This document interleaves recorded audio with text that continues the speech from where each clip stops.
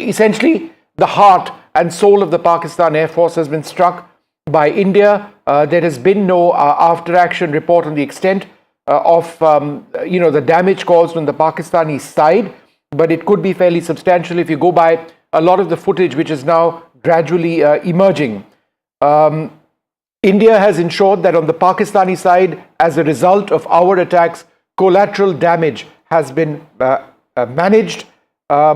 Civil aviation has been targeted, says India, by Pakistan because civilian aircraft were operating while they were taking in strikes on India. This happened yesterday.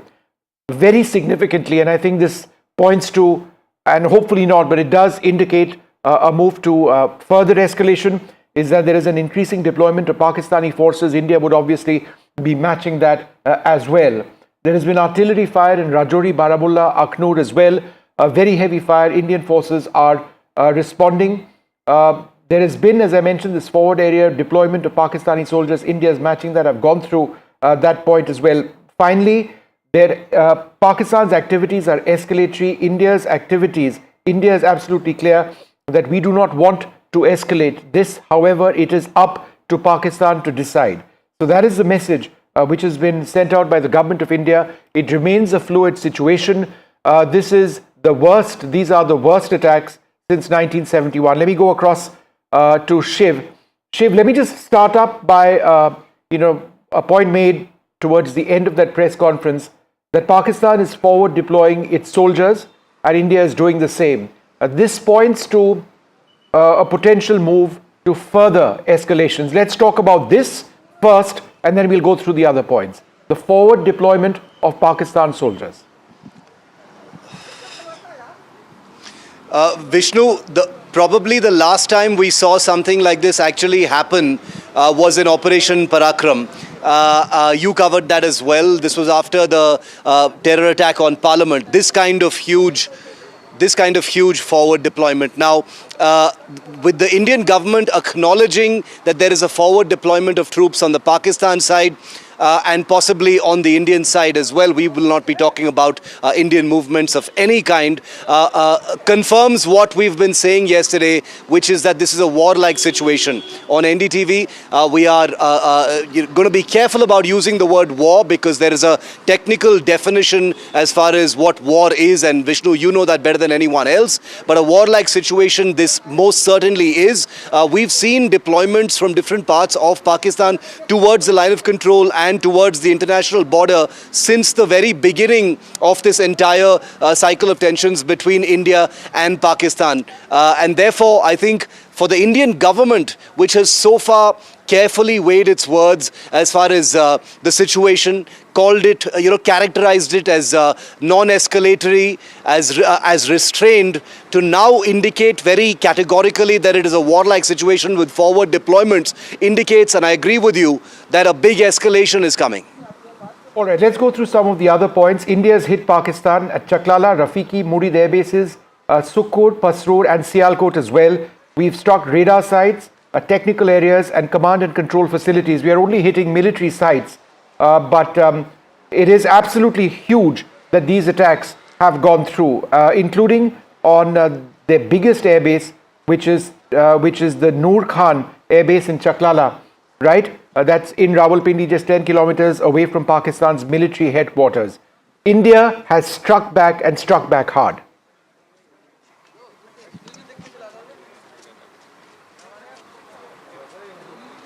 All right, we'll wait for Shiv to just come back in a moment, but I'll go through a couple of other important points. Fighter aircraft have been used extensively over here.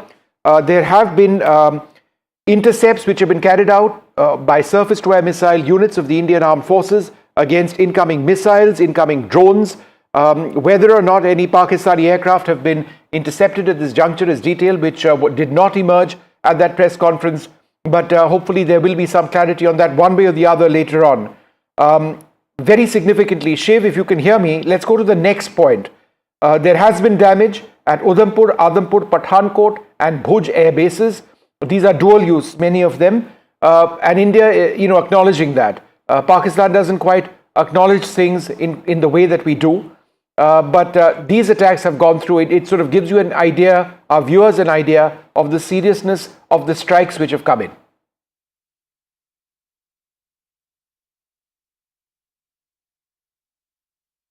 All right, we'll get that line back with Shiv in a moment from now. Civilians have been targeted in areas as well, is what the government has said, whether in Srinagar, in Avantipur, in Udhampur, schools and medical centers have been hit. Sialkot has been targeted. Collateral damage, India has ensured, has been managed in our attacks, which have taken place in the areas I mentioned: Chaklala, Rafiki, Murid, Sukur, Pasroad, Sialkot. All of these were areas which became the names. All of these names became familiar to citizens across this country way back in 1971, when the Indian Air Force carried out audacious attacks. This time as well, there have been attacks, different ones, possibly using long-range missiles. There is evidence to suggest that India has used the BrahMos missile as well. Pakistan has been using civil aviation as some sort of a shield. We've got something coming up. All right, we're going to listen in on the points I've made through the words of the wing commander at that press conference. Listen in.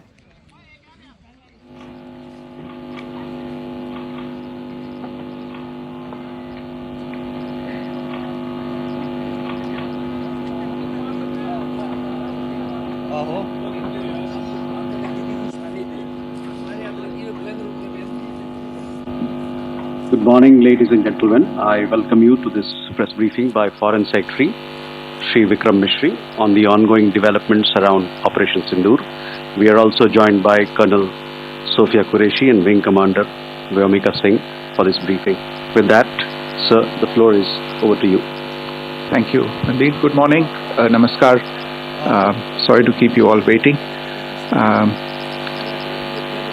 जैसा कि हम पिछले 2-3 press briefings में भी बता चुके हैं, ये पाकिस्तानी गतिविधियां हैं पिछले 2-3 दिन से, जो एक एस्केलेटरी तौर पे देखी जा रही हैं और प्रोवोकेटिव तौर पे देखी जा रही हैं. I've said on numerous earlier occasions, it is Pakistani actions that have constituted provocation and escalation. In response, and I repeat, in response, India has defended and reacted in a responsible and measured fashion to these provocations and these escalations by the Pakistani side. Earlier this morning, we saw a repeat of this escalatory and provocative pattern, and I'll invite Colonel Sophia Qureshi and Wing Commander Vyomika Singh to update you on the developments since early this morning. Colonel Qureshi. Thank you, sir. Namaskar. Pakistan सेना ने पूरी पश्चिम मोर्चे पर लगातार आक्रामक गतिविधियां जारी रखी. उसमें UCAV drone, long range weapons, loitering munitions और लड़ाकू विमानों का उपयोग कर भारतीय सैन्य ढांचे को निशाना बनाया. नियंत्रण रेखा पर भी ड्रोन घुसपैठ और भारी कैलिबर हथियारों से गोलाबारी की. अंतर्राष्ट्रीय सीमा और एलओसी पर श्रीनगर से नलिया तक 26 से अधिक स्थानों पर हवाई घुसपैठ के प्रयास किए गए. भारतीय सशस्त्र बलों ने अधिकांश खतरों को सफलतापूर्वक निष्क्रिय किया. फिर भी वायु सेना स्टेशनों पर उधमपुर, पठानकोट, आदमपुर और भुज बठिंडा स्टेशन, इन सब पर उपकरण व पर्सनल्स को हानि पहुंचाई.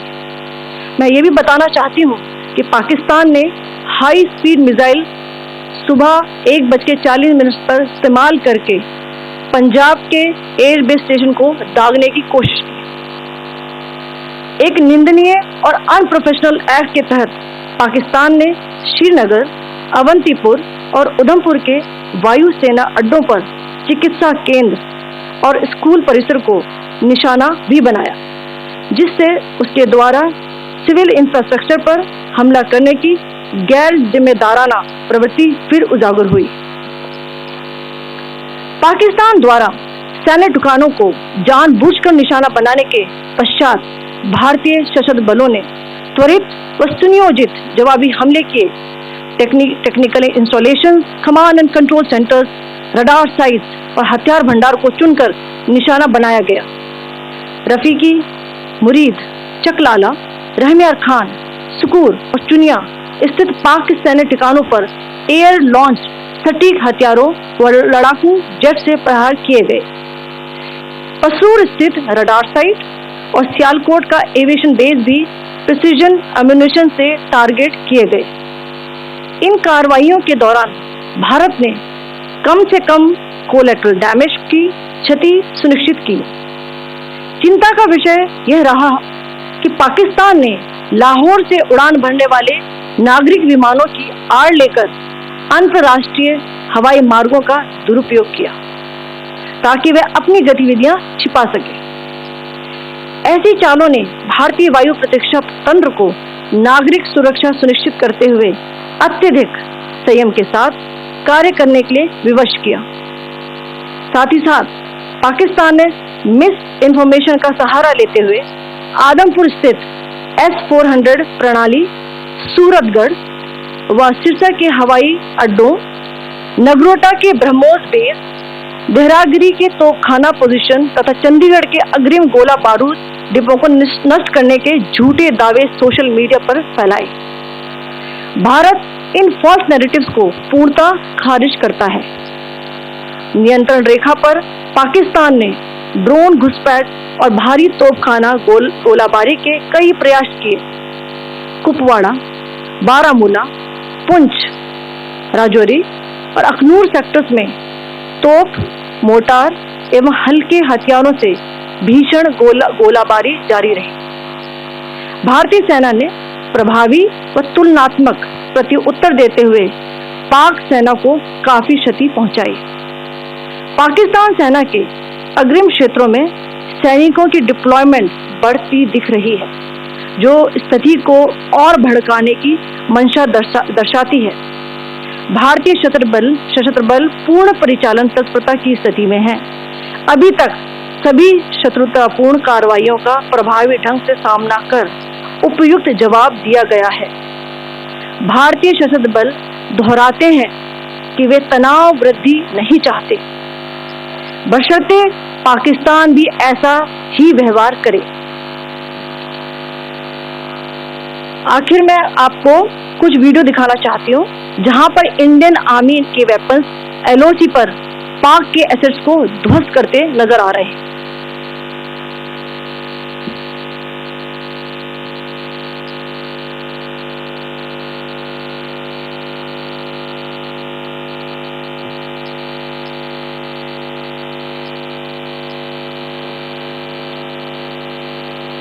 स्क्रीन में आप देख सकते हैं इस वीडियो को।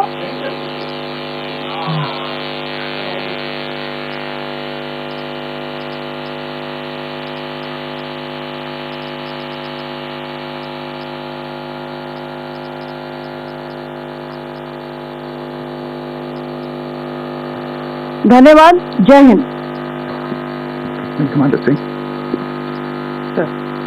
Pakistan military continued with its provocations, carrying out aggressive actions employing multiple threat vectors all along the western border. Pakistan employed UCAV, drones, long-range weapons, loitering munitions and fighter aircrafts to target civilian areas and military infrastructure. Pakistan military also resorted to air intrusions using drones and firing of heavy caliber weapons along the line of control. Along the international border and the line of control, air intrusion and several harassment attacks were also attempted from Srinagar till Nalia at more than 26 locations. Indian Armed Forces successfully neutralized these threats and majority of the vectors. However, limited damage.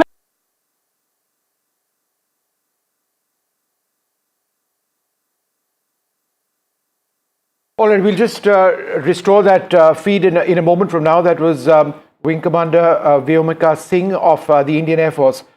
Just in terms of the important points that she was talking about, she was describing the attacks which have taken place. Pakistan has used unmanned drones, UCAVs, which are armed drones, loitering drones, fighter aircraft, long-range missiles. They've hit civilian and military targets. They've used high-speed missiles and attacks on Punjab bases. I'm not sure what high-speed missiles means, whether it's ballistic missiles or something else. Srinagar, Avantipur and Udhampur schools and medical centers have been targeted. All right, let's go across to Shivarur, Sunil Prabhu and Nazir Masoodi. Let me go across to to Nazir first. Nazir, where are you? Could you give us an idea of the extent of the damage around you? Well, I'm in Kupara here for last 3 days, and there's damage in the line of control, no doubt about that, massive damage. But as we reported, if you remember last night, when there was attack at Srinagar airport, and we reported that first, and what was happening there, drone attacks. Now in the briefing, government is saying that how they targeted this Srinagar air base, and in the course it is the medical facility and the school which has been damaged there. And the other air bases, which includes Udhampur air base, which have already reported, Adampur, and they have been damaged, and also Avantipura. In Avantipura also a medical facility and the school has been damaged in Pakistan. While the fact is that we saw massive explosions this morning in Srinagar from this Hyderpura bypass up to Srinagar airport. Whole area was cordoned off, that was sealed by the security forces after this damage and after this violation by Pakistan. So it is not only there, but in the line of control what we have seen, it was in Uri, it was in Tangdar, it was in Keren and Machal sectors, where there was massive shelling throughout the night. And now what in our press briefing we say, the government has clearly said that there was some damage, acknowledging damage in the air bases, infrastructure and the men as well. But India has hit very hard on Pakistan's air bases and military facilities. Well, Pakistan appears to be on a denial mode as usual, but India this time has very made it clear that while Pakistan is trying to mobilize its forces near the border, India doesn't want further escalation, but provided Pakistan doesn't escalate the things further. So that is the condition. So on the other side, we see Pakistan's propaganda, which they had said they as 14 station that being targeted, and all those things in the press briefing that was made very clear. This is a falsehood through visual proofs. The government clearly showed it to women officers and the foreign secretary, which they showed. But on the ground, it's a very tense situation. It was very tense. Not many people have been able to sleep here for last 3 days. Many people have lost their homes and they are living in shelter homes. And Jammu, 5 civilians have been killed along the border, including a senior official and including 2-year-old girl, yes, Arsha Noor. She too has been killed in Pakistani shelling also. All right, today. just hold on for a second, Nazir. There's some breaking news coming in. The US Secretary of State Marco Rubio has spoken to the External Affairs Minister Dr. S. Jaishankar. The Secretary Rubio has emphasized that both sides, India and Pakistan, need to find ways to try and de-escalate the conflict, as it were, re-establish direct communication. The US saying that there shouldn't be any miscalculations at this stage. America is offering productive discussion to facilitate productive discussions between India and Pakistan to avert future disputes. Now, whether India chooses to accept this is something that's unclear. Shiv, let me come across to you. We were going through many of the points. Let's once again please talk about the attacks that India has put in on Pakistan, Chaklala, Rafiki, Murid, Sukur, Pasrur and Sialkot. India has attacked these places hard. What can you tell us? Very interesting details coming out from that press conference, Vishnu. Much more than we initially thought had been struck on the Pakistani side. The Indian government officially confirming that Rehmiar Khan, Noor Khan, which is the Chaklala base near Rawalpindi, Rafiki and Murid. In addition to that, the Sukur base and 2 radar facilities in Pasrur and Sialkot have also been destroyed, which makes it 7 military targets have been, struck using high-performance weapons of different kinds. They didn't obviously specify what weapons, but they did say high-speed weapons. And I did note that you were wondering about that, Vishnu. I think without naming the weapon and without talking about it, you referred to it in an earlier broadcast, and I think we both know what that weapon might actually be. We'll let the Indian Air Force come on record in a short while from now and talk about the weapon specifics. But when we talk about high-speed weapons and air-launched weapons, there's not very much that is left to the imagination. But this appears to have been, once again, an air-launched series of strikes or a package of strikes. We don't know what aircraft were involved, but presumably the 2 or 3 frontline fighter types would have been employed for this kind of a strike. Again, these aircraft are very likely not to have left Indian airspace for the kind of reach and range that they managed to execute by targeting Rawalpindi and the other bases, which are, of course, in depth areas, but Sialkot and the others are in Punjab, which are not very far from the international border. So very much like Operation Sindoor Part 1, where you had air-launched weapons hitting terrorist sites, this time they've hit military establishments, which are no longer, in my view, indistinguishable from terrorist sites themselves, given that this same Pakistan military has been targeting civilian centers in India. That's what terrorists do. And so we'll have to look deeper and peel away the layers of what this airstrike really looked like. Sunil Prabhu, another key point which was mentioned is that India is not looking to escalate. We are looking for Pakistan to ensure that the path of escalation doesn't take place. This came up in the end of the press conference. That's what several countries around the world are telling us as well. Could you share this bit of critical information which emerged today? Well, India's position has been that we are operationally in a state of readiness. That's the armed forces position. The Ministry of External Affairs has been working on the phone, speaking to various interlocutors, and they have made it clear that they are not escalating. It is Pakistan which is escalating. And they are responsible for the provocative steps that we've seen. You have seen our air bases being attacked.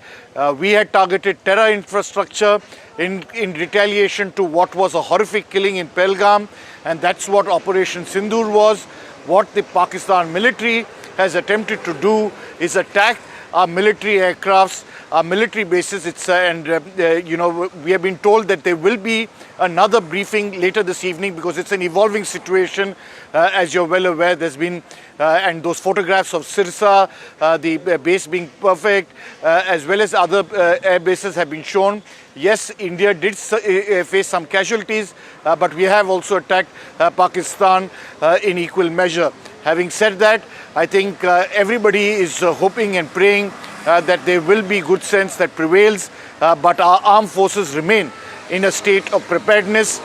They will not take anything for granted in terms of the way Pakistan has continued to provocate, and the Ministry of External Affairs, as you rightly pointed out, just spoken to the US Secretary of State as well as others. There are various interlocutors who are trying to calm down tensions. Yep. We'll wait and see whether diplomacy does have an effect, or whether India will retaliate with these provocative measures that Pakistan has undertaken. Nazir, several dual-use air bases, airfields. We don't have them. We've got Shiv. Many of the air bases which have been struck are dual-use. So Udhampur, Radhampur, Pathankot, Bhuj, they've got civilian flights also operating into many of these airfields. The fact is that these Pakistani attacks did get through. We don't know the extent of the damage at this stage. But at the same time, the claims that they made about destroying Sirsa Air Base, destroying Adhampur Air Base, that's entirely false. In fact, they even showed footage showing that these air bases are intact. So, India has nothing to hide. Where the attacks have gone through, we've revealed. Where they've not gone through, we've called them fake.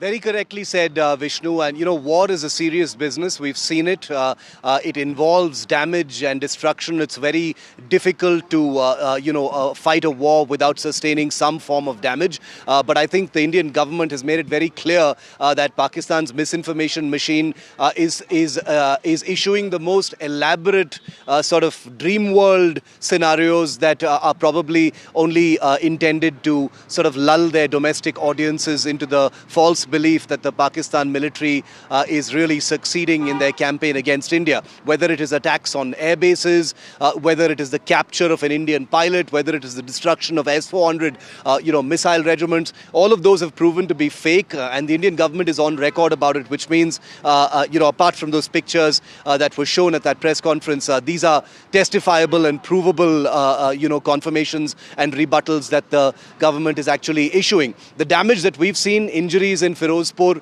some damage in Jammu, there is word about possible drone damage in peripheral areas of some of the bases. We won't name them, but this is to be expected. We have to be realistic, when there is such a sustained attempt to strike at different places, there is always going to be that chance, Vishnu, and you understand this better, of some of those munitions slipping through and executing some form of damage. Now, we don't know precisely where these have happened as far as India's military establishments are concerned, but the fact that many of these airfields are dual use, like you rightly said, where civil aircraft actually operate from, whether it is Amritsar, whether it is Pathankot, whether it is Adampur and many others, Pakistan has in its own way escalated once again. Talking about targeting military airfields, but knowing fully well that these are places where hundreds of thousands of civil passengers also pass through on each passing day. Of course, the context now is different because airports are shut in many places, but I think the idea that Pakistan does not care for civilians is writ large. No, Pakistan doesn't care for civilians. They've hit schools and medical centers as well. I don't think we can expect them to care for civilians given the history of terrorism, Shiv. But I think for me, and I'll just go back to that one point and then perhaps look at some other things. The takeaway from that press conference was right at the end when they said that there's been a forward deployment of Pakistani soldiers. That's very significant because, again, without getting into specifics, that could mean the forward deployment of armor to their launch pads. That presumably would be backed by what India does. We don't know if they're talking about armor, they're talking about the forward deployment of soldiers. So are we getting into a situation where a ground offensive is next? That's what the big worry is. This is a warlike situation. If there is a ground offensive, if it is larger, then it would be war. We need to think about that. We'll take a short break at this stage and come back with more.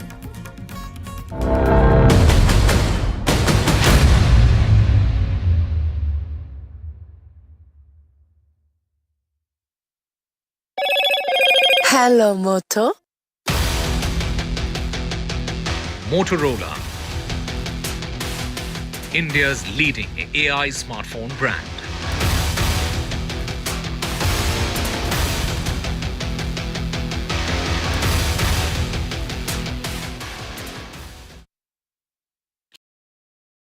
I've been reporting on all issues big and small from Andhra Pradesh, Telangana, rest of South India, bringing you all the action, all that you need to know, all that you want to know. The energy of maximum city is infectious. I'm bringing that energy in our news coverage from financial capital Mumbai. Covering from the southernmost part of India over the last 23 years. I bring in-depth and 360-degree coverage from the Dravidian heartland. The land of Mishti, also known for its bitter politics. I have seen much water flow under the Howrah Bridge, covering Bengal in all its vivid colors. India's IT capital is always bustling, a city full of startups, stories and surprises. And I keep you ahead on all the Bengaluru buzz.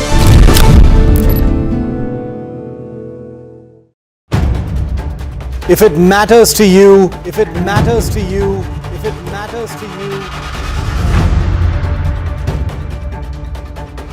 it matters to India. It matters to India. And it matters to me. And it matters to me.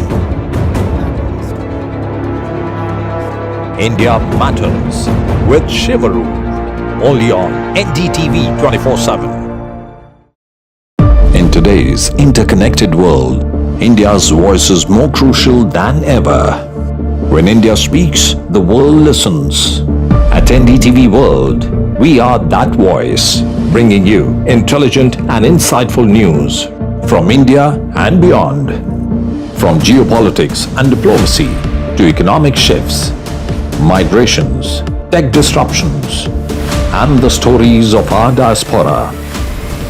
We cover the news that shapes our global future. NDTV World, your new home for global news is here.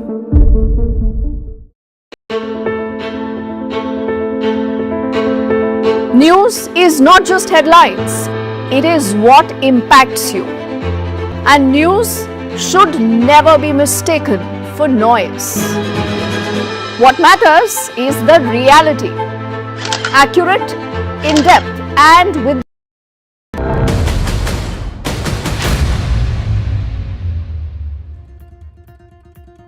All right, we'll try and bring in a couple of important reactions now to the points covered in that expansive press conference. General Sudhakar ji and Colonel Rajiv Agarwal with us.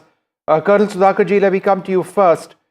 India has struck Pakistani bases in Chaklala, Rafiki, Murid, Sukhur, Pastur, Sialkot and Noor Khan, number one. Number two, we have only hit military facilities over here, which includes radar tech, command and control centers. Pakistan has been hitting civilian areas as well. But just in terms of the importance of India's attacks into these Pakistan air bases, how would you characterize them? Well, Vishnu, firstly, thank you so much. Good morning for inviting me to your channel. And I am presently in Greece. Time difference is 2.5 hours. I have been in touch with a couple of think tanks and meeting people around here in Europe. It's a great move by our country and must compliment the leadership as also the Indian Armed Forces.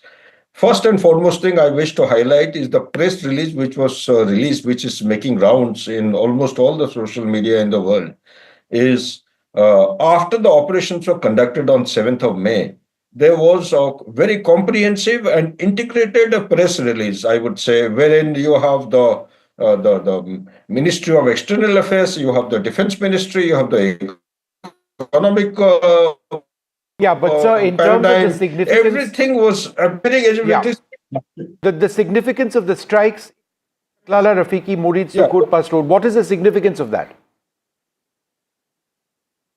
The significance is that India has made it amply clear that it is a considered, calibrated, non-escalatory response to Pahalgam carnage. That means, what does it mean? It means that we are targeting the terrorists, the terrorist infrastructure, the logistics, the supply chain. Leadership may or may not. It has not come to light so far, except for one or two. And so this is the paradigm on which the Indian strike is being actually targeted. So if the conceptual framework is based... Okay, we've lost that line with General. Okay, so go ahead, sir. Go ahead. Basically to target. So we are not looking out for an all-out war. We have our exit policy inbuilt in that particular press release, and thereafter we'll continue to target. So how long are you going to target? So my recommendation is India must continue to follow the practice or the principle of mow the grass, which the Israelis, they have adopted very, very effectively. It has to be done. One Balakot, one such operation is not good enough. It must be continued for 10 to 15 days, because by then the global pressure will be mounting against India. Give a break and collect your intelligence, have very accurate surgical strikes, and go for another one after 2 months or 3 months, and repeat the cycle periodically so that the grass is mowed from time to time and they are made to play very well and are not able to sustain financially as also from the infrastructure point of view. Yeah, back to you, Vishnu. They are an unpredictable state actor, and they don't seem to have any aversion towards resorting to using their military. So how often can we keep hitting them? Because when they hit us back, it can end up being a zero-sum game. Excellent. Fantastic question you have asked. So therefore, what I have been saying that India needs to have its matrix of response very, very crystallized in a calibrated manner. Contingencies have to be identified.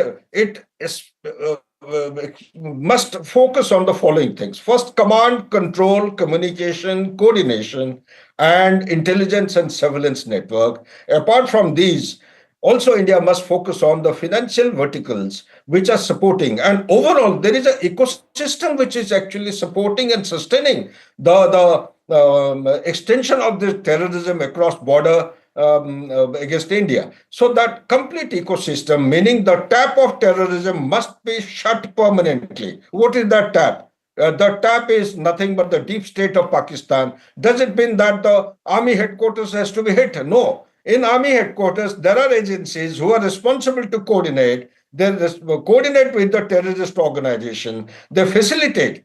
The army is facilitating the transit movement. They stage forward to the staging points, cross the line of control, come into India, and there is a communication network, mind you, Vishnu. It is all encrypted. Whether quantum computing systems are being applied or not, that is for the specialists and the domain experts to comment. But my take is because they have switched over to a different method of communication, maybe the internet is being used extensively, maybe encrypted form of platforms are being used. We are unable to detect timely intelligence from the technical intelligence, that the signal in the network. So therefore, there is a requirement to actually address all these in a systematic manner, calibrated manner. Not only we decimate them, but also find out the roots of each of these. Who are the leaders? Who are guiding them? Who are directing them? We need to take care of them and should be able to collate all the data, take them to a status of accountability at the global stage. Nothing will happen, I know for sure. But India must continue to carry out this operation relentlessly, at least for 1 month time, at least. By then, the global pressure would be mounting. India has to pull back. So after a gap of maybe another I'm 1 or 2 joined by or my 3 colleague months, Shiva Rood, India who is must in actually Srinagar at this stage. Shiv, we've been going through all of these key points.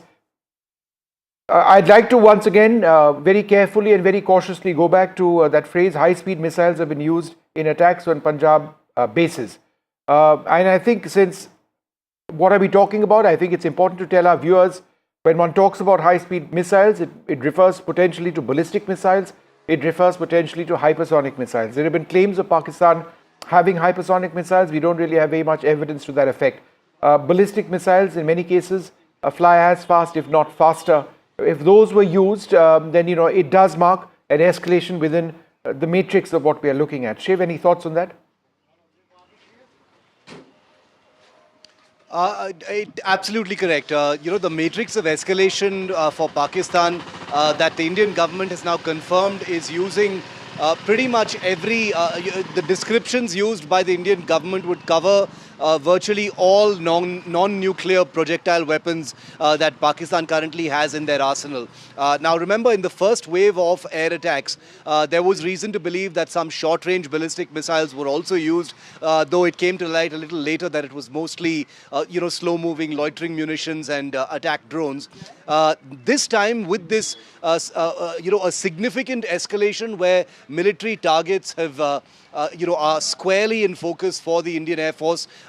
We've just listed 7 bases in Pakistan that have been hit, whether air bases or radar facilities. I think it would be reasonable to expect that high performance weapons like either ballistic missiles or possibly even cruise missiles will be used in either the current cycle of tensions or what's coming next, because this is after all a very volatile country that is cornered.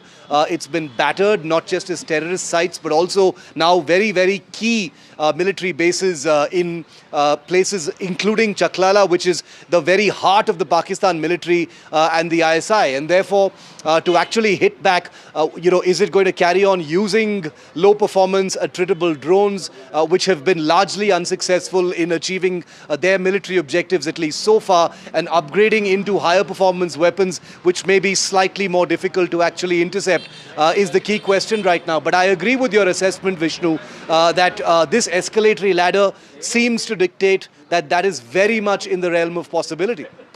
Shiv, you just sent back some startling footage which I was looking at, and I think it's important to reflect on the fact that debris from, whether it's missiles, drones or aircraft, we don't know, fell into Dal Lake. That's in the heart of Srinagar, right? That's how real things have been getting. That's how real it is. Yeah.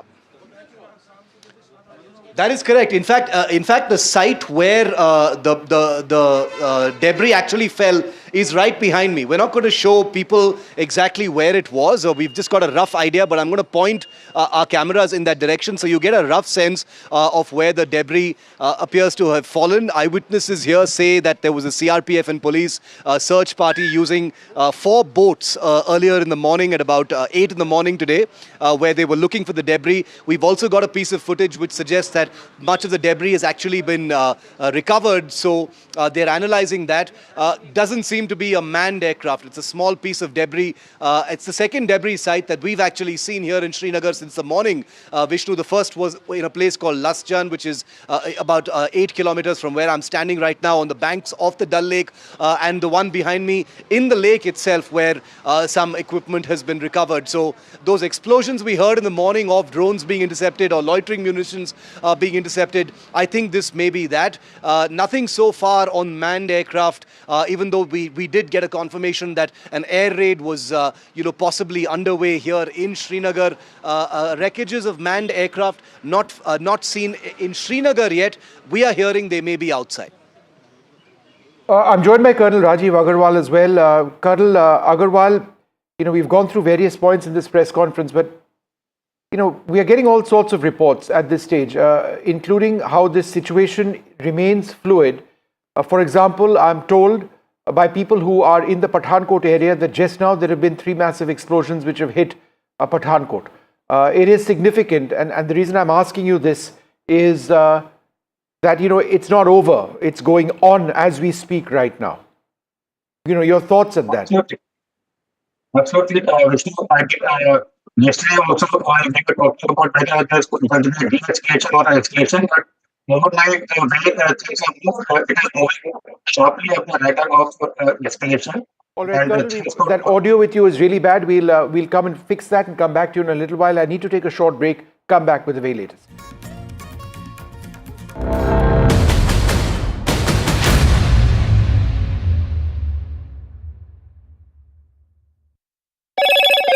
Hello, Moto. Motorola, India's leading AI smartphone brand.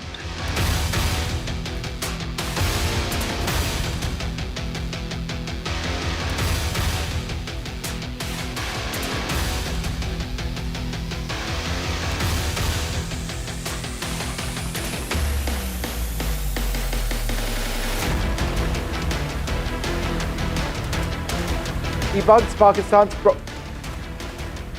Pakistani propaganda. Pakistan targets Jammu and Rajouri towns with shelling. A senior official has been killed in shelling in Rajouri. Explosions heard during an NDTV live report in Srinagar. There have been extensive air action in that Srinagar area and blast. The Indian Army has destroyed a Pakistani terror launchpad, several other areas, video of which has now emerged. Sources say that the Pakistani post across Jammu was used for launching drones. Pakistan has shut airspace for all civilian flights.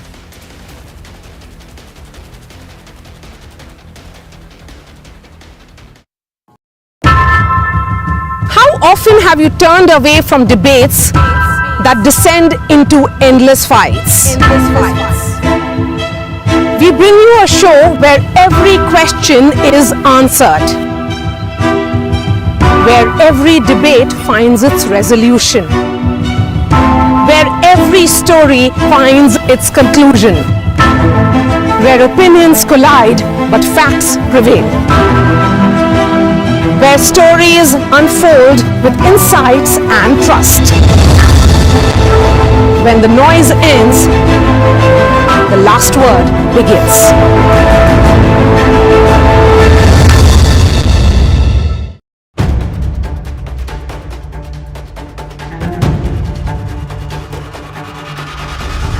If it matters to you, if it matters to you, if it matters to you,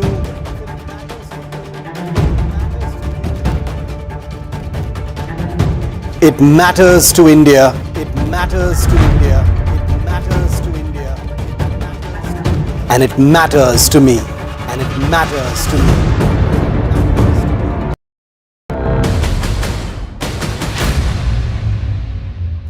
Well, the big breaking news coming in right now as we speak is that there is another explosion which has been heard in Srinagar, and there have been at least a couple of major explosions which have been heard in the last little while in Pathankot. We are waiting to get Shiv Arur back on the line, but this is, if it is the case, then the situation remains very volatile. The attacks haven't ended. There is no lull per se. If this is another round of air attacks, that's something that we would need to see. The Indian Air Force would be responding very heavily. Explosions can also be surface-to-air missiles being launched. They sound like explosions, just the takeoff itself, the blast off of the missiles, whether these are interceptions or whether these are strikes on targets in or places in Srinagar. That's something that we're going to have to wait for very, very closely. I'm also told by very reliable sources of a series of explosions that he heard in Pathankot right now. So it's again all over, some in Punjab and some over here in Jammu and Kashmir.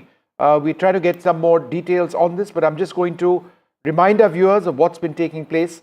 There have been several attacks which have been going on. Udhampur, Azampur, Pathankot and Bhuj have seen Pakistani attacks. Srinagar, Avantipur, Udhampur have seen attacks which have hit schools and medical centers, civilians being targeted as well. I can tell you that there have been intense air defense activities in Srinagar. There have been surface-to-air missiles which have been launched as well in the day. Let's go across to Shiv. Shiv, go ahead.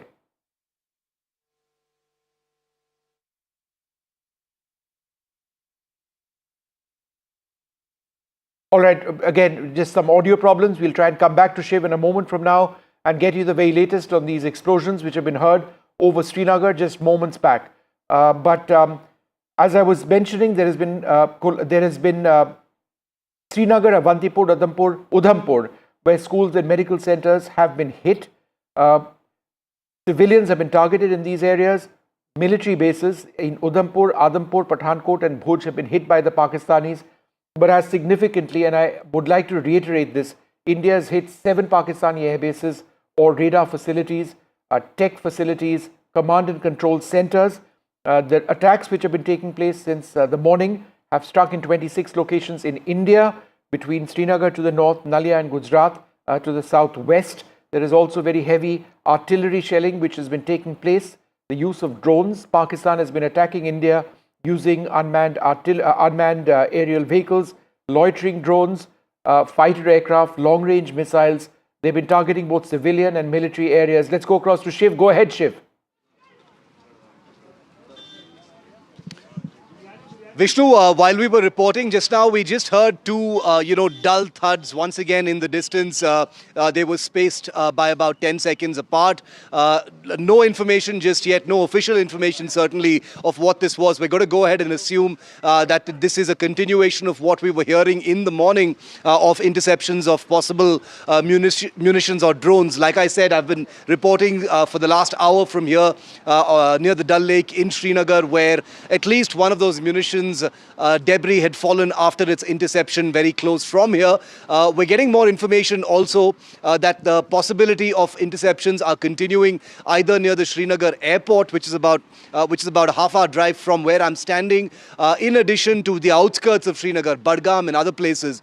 This seems to align with what we've been reporting since today, Vishnu, which is that there appears to be a concerted effort to strike some targets here in Srinagar with the loitering munitions or drones, possibly even missiles. There was talk of manned aircraft also being part of the entire mix. We have no word on it. Importantly, there was no confirmation or verification on manned aircraft or otherwise at the press conference that's just gotten over by the Ministry of External Affairs and the Ministry of Defense. So we're still trying to get more information here. Like I said, the munition that fell in this patch of the Dal Lake behind me has gone for analysis, but those 2 explosions confirm that this wave, if I can call it that, isn't over yet. No, it's not over. Even in Pathankot, there have been moments back, multiple blasts, very loud ones. We'll come back to all of these developing sort of scenarios now taking place across our India. We'll come back. India striking back hard, but there is a warlike scenario in the country.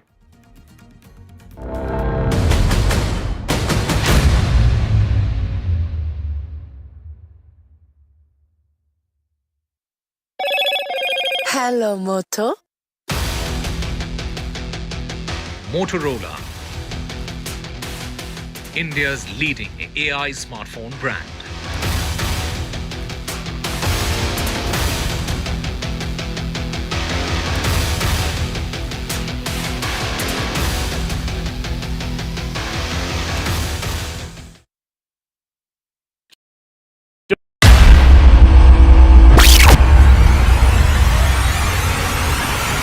The last 1 month, if you see, the share prices of Genzol Engineering has fallen more than 58%. Why are the rating firms calling the debt payments as default? We have two credible credit rating agencies on March 4th coming and downgrading the stock to D. Statements are consistently being proven wrong, and transactions are being taken place which are different from what they were originally pictured to be.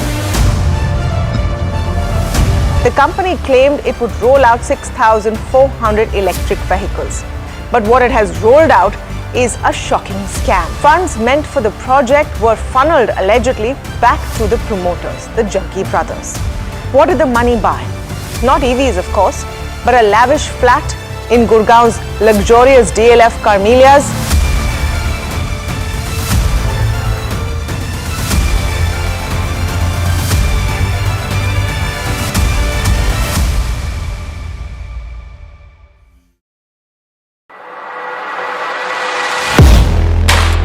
Do you really know the company you invest in? What is the real picture behind presentations and claims?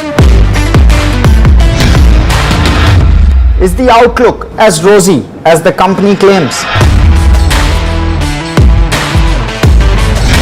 Know Your Company, powered by NDTV Profit Research, shines a light on the biggest stock market movers.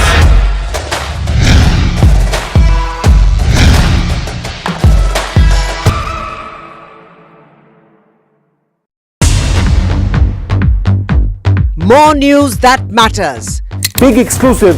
Tulsi Gabbard gunned down by Pakistan-backed cowards. When you interact with people on ground, you're able to reflect their sentiments much better. More debates that shake the system. More exclusives you won't find anywhere else. Not just another prime time. It's a prime time that's unmissable.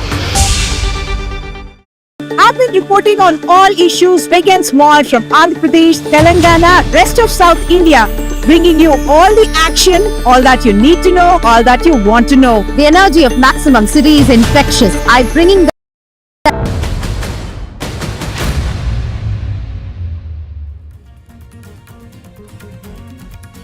Good afternoon to what is one of the most tense days that we've seen in India. It's a warlike situation in the country. India has hit several Pakistani bases. Several Indian bases have been hit.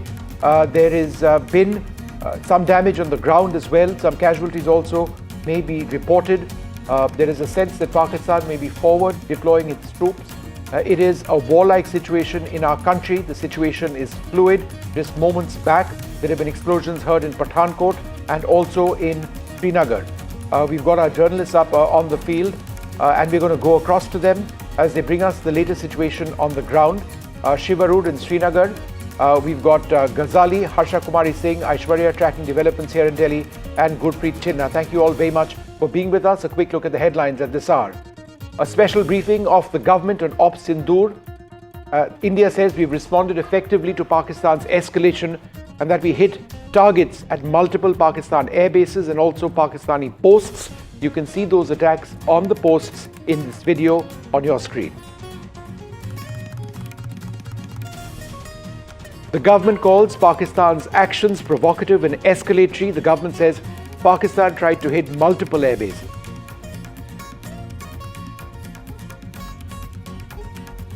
The government debunks claims of Pakistan's propaganda and says that Pakistan attacked 26 locations. Time-stamped images of Indian air bases which have been undamaged because there have been fake Pakistani claims as well have also been shown. The US Secretary of State Marco Rubio speaks to External Affairs Minister Dr. Jaishankar. Rubio says India and Pakistan must de-escalate. The US proposes to support discussions. The External Affairs Minister says India's approach has always been measured and responsible.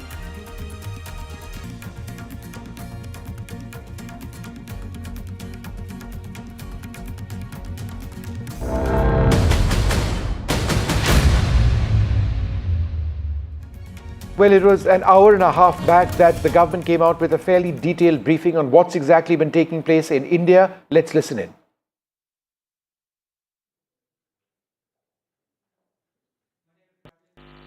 Pakistan military continued with its provocations, carrying out aggressive actions employing multiple threat vectors all along the western border.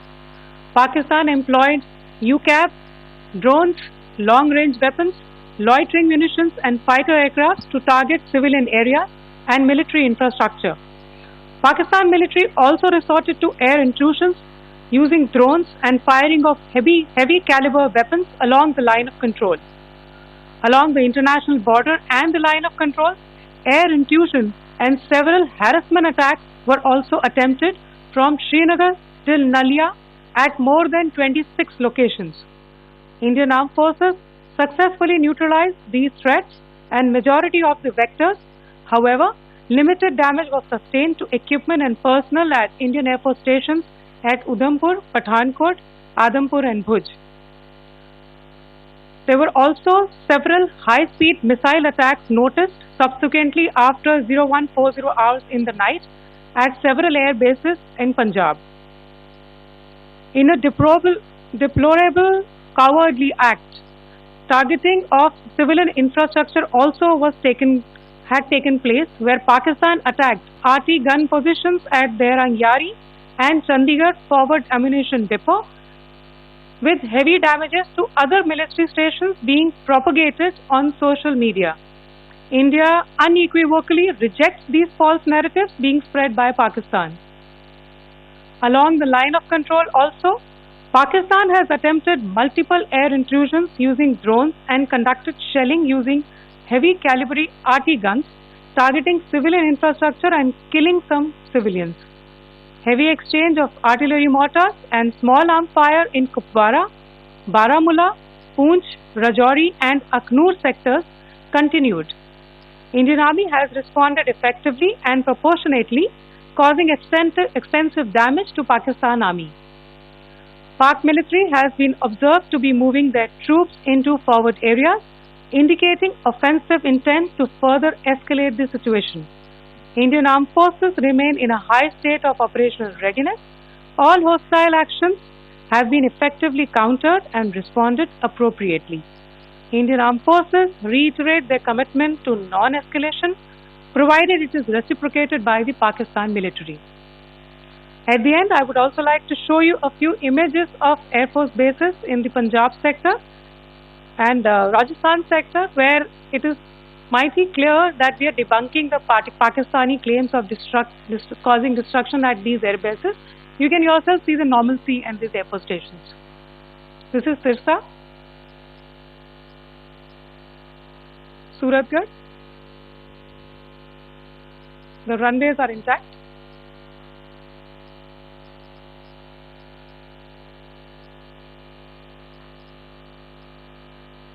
There are also time stamps, just notice, they are also time stamped. This is today. First of all, as you have seen, Pakistani claims about activities that they have undertaken continue to be heavy on lies, misinformation and propaganda. And on top of that, this is peddled by Pakistani state agencies. The claims that they have made about attacking and destroying various places, various military installations and facilities, as has been pointed out by my colleagues here this morning, are completely false. The claim about the Air Force station in Sirsa being destroyed, completely false, as you've seen. The claim about the Air Force station in Suratgarh being destroyed, completely false again, as you have seen. There's a claim that has been made that the S-400 base at Adampur was destroyed, completely false once again. Claims have been made about large sections of Indian critical infrastructure, power systems, cyber systems, etc. being attacked and destroyed, completely false. I would urge all of you and all those who watch this not to be misled by this tissue of lies that is being peddled by the Pakistani state for obvious purposes.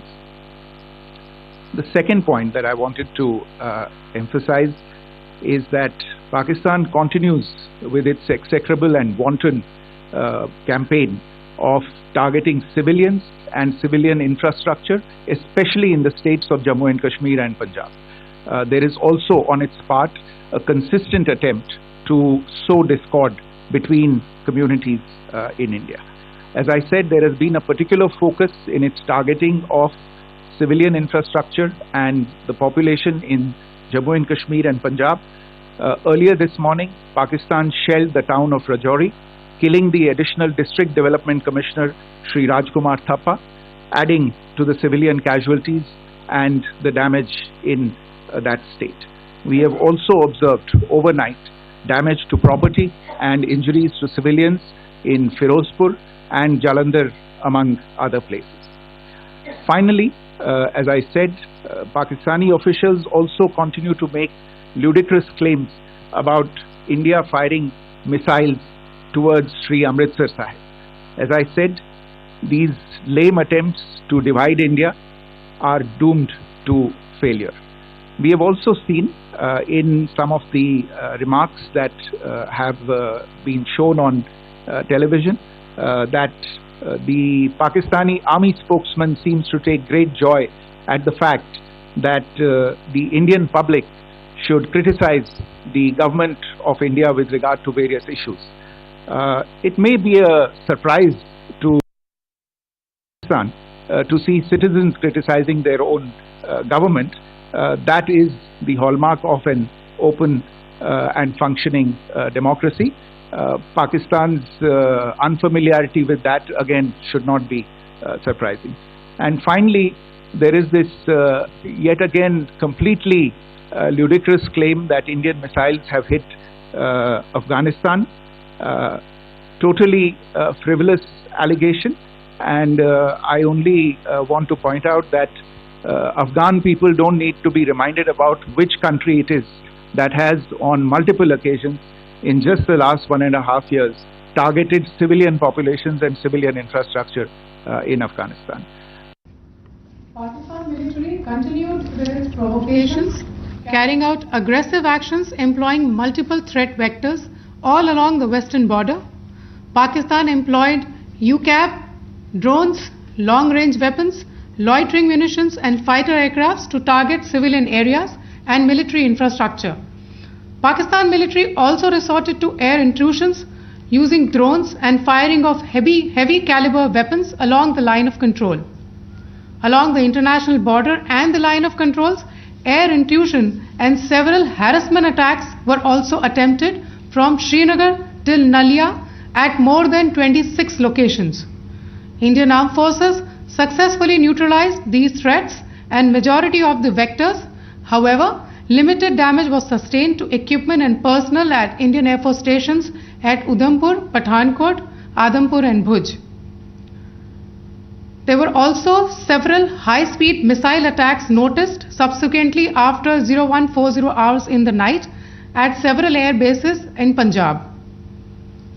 In a deplorable cowardly act, targeting of civilian infrastructure also had taken place, where Pakistan attacked the Medicare center and school premises at the air bases of Srinagar, Avantipur and Udhampur, yet again displaying irresponsible targeting of our civilian infrastructure.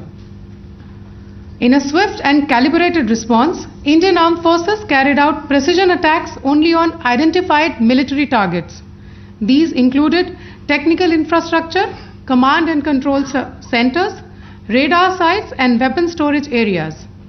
Pakistan military targets at Rafiqi, Murid, Chaklala, Rahim Yar Khan, Sukur and Chunya were engaged using air-launched precision weapons from our fighter aircraft.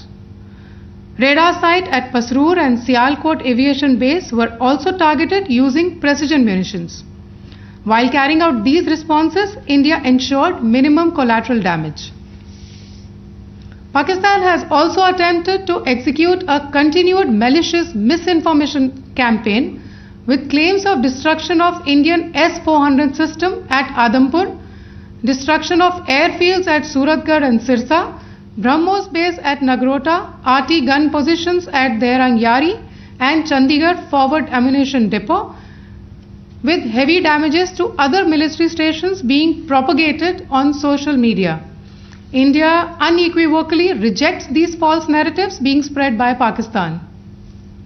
Along the line of control also, Pakistan has attempted multiple air intrusions using drones and conducted shelling using heavy caliber RT guns, targeting civilian infrastructure and killing some civilians. Heavy exchange of artillery mortars and small arm fire in Kupwara, Baramulla, Poonch, Rajouri and Akhnur sectors continued. Indian Army has responded effectively and proportionately, causing extensive damage to Pakistan Army.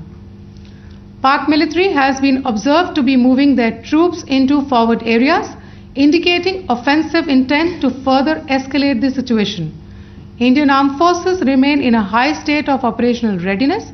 All hostile actions have been effectively countered and responded appropriately.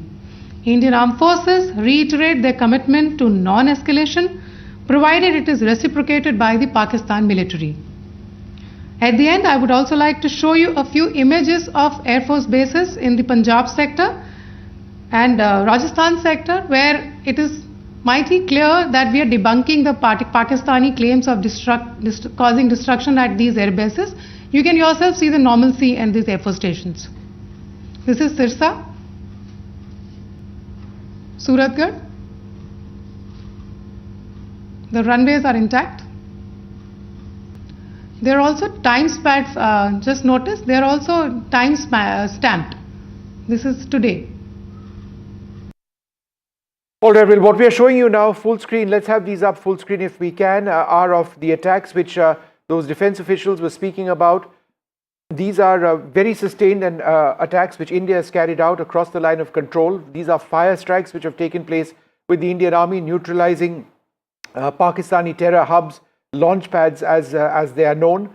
This is some of the most vivid footage that India has ever released.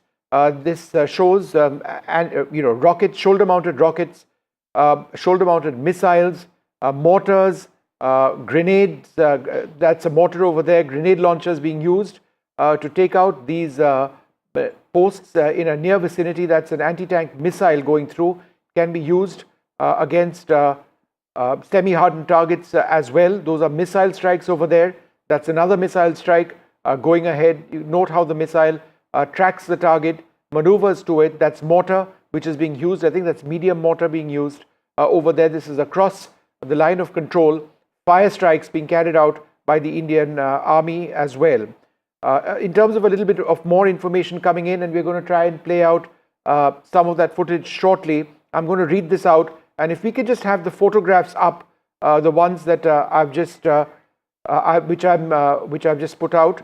In the early hours this morning, at approximately 5 this morning, Pakistani forces, this is coming from official sources, Pakistani forces launched multiple Bikert Yihad-3 kamikaze drones across the international border towards Amritsar in a blatant attempt to strike densely populated residential areas. Because of the vigilance and rapid response of the Indian Army's air defense network, the hostile drones were detected, tracked and engaged within seconds of breaching Indian airspace using quick reaction air defense guns positioned in depth along the border belt. Anti-air defense gunners brought down, Army air defense gunners brought down the drones in midair, ensuring that no debris fell on civilian property and that no casualties were sustained.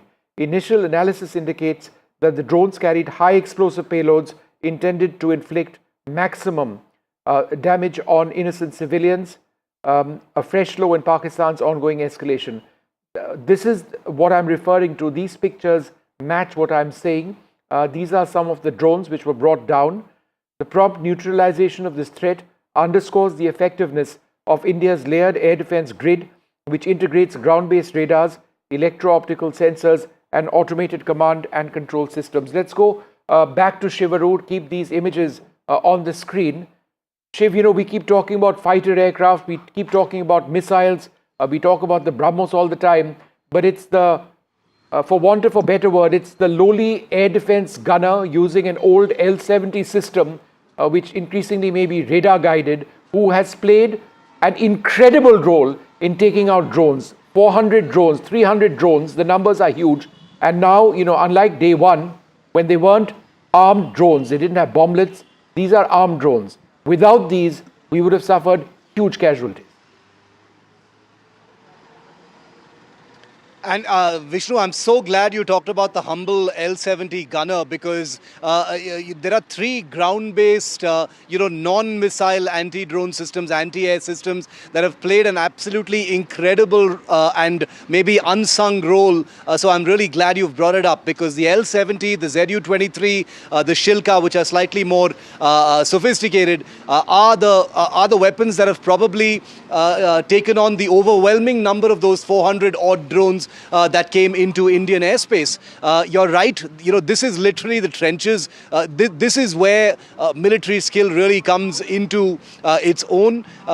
These are weapons that never get the kind of limelight that more sophisticated weapons that you named actually do. Also, that the video that's just come out from the Indian Army, Vishnu, that you were referring to a short moment ago, those are the trenches. Those are the first images from the line of control trenches, depicting in vivid detail the Indian Army. First pictures in this wave of conflict between India and Pakistan. The first pictures of forward posts along the line of control, absolutely obliterating launch pads and Pakistan Army posts, which, as I've been saying in our coverage, have become very, very difficult to differentiate apart. Very often Pakistan Army posts and launch pads, are coterminous. They're right there with each other. And therefore, these pictures depicting mortars, I'm guessing also artillery, I didn't see the whole video, but also rocket-propelled grenades and possibly even anti-tank guided missiles being used at close range to absolutely decimate some of this infrastructure. Now, when I've been reporting from the line of control, the information that we got, especially in the Kupwara and Uri sector, is that as many as 40 to 45 major launch pads continue to exist. So I'm very curious after watching this video, how many of those launch pads, are still breathing free air, because this video is about a minute and 25 seconds long, and I counted as many as 7 or 8 launch pads being absolutely obliterated. So it's going to be interesting to see if that data will ever become available. But clearly, Shiv, hold on for half a second. I'm just going to, I'm going to have that up full screen. Not this. Let's play that video. Yeah, Shiv, go ahead. Talk us through this video.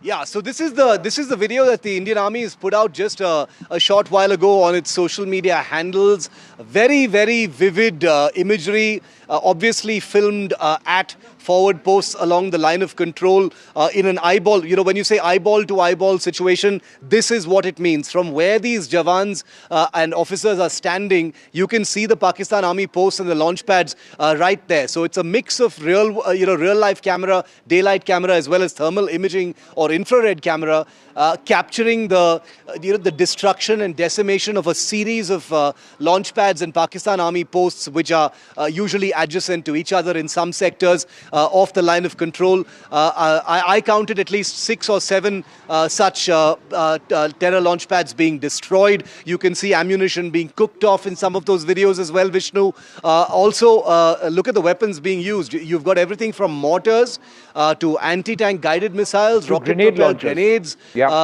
possibly some other weapons, machine guns as well, being used against those launch pads. So very interesting, and I always insist on marking these things in any cycle of conflict. These are the first images of this particular conflict on the front lines.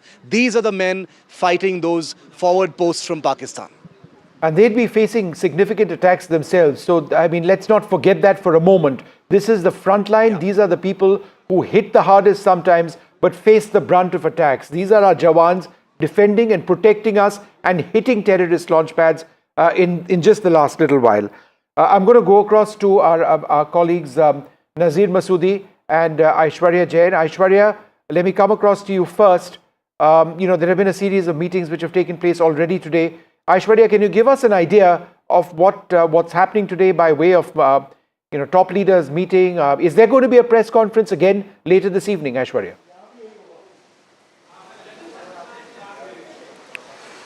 Well, no announcement has been made yet, but yes, Vikram Misri has stated that it's an ongoing situation, it's an evolving situation, and the government will get back again to inform the country about how the developments are unfolding. As far as series of meetings are concerned, this morning we saw National Security Advisor Ajit Doval reaching to 7 Lok Kalyan Marg, where he briefed Prime Minister for almost an hour, and Prime Minister took a close watch as far as the entire situation is concerned. Apart from it, we've been also told that the CDS, Anil Chauhan, went to Defence Minister Rajnath Singh's residence, and it was Rajnath Singh who was also briefed by the CDS. The Tri-Services Chief Sarat South Block over here, where we are reporting from, and they are very, very closely monitoring and giving directions to the armed forces as to how India is retaliating, and India is taking actions against the Pakistani violation of the troops. But yes, once again we have got confirmation from the Indian Army. Yesterday there were visual proofs that were given by the Border Security Force as well, that in a continuous operation there are terrorists which had been neutralized, who were tried to infiltrate in the Indian territory. Today there were several such posts which were also completely destroyed in an action by the Indian Army.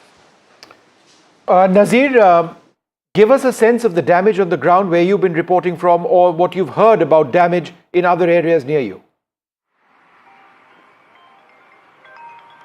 Well, there have been targets, attacks and targets on defense installations, Avantipura and Srinagar airport, or the Udhampur, which government has said it in its briefing clearly. There is damage to the infrastructure, soldiers also, and on the ground we can see there was heavy shelling through the night. Here in Kupara also, army clearly targeted Pakistani posts across the line of control here. But here on Pakistani side, targeted both civilians as well as army installations. So this is something which is going on. The army has hit them hard. Pakistan has been trying to target innocent civilians. Many civilians have been killed. Many have lost their homes. I have been to some of those places where these people have lost their homes. They got injured, and all that has happened. This is something which nobody would want, that innocent people are targeted, but that is happening here in Jammu and Kashmir. We see people facing the brunt of Pakistani shelling here in Jammu and Kashmir in the border areas. But one thing important, while we have been covering this, we have never shown any troop movement or troop deployment. That we have been careful about to ensure that there is nothing when it comes to the operational secrecy of the forces, that is never compromised. And here on the ground, we saw in Srinagar there were 3 loud explosions were heard. Nature of explosions is not known. What is the reason? What is the cause? But in the situation it has been happening. There was also sirens were sounded in parts of Srinagar. So fingers crossed what has happened. But the way we have been seeing situation unfolding in Srinagar, where we saw in Avantipura Air Base that they tried to target it, and there were 2 medical facilities and schools in both the places. Yeah, Nazir, hold on a second. Let's quickly go across to Gurpreet Chinna as well. Gurpreet needs to move from that location, which is why I'm interrupting you, Nazir. Gurpreet, go ahead where you are. Tell us what's happening. Well, we are reporting from one of the villages from district Firozpur. This is the Burj Makhan Singh village. Last night we are showing that how our forces, they are neutralizing missiles or drones in the air, and we have seen the one portion of some object has been seen here. तो क्या देखा आपने यहाँ पे? हम देख रहे हैं ट्रांसफार्मर के पास. आप हमारे साथ भी चलो अगर वहाँ पे. ਇਹ ਨਾ ਤਕਰੀਬਨ ਰਾਤ ਟਾਈਮ ਹੈਗਾ ਸੀ 1:30 ਵਜੇ ਦਾ ਜੀ, ਤੇ ਇਹਨਾਂ ਇੱਕ ਵਾਰੀ ਬਲਾਸਟ ਹੋਇਆ ਬਹੁਤ ਜ਼ਿਆਦਾ. ਬਲਾਸਟ ਹੋਣ ਕਾਰਨ ਅਸੀਂ ਬਾਹਰ ਸੀ, ਤੇ ਬਾਅਦ ਵਿੱਚ ਚਾਚਾ ਜੀ ਨੇ ਦੱਸਿਆ ਮੈਨੂੰ, ਕਹਿੰਦੇ ਵੀ ਆਪਣੇ ਨਾ ਬਲਾਸਟ ਹੋਇਆ, ਤੇ ਜੋ ਦਰਵਾਜ਼ੇ ਖਿੜਕੀਆਂ ਨਾ ਉਹ ਇੱਕਦਮ ਕੰਬਣੇ ਲੱਗੀ ਤੇ ਫਿਰ ਅਸੀਂ ਬਾਹਰ ਜਦੋਂ ਆਣ ਕੇ ਦੇਖਿਆ ਤਾਰ ਟੁੱਟੀ ਹੋਈ ਸੀ ਟਰਾਂਸਫਾਰਮਰ ਦੀ, ਇਹ ਲਾਈਟ ऑफ थी उदों तो तार टूटी हुई थी। तो जब देखा आने तो पैरों में अड़ा थे, ठुड्डा आया तो देखा नीचे इतना सारा पंखे की तरह था जो यहाँ पर पड़ा था। बिल्कुल यहाँ पे पड़ा हुआ था, हम देख सकते हैं। ये मैं अपने कैमरामैन साथी को कहूँगा तस्वीर दिखाई जाए तो क्या था वो, मतलब कोई यहाँ पे डैमेज हुआ, कुछ हुआ ऐसा कुछ? नहीं, इतने डैमेज हवा च ही डैमेज हो गया, इतने खाली खोखला आन के डिग्गा जी, क्योंकि साथ में ट्रांसफार्मर था। कल हमने देखा कि 8 बजे के बाद पूरे शहर में ब्लैकआउट किया गया था। कहीं ना कहीं लगता है कि अगर यहाँ पे टारगेट किया जाता तो शायद ज़्यादा नुकसान होता गांव का। बिल्कुल जी बिल्कुल। ये अगर ये लाइट होती तो फिर, क्योंकि तार 3-4 घरों में जाती है, ये टूट के नीचे गिरी, अगर ये लाइट होती तो ये ब्लास्ट करती बहुत ज़्यादा।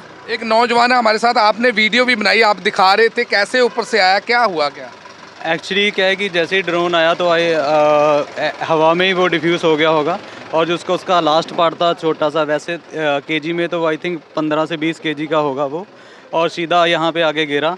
तो थैंक गॉड ये कि ये सीधा ट्रांसफार्मर के ऊपर आगे नहीं गिरा, तो यहाँ पे नीचे ही गिरा। कोई गांव में कोई नुकसान तो नहीं हुआ, कहीं किसी जगह पे कोई नुकसान तो नहीं हुआ? अगर यहाँ गिरा कोई शीशे टूटे हो, कोई नुकसान हुआ है? नहीं, हमारे इस गांव में तो कोई नुकसान नहीं हुआ। एक्चुअली हमारे गांव से एक 10-15 किलोमीटर और गांव है खाई फेमे की, वैसे वहाँ पे ज़्यादा नुकसान हुआ है, हमारे इस गांव में नहीं हुआ। तो well we can see that this is the example how our defence system, integrated defence system is working, and we are able to even neutralize all the missiles and drones which are being targeted from Pakistan side. We are reporting from this border area where we have seen the people have seen some part of some object here, but there was no damage at all. Back to studio.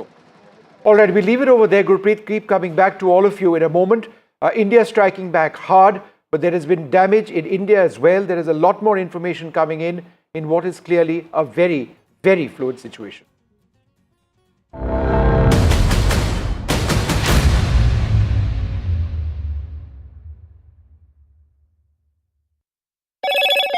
Hello, Moto. Motorola, India's leading AI smartphone brand.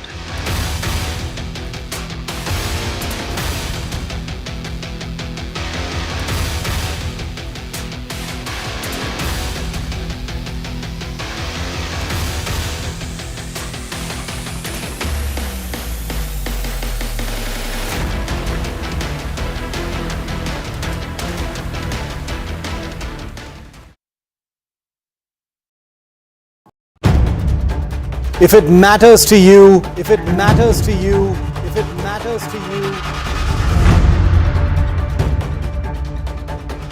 it matters to India, it matters to India, and it matters to me, and it matters to me. India Matters with Shivaru, only on NDTV 24/7. In today's interconnected world, India's voice is more crucial than ever. When India speaks, the world listens. At NDTV World, we are that voice, bringing you intelligent and insightful news from India and beyond. From geopolitics and diplomacy to economic shifts, migrations, tech disruptions, and the stories of our diaspora. We cover the news that shapes our global future.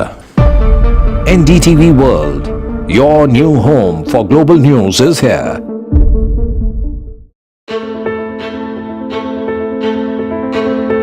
News is not just headlines, it is what impacts you. And news should never be mistaken for noise. What matters is the reality. Accurate. Hello, Moto. Motorola, India's leading AI smartphone brand.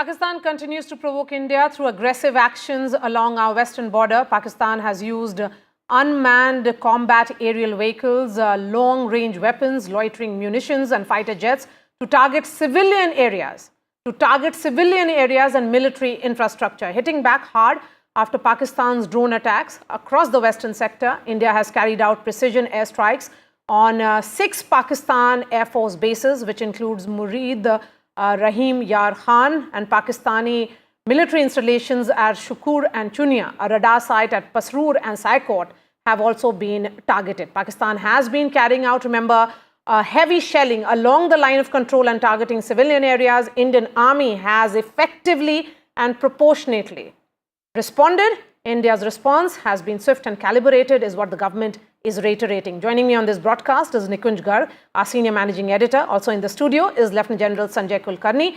Vice Admiral Anil Chawla is joining us, and also Wing Commander Gitanjali Singh.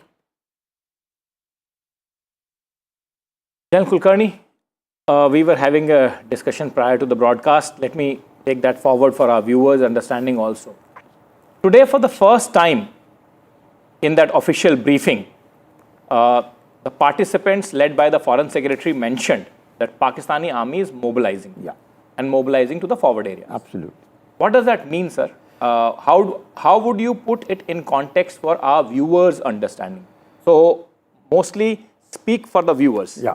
See, even from the point of view of the Pakistan army also, in view of they wanting to raise the morale of their own troops, because right now they seem to be on the back foot with 6 of their air bases virtually, put out of, I wouldn't say totally out of order, because they can get them back in another 24 to 48 hours. So that's not amazing. But a lot of these 6 air bases have been destroyed, resulting in the air supremacy part and the air superiority. We have the air superiority. To get the air supremacy, we have to suppress the air defense. Once the suppression of the air defense, destruction of the air bases would lead to the aircrafts being totally... Now the Pakistanis are worried that should that happen anytime, say next 24 hours or whatever that be so, then the defenses all along the LOC are going to get compromised. So might as well move in and occupy the defenses, because mobilization also takes for them 2 to 3 days, 4 days. So it might as well get into the defenses. Firing along from the LOC has been heavy. Pakistanis have been firing heavy. They were, for the first 10 days, they were with small arms, graduated to mortars and graduated to heavy artillery fire. We are also correspondingly increased our RT and mortar. Therefore, now is the thing to occupy the bases and look for an opportunity. Because at this point of time, Pakistan wants to raise the morale of their troops, that they're not on the back foot. Don't worry, we are at it. So A, this is a morale-raising exercise for their troops. Yeah. But B, as you are saying that they are covering their flanks, and C, but then it obviously raises the temperatures, because then it becomes a position where they are mobilized and we have not yet mobilized. No. Even if we have not mobilized the troops all along the LOC, should they find weaknesses and just march in, the Pakistanis will be caught on the back foot. They wouldn't know what has happened to them, because rear areas are being destroyed. There's nothing along the LOC. So if the defenses have to be occupied, even if the rear areas get them, so they don't want their area to be compromised, and hence the mobilization to at least hold the front. If the front is also gone and the rear is also gone, then Pakistan collapses. So that is where they are aware that is may collapse, because the way we are getting on to their airfields being destroyed. Similar, more installations will go. If Pak raises the thing by hitting more, first day there were 16 odd targets they took on ours. Second day they took 36. The third day 26.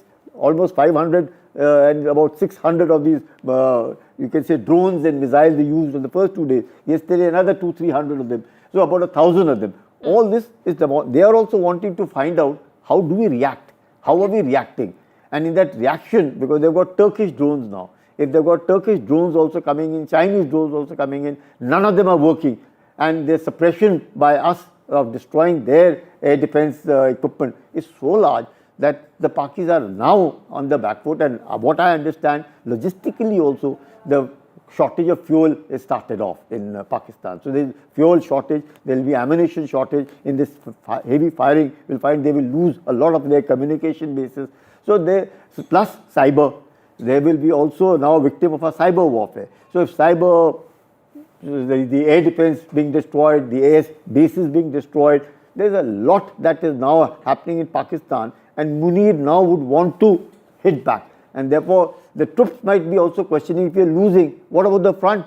Okay. The Indians might just go through the front. It will just happen like Bangladesh, just move in and occupy Dhaka. So that shouldn't be happening with the Karachi that they're looking at. Rahim Yar Khan has been destroyed today. So Rahim Yar Khan is not very far. So they know that the Indians can do it, and therefore they're worried. Vice Admiral Chawla, what's your assessment of the situation of today? Particularly, we seem to be certainly going up the kinetic ladder. It is only escalating from both the sides.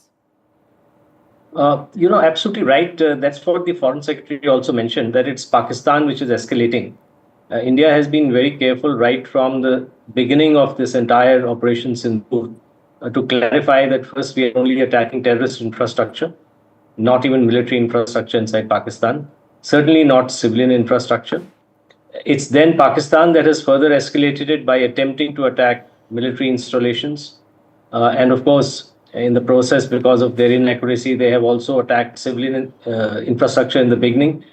Now, after we responded with targeted strikes on their military infrastructure, they're deliberately targeting civilian infrastructure, which we have seen the image that you're showing right now on the television. So, the fact is that they are the ones who are escalating, and they are the ones who need to de-escalate. And I think, as I mentioned earlier in your program, they need to come to their senses, because the Indian state has only used a fraction of its force against Pakistan right now. There's much more that is left. And a prudent person will step back from the brink, and I think that's what Pakistan needs to do. Step back from the brink. But are the Pakistanis listening? Is the Pakistan military brass getting that sense is the big question. Historically, it has taken at least a couple of weeks for it to sink into their brains. If you see any past conflict. And already, I think as General Kulkarni mentioned, fuel shortages are starting to emerge in Pakistan. They don't really have much capacity for ammunition and fuel storage.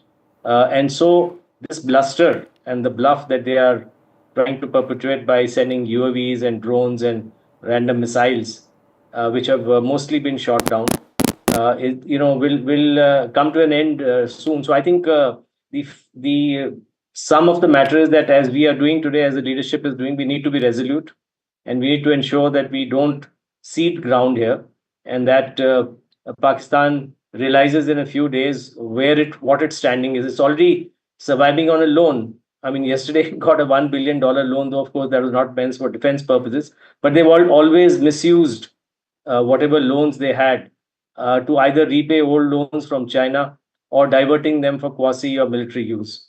So I think in case they don't listen to reason and the rest of their lines of communication get blocked, principally from sea, because the aerial route has already been blocked by the Indian Air Force, then I think they will be in between a rock and a hard place. So that's why I'm saying that they need to step back now. And Wing Commander Gitanjali, because of course it's an evolving situation, we have been constantly saying so, but the fact that India's civilian population is now being impacted, and how the homes being destroyed, we have lost administrative officer also of Jammu and Kashmir today. He has been martyred.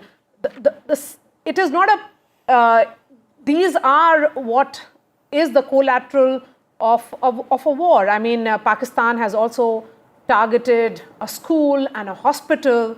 That's what the press briefing said. So India is emphasizing on those aspects while continuing to say that you are dealing with someone who doesn't really understand what's an exit route. The manner in which this war is playing out, it's only a dangerous path. Yeah, I'll say you rightly pointed out. That is how our adversary has always been. That is how Pakistan has been. So to a response of India for a cowardly attack like Pahalgam, they have acted and reacted in targeting our civilian populations. And they continue to do so, whether it was escalation post-midnight. It kept on targeting our civilian, densely populated civilian areas, as well as when they've targeted military stations, they've targeted the Medicare centers and schools at both the places. A lot of collateral happens when a conflict is on, and that is what the results and on TV screen, the visuals that we are seeing. So yes, that's bound to happen, as well as when there's a lot of interception of aerial targets, like the UAVs, UCAVs last night. So it's bound to happen when it disintegrates, it falls. And yes, there are damages when it impacts any installation on the ground. So that is what has been happening. But yes, psychologically, when you see things falling apart from the sky and falling in this manner and making an impact on the ground, of course, for the population on ground, it is scary. But yes, we need to be together and take the actions as per the authorities are guiding us. However, yes, General Kulkarni, your thought on the two men that India is being forced to deal with, not really deal with, but we do not see. Just look at those images. We'll be putting that detail out. You have Pakistan's new ISPR chief, who's the son of Osama-linked scientist, who had famously said, or should I say infamously said, jinns can make electricity. You're dealing with this man, and then you have General Munir. Both these men have taken their country down a very, very dangerous path, a point of no return, one would say. But the call that has been made by Marco Rubio to General Munir certainly emphasizes on the point that he is the man in charge, man in control of Pakistan right now, and the civilian leadership is completely inconsequential. You're absolutely right. America, though a democracy, always believes in one-point contact. And they know in Pakistan, the only one-point contact is the chief of the army staff, Munir. Nobody else. However jihadi he may be, whatever he may be, he might take Pakistan down the lane, whatever it is. America knows one-point contact in Pakistan is Munir. Nobody else. We can say democracy, whatever. Yeah, I mean, this is a point that many are emphasizing, and I've been trying to discuss this point while we discuss the credentials or the backgrounds of these men. Yeah. Of course, the ISI chief is General Munir's close aide. He is his man.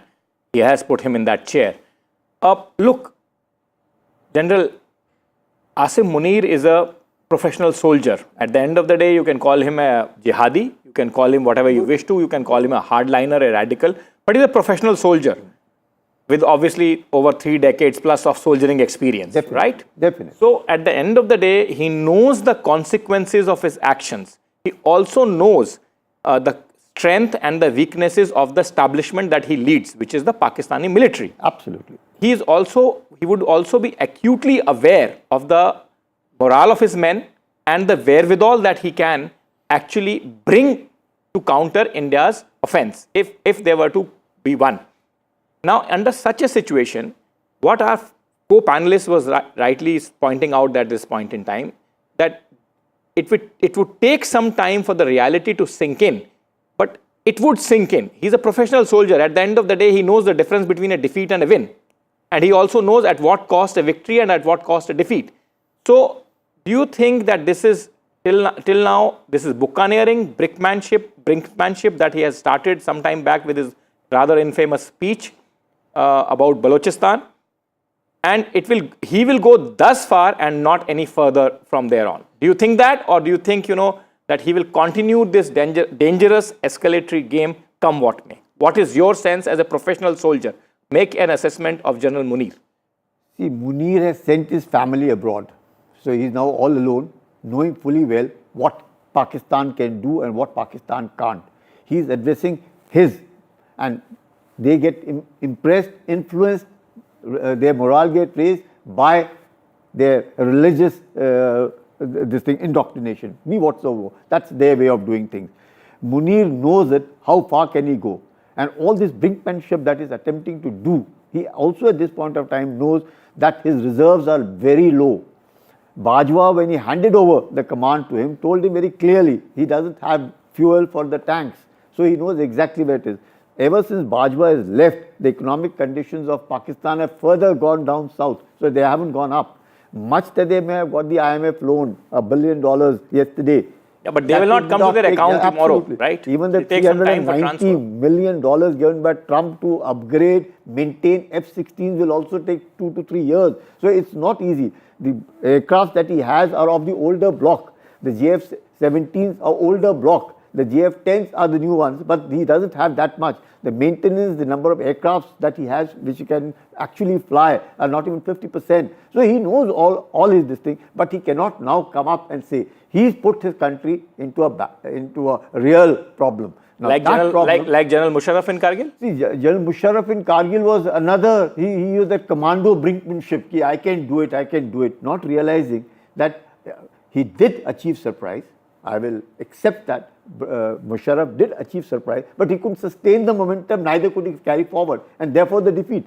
So just maintain, to begin with a surprise, thereafter you have to maintain that momentum. That he couldn't. And that is why Nawaz Sharif had to go to Clinton on the 4th of July and seek, almost surrender, please help. Similarly here, Rubio has already rung up Munir to tell him, partner, this is what we assess about you. Choice is yours. You break, don't come back to us. Are you of the opinion then the Chinese have no role here? See, 65 war, 71 war, Kargil war, the Americans' equipment is what the Pakistanis are using, and they were quite effective. Even in 65 war, the Sabre jets, the tanks, the pattern tank that came, the man behind the machine mattered. The equipment came, brand new, the state of the art, but the men couldn't adjust. Similarly now, the drones are coming, the missiles are coming from China and Turkey, but it takes a long time for troops to get adjusted to that. So they aren't as yet adapting to it.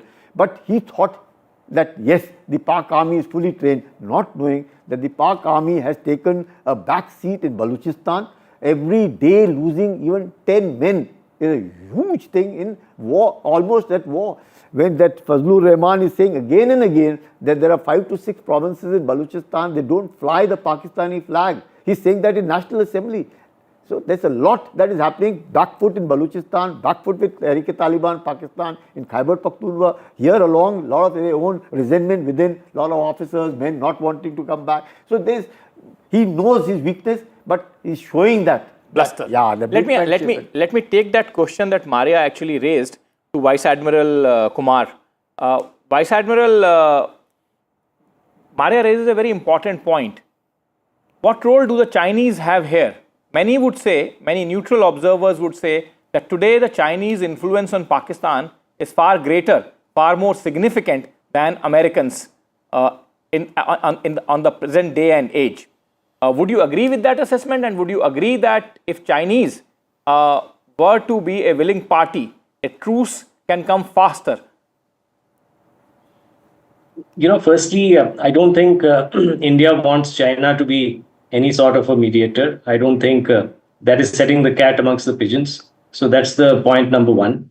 Secondly, as far as China is concerned, as far as the Pakistani armed forces are concerned, 83% of their arms were imported from China over the last 5 years. This is as per the SIPRI, the Stockholm Institute, which is a fact, including major armed systems, and many of them are on the way. One might ask, and I've done a paper on this, as to where does the money to pay all this comes from? And the answer really is the fact that the China-Pakistan economic corridor, in which China has invested over $60 billion, is one of the conduits in which the Pakistani state, read the Pakistani military, is giving several concessions to China. For example, running the Gwadar port is one of them, and many others, in order to finance their war machinery and get this investment from China. So as far as China is concerned, the role that China is today playing is principally, it is a principal supplier of arms and ammunition to Pakistan. Pakistan's reliance or dependence on the West has decreased considerably, as is evident from the current conflict as well. But China is very careful. Even in previous conflicts, China has never interfered or intervened directly on behalf of Pakistan. It's quite possible that they might be sharing intelligence or satellite imagery or things like that. My question, But, Admiral, was slightly and would different. supply- My question, Admiral, was slightly different. But let me take that question to Wing Commander Gitanjali. My question is not about mediation, or my question is not about China's overt participation. What I'm trying to say is that China probably today wields far more or greater influence than it ever wielded in the past on the Pakistani military establishment. Because if you go by the Times of India of today, you know, they have seen how the Pakistanis have been completely rearmed to teeth by the Chinese. And therefore, my question is that if the Chinese were to wish peace between India and Pakistan, as they have expressed an hour back, there was a statement from the Chinese establishment which said that, you know, we request both parties to disengage. Do you think a peace would be possible faster, and particularly with the joint effort of the Americans and the Chinese, Pakistan could be made to see the reason? Of course, the might of the Indian armed forces would make them see the reason in some time to come for sure, as pointed out by Vice Admiral.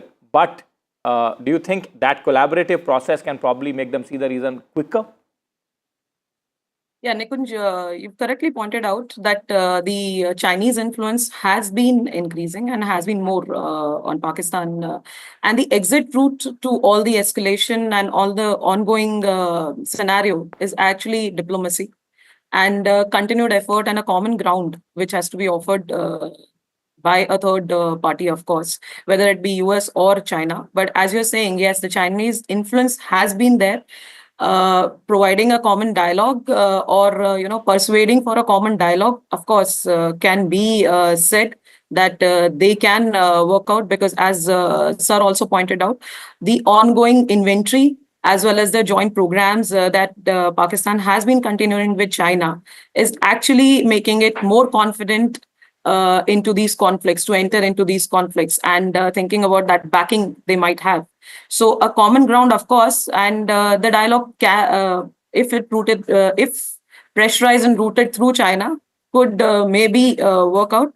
But however, I would say that the prudence still lies on the man leading the missions. So in Pakistan, the scenario is not seeming to be dealt in a very prudent manner and a very thoughtful manner. They're already sitting on brink of their reserves and on the lookout of their inventories.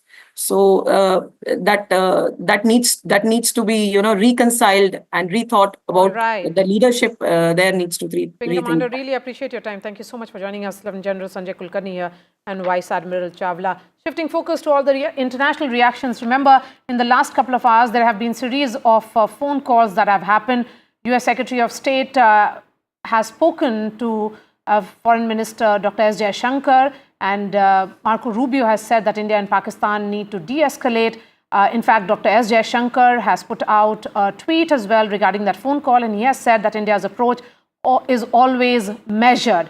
And there is another meeting, or in fact a phone call again, which has happened between the Pakistanis and the Saudi foreign minister. What does all of these mean? Will it actually mean some kind of diplomatic outreach for de-escalation?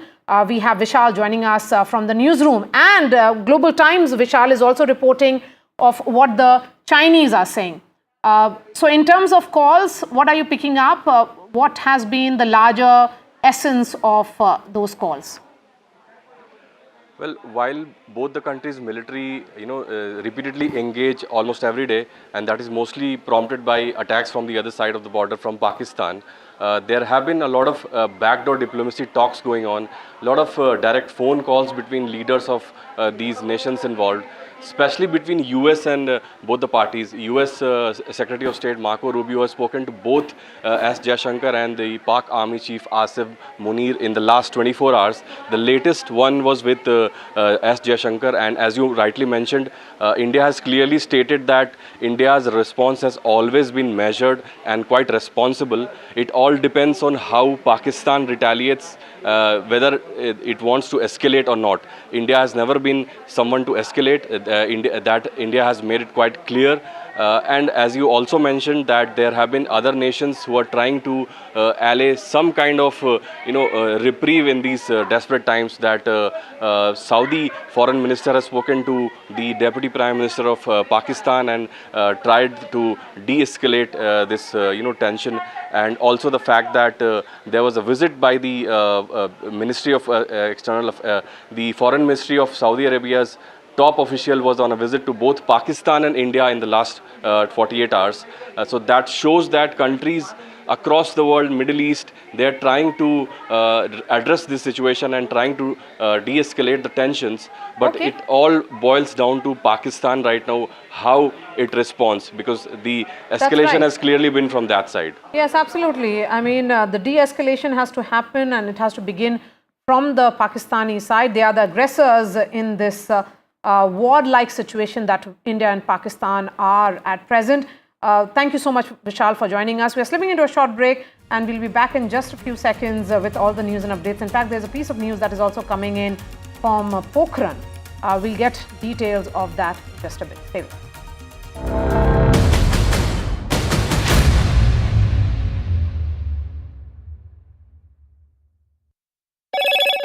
Hello, Moto. Motorola, India's leading AI smartphone brand.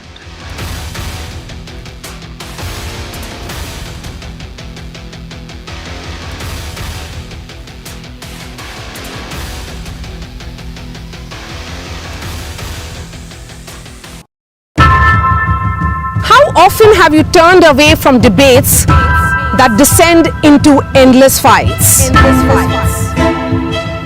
We bring you a show where every question is answered,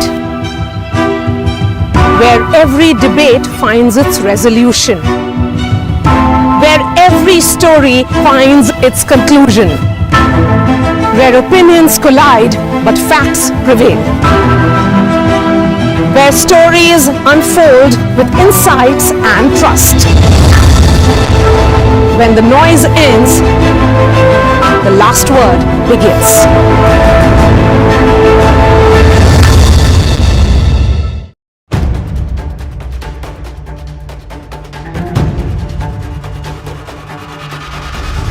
If it matters to you, if it matters to you, if it matters to you,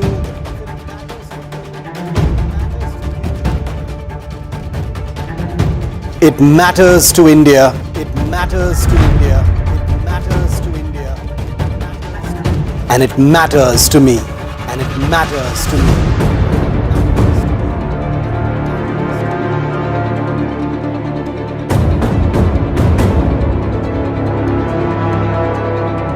India Matters with Shivaroop, only on NDTV 24/7.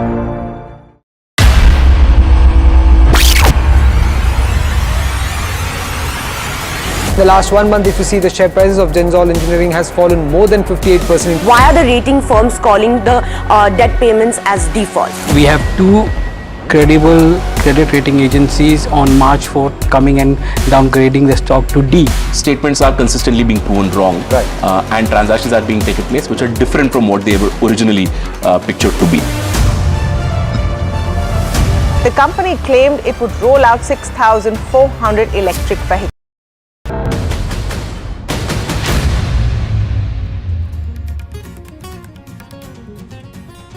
Government's special briefing on Operation Sindoor. Government says responded effectively to Pakistan's escalation. India hit targets at multiple Pakistan air bases is what the government has said. Government of India reiterates that Pakistan actions are provocative and escalatory. Pakistan is trying hard to hit multiple air bases in India. India successfully debunks claims of Pakistani propaganda. Government says that Pakistan attacked 26 locations. Time-stamped images of Indian air bases show zero damage. US Secretary of State Marco Rubio speaks to Dr. S. Jaishankar. Rubio says India-Pakistan need to de-escalate External Affairs Minister responds by saying India's approach has always been measured and responsible.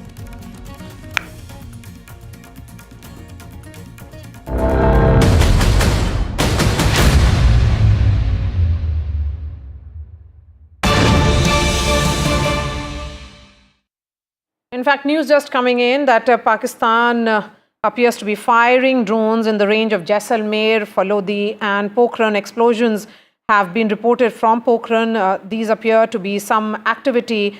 In fact, there is appearing to be some activity now near Jaisalmer and Pokhran.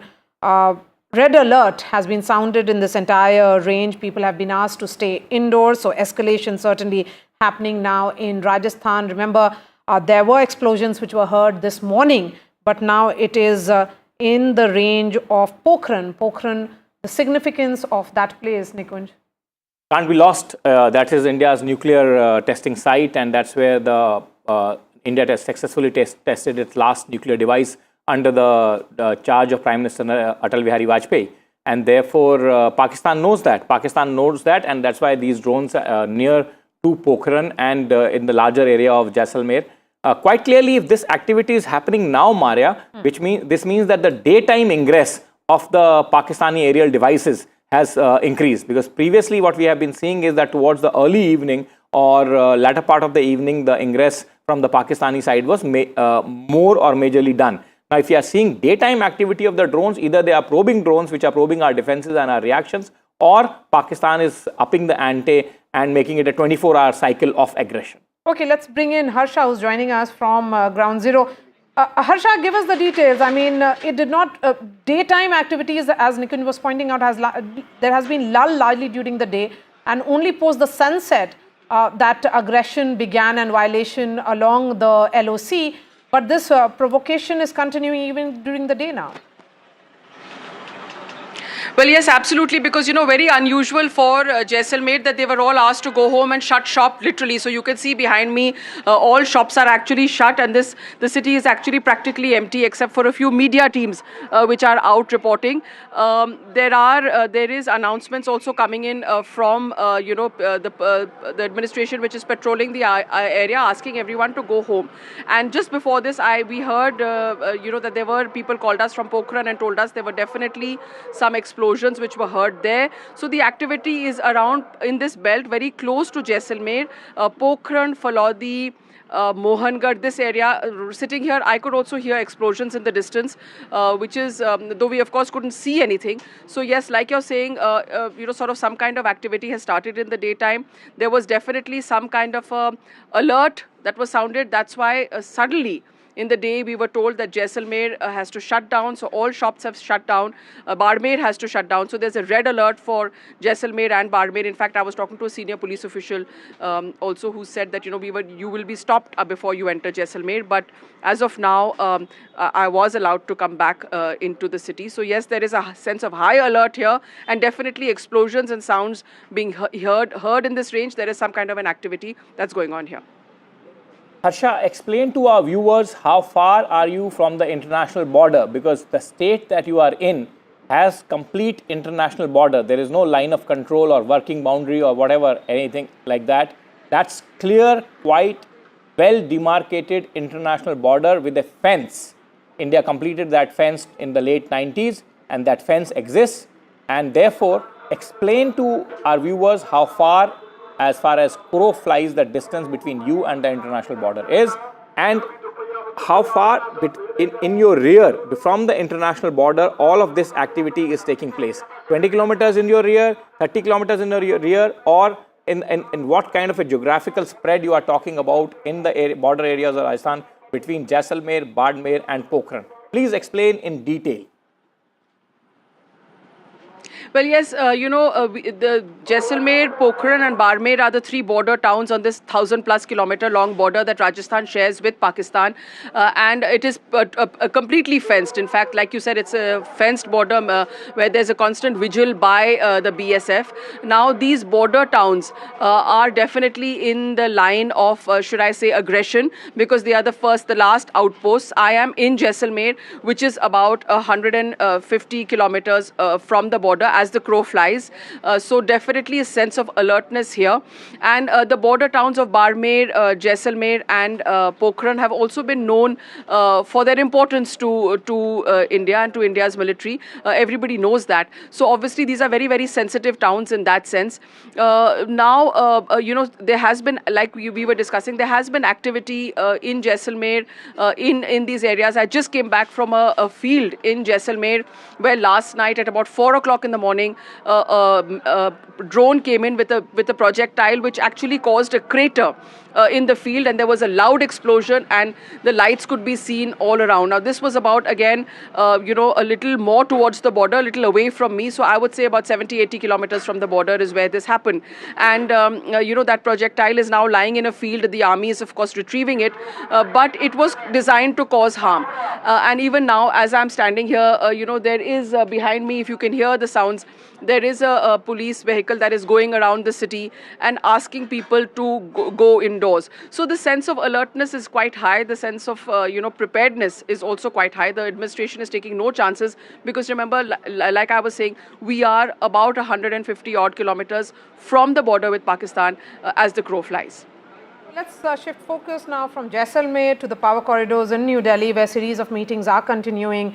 Aishwarya is now reporting that there is a high-level meeting which is currently taking place at 7 LKM. That is Prime Minister Narendra Modi's official residence.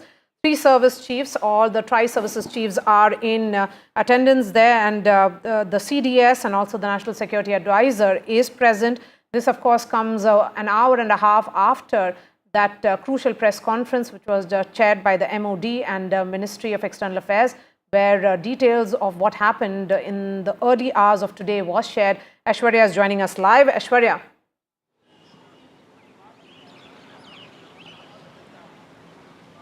Well, multiple meetings are going since morning, and these are strategic in nature. What we have been told this morning was a National Security Advisor, Ajit Doval, briefed Defence Minister Rajnath Singh at his residence for almost 1 hour. Post that, we have seen the 3 service chiefs in a huddle at the South Block at Ministry of Defence. And now it is at 7 Lok Kalyan Marg, where Defence Minister Rajnath Singh has reached along with the CDS, NSA and 3 service chiefs as well. A high-level meeting is underway. A press conference was done, and brief details of how India is retaliating to the attack on India's air bases by Pakistani, and the proofs had been given as well. The Border Security Force also giving the visual evidences and proofs that clearly states that how there is, in all likelihood, possibility of infiltration bid as well.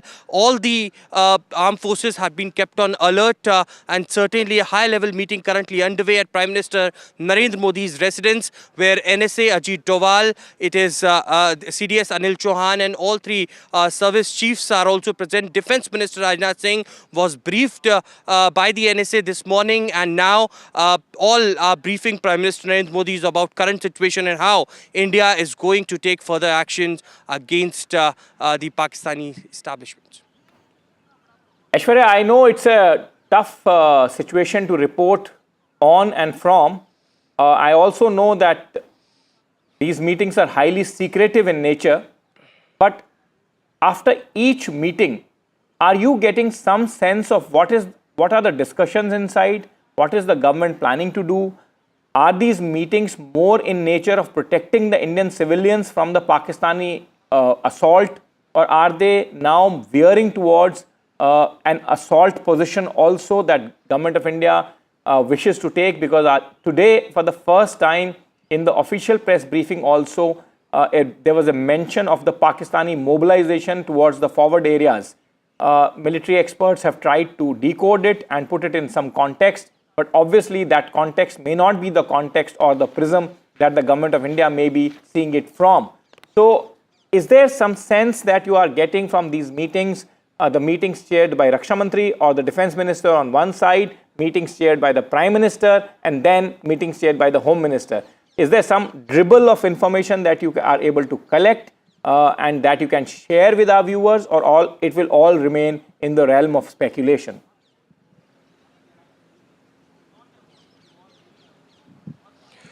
Well, these meetings are very secretive in nature, of course, strategic as well. But one thing is very clear that we have got from our sources within the Prime Minister's office as well, that Prime Minister has given free hand to Indian Armed Forces. Prime Minister has reiterated that he believes in full professional capabilities of Indian Armed Forces, and whatever decision our forces will take in retaliation to Pakistan's aggression, it will depend on them, and completely the government, the dispensation have left to them. Of course, it is because the leadership plays a very important role at such situations. We are witnessing on a daily basis, and now this is a regular, this is happening regularly, that first the armed forces holds their own review meetings, their own directions are being set by the armed forces. A separate meetings takes place early morning at the South Block, where all the three service chiefs comes. They decide on what direction the armed forces want to go, and later it is briefed to the defense minister. Also, the final note comes from the Prime Minister, as he is being regularly monitoring the situation. Yesterday, I have been speaking to some very senior officials from the government. They have categorically stated that the Home Minister, Defense Minister and Prime Minister is very, very closely monitoring every situation day and night. And after the nod being given from the top leadership, it is the action that is being taken on the part. But India is very clear on their side that India will not be on an aggression mode. They are completely defending our territory, the sovereignty of the country, and for that, whatever they wanted to do, Indian Armed Forces have given free hand, and therefore the reason perhaps early up in the morning at the South Block when the meeting concluded, now we are witnessing this high-level meeting at 7 Lok Kalyan Marg, which is Prime Minister Narendra Modi's official residence. All right, Ash, thank you so much for joining us. Shifting focus now to Jammu and Kashmir. That's where Shivarur and Nazir Masoodi are joining us from. Shiv, just minutes ago, we heard you were reporting that there were explosions heard in Srinagar. You were reporting from right near the Dal Lake. Has the situation changed in the last 45 minutes? Just hold on to your thoughts. Let me introduce other Maria, it reporters as actually well. hasn't changed. Shiv, Because, I can see Nazir Masoodi joining us, also Ghazali at this juncture. Please go ahead, Shiv. The situation hasn't changed, Maria. We heard a couple of explosions just about 45 minutes ago. We've learned from our contacts in the security agencies that this was, like we'd heard in the morning, another air defense engagement of what could be some kind of a projectile. We don't really know, a loitering munition or a drone of some kind, possibly over Pahalgam airspace or beyond, or near the Srinagar airport. This would make it the 16th or the 17th such engagement just today in Srinagar. Remember, there was no mention at all of the nature of the air raid, as it were, in Srinagar from the press conference that happened a short while ago. But one of those drones that was intercepted right in the middle of one of the most populated parts of Srinagar, around the Dal Lake, is right here. And I've just sent a report that will be on air very, very shortly. It crashed right into the Dal Lake. It's been taken for forensic analysis. I am told it was a loitering munition, but to think that it came so close into Srinagar and it was intercepted just maybe a kilometer or a kilometer and a half from here, only to crash into the Dal Lake, just shows you the extent to which Pakistan is probably going to send offensive lethal weapons into highly populated areas of India's cities. Remember, Srinagar was #1 in that list of 15 cities where that initial drone wave was sent. But clearly, if we're hearing explosions just 45 minutes ago, that modus operandi hasn't changed at all. So the answer to your question is no, it doesn't look like the aerial assault in either direction is stopping anytime soon. Shiv, I asked this question to an expert, to a former Air Force official. Now I'm asking this question to you. In the past few days, what we had noticed is that after the dark, the principal bulk of the Pakistani aerial activity, any kind of aerial ingress, was beginning. Now, it's also happening during the day. You are reporting, and so is the same fact being reported by Harsha from the Rajasthan sector. So quite clearly, This is now becoming a 24-hour assault kind of a situation. And it looks like that there is no holds barred, when it comes to the timings at least. And this seems certainly to be then escalatory in nature, only climbing up. Would you agree with that? I'm so glad you said that, Nikunj, because last evening when we reported that the first daylight and daytime ceasefire violations using artillery had taken place in Kupwara, Poonch and Uri, that's exactly what struck me. You know, something has changed after 16 days to see what has otherwise only been confined to either the pre-dawn hours or the late night hours. Even India's initial retaliation, Operation Sindoor, happened, just after 1 in the morning.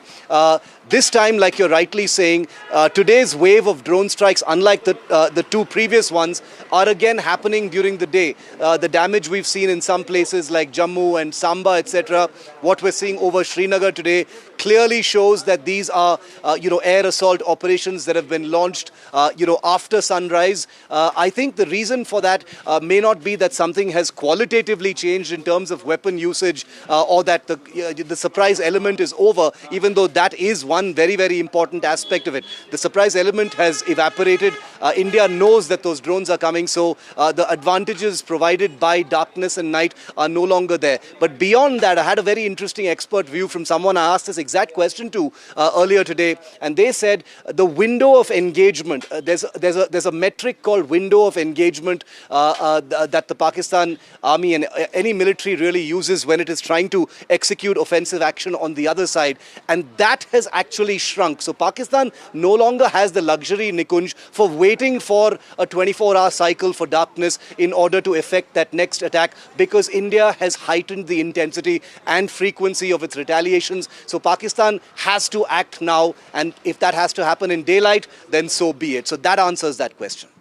Okay, so it's like this, that make good while the sun shines, literally, because that the defenses are up, and offensive from the Pakistan will also, offensive from India, I beg your pardon, will also be continuing. Let me also go to our other colleagues now. Nazir, I was asking you last time, when did you see such an intensity and scale of offensive from Pakistan in terms of bombardment? You said it was quarter of a century back. What has qualitatively changed from that time to this time? Are you seeing more civilian areas being targeted, larger populations being impacted, or are you seeing a more robust response from Indian side? And on the screens are also the visuals of people abandoning their homes and moving to safer areas. Very, very, disturbing images coming in. People forced to leave their homes as this shelling continues. Please go ahead, Nazir. I was just speaking on the visuals. Well, Nikunj, as we report, I was talking earlier that it was in 98 or 2001 when I saw this type of magnitude of this artillery shelling along the line of control. But this is essentially a war without it being declared as a war. When you have the main military installation or the air bases being targeted here in Srinagar, in less than 24 hours, you have 3 attempts on Srinagar air base or the Avantipura air base. Just as Nikunj was mentioning a while back, there were at least 2 to 3 explosions. Nature of explosion is not known. We'll wait for the official information and the confirmation. But there were loud explosions, and if we see the two earlier instances, they were targeted at the Srinagar air base. And what government has said in its briefing, there was a damage not only just to the air base, but also school there for children. Healthcare facility at both Avantipura Air Base and Srinagar Air Base. They have been targeted, they have suffered damages. And then we talk about, Udhampur, there was a damage and also the government has admitted there's some damage to it. It comes life, soldiers also, number of soldiers who may have sacrificed their life is not known. But Pakistan clearly has suffered a great deal of damage. It air bases, its military infrastructure, it is posts across the line of control, which army has, actually released videos showing how their bunkers how their positions, how terror, launch pads have been targeted by the army, by the forward posts, and all they have been captured on camera to show what extent of damage. But also it has to be seen what would be the response of Pakistan if the attacks would again start from those bases. That would show the extent of the damage which they have suffered in Indian, retaliatory, action. But over the last 3 days, we have been seeing it is only escalating. India has today clearly said that they don't want any further escalation, but it would, provided Pakistan doesn't escalate things, they want things to settle. So first thing India had said, the first escalation was attack on innocent tourists on April 22nd, when 26 innocent people were killed. What followed was a retaliation against a person on terror sites, and then on military installations when Pakistan tried to target our military installations. But the way things are unfolding, whether it is Jammu, where civilian areas are being targeted, where it is Poonch, Rajouri, where innocent people, including an officer who was on duty, he died in the line of duty, sacrificed his life. Or the people living in Tangdar, Uri, Machil, Keren, all have become the victim or the target of Pakistani shelling. So it is just going on. People living here in these areas are hoping things calm down. But the way things are going, I'll tell you, yesterday I spoke to the person who lost his home to a Pakistani shelling. But he was saying he's more pained when innocent people were killed in Pahalgam. And he said house may again be built. So that is the sentiment on the ground which we have seen from April 22nd by the people in Kashmir here. But the fact is, the way things are going today, it has never been seen before. It is in many ways worse than 1971, because in 1971, Srinagar airport, they could not target it like this. But the way India's integrated air defense system has worked, it has neutralized most of the target attempts by Pakistan. That is something they must have understood what it means. And then there's a lot of propaganda, what they have done this thing. And if you see what Pakistani media is spreading and how they want to create communal discord in India, that is most horrible thing to see. That's why when they actually targeted Gurdwara, they targeted Madrasa, they targeted a temple in Poonch, yet they have also say, India has itself targeted this Gurdwara. So, but will they answer who killed Maulana Muhammad Iqbal and who targeted Madrasa when their shells hit in Gurdwara, in Poonch, therefore yesterday. So it is something, and today 5 innocent people, among them just 2-year-old baby, Arsha Noor, was killed in Pakistani shelling in Poonch. So that is the kind of, barbarism and the shelling which is actually killing innocent people in Jammu and Kashmir. They continue to bear the brunt, but this time there's escalation, and the military targets, particularly the air bases from Pathankot right up to Srinagar, Avantipora, even in Leh, they have been targeted in the last 24 hours. Yes, and lots of details now coming in of the detail of terrorists that have been killed in the Indian strikes on 7th of May. Remember, 7th of May is when Operation Sindoor began, and we have been saying that this is an ongoing operation. We'll be breaking those details in just a bit, but a word from Ghazali, who's joining us from Poonch. Ghazali, the district administration has issued advisories. What all does it include? See, both in Poonch, in Kathua, in Rajouri, from where I'm reporting, the district administration has issued advisories to people, generally because these 3 districts are in the firing line from shelling by the Pakistani side. So people have been advised to stay indoors. They have been advised, the lowest story buildings have been advised to put sandbags in front of on their windows, on their top of the rooftop, because most of these houses are taking the hit from the Pakistani side. And you see behind me all these vehicles moving. These are the people who are leaving the city area from Rajouri district and are moving to safer places in Jammu or even towards Punjab, the districts which are located far away from the either line of control or the international border. So right now, all the hospitals, all the other commercial establishments are closed across these 3 districts and other districts which are located near the LOC or near the international border, and people are migrating from here expecting that perhaps Pakistan will, or both sides will de-escalate, or the situation returns to normal. All All right, Ghazali, since you're moving from one district to another and you're saying that schools are also shut, education institutions shut, shops shut, advisory is issued for the residents to move to safer places. Is there a sense that as we have been asking other reporters also that daytime ingress is continuing, that is only going up? What you saw 24 hours ago to now. Earlier it was during the night or post sunset. Now it has started even during the daytime. See, Maria, the pattern keeps changing since 7th of May. When we visited Poonch, they were saying the people over there said that perhaps heavy shelling happens after sunset in the dark hours.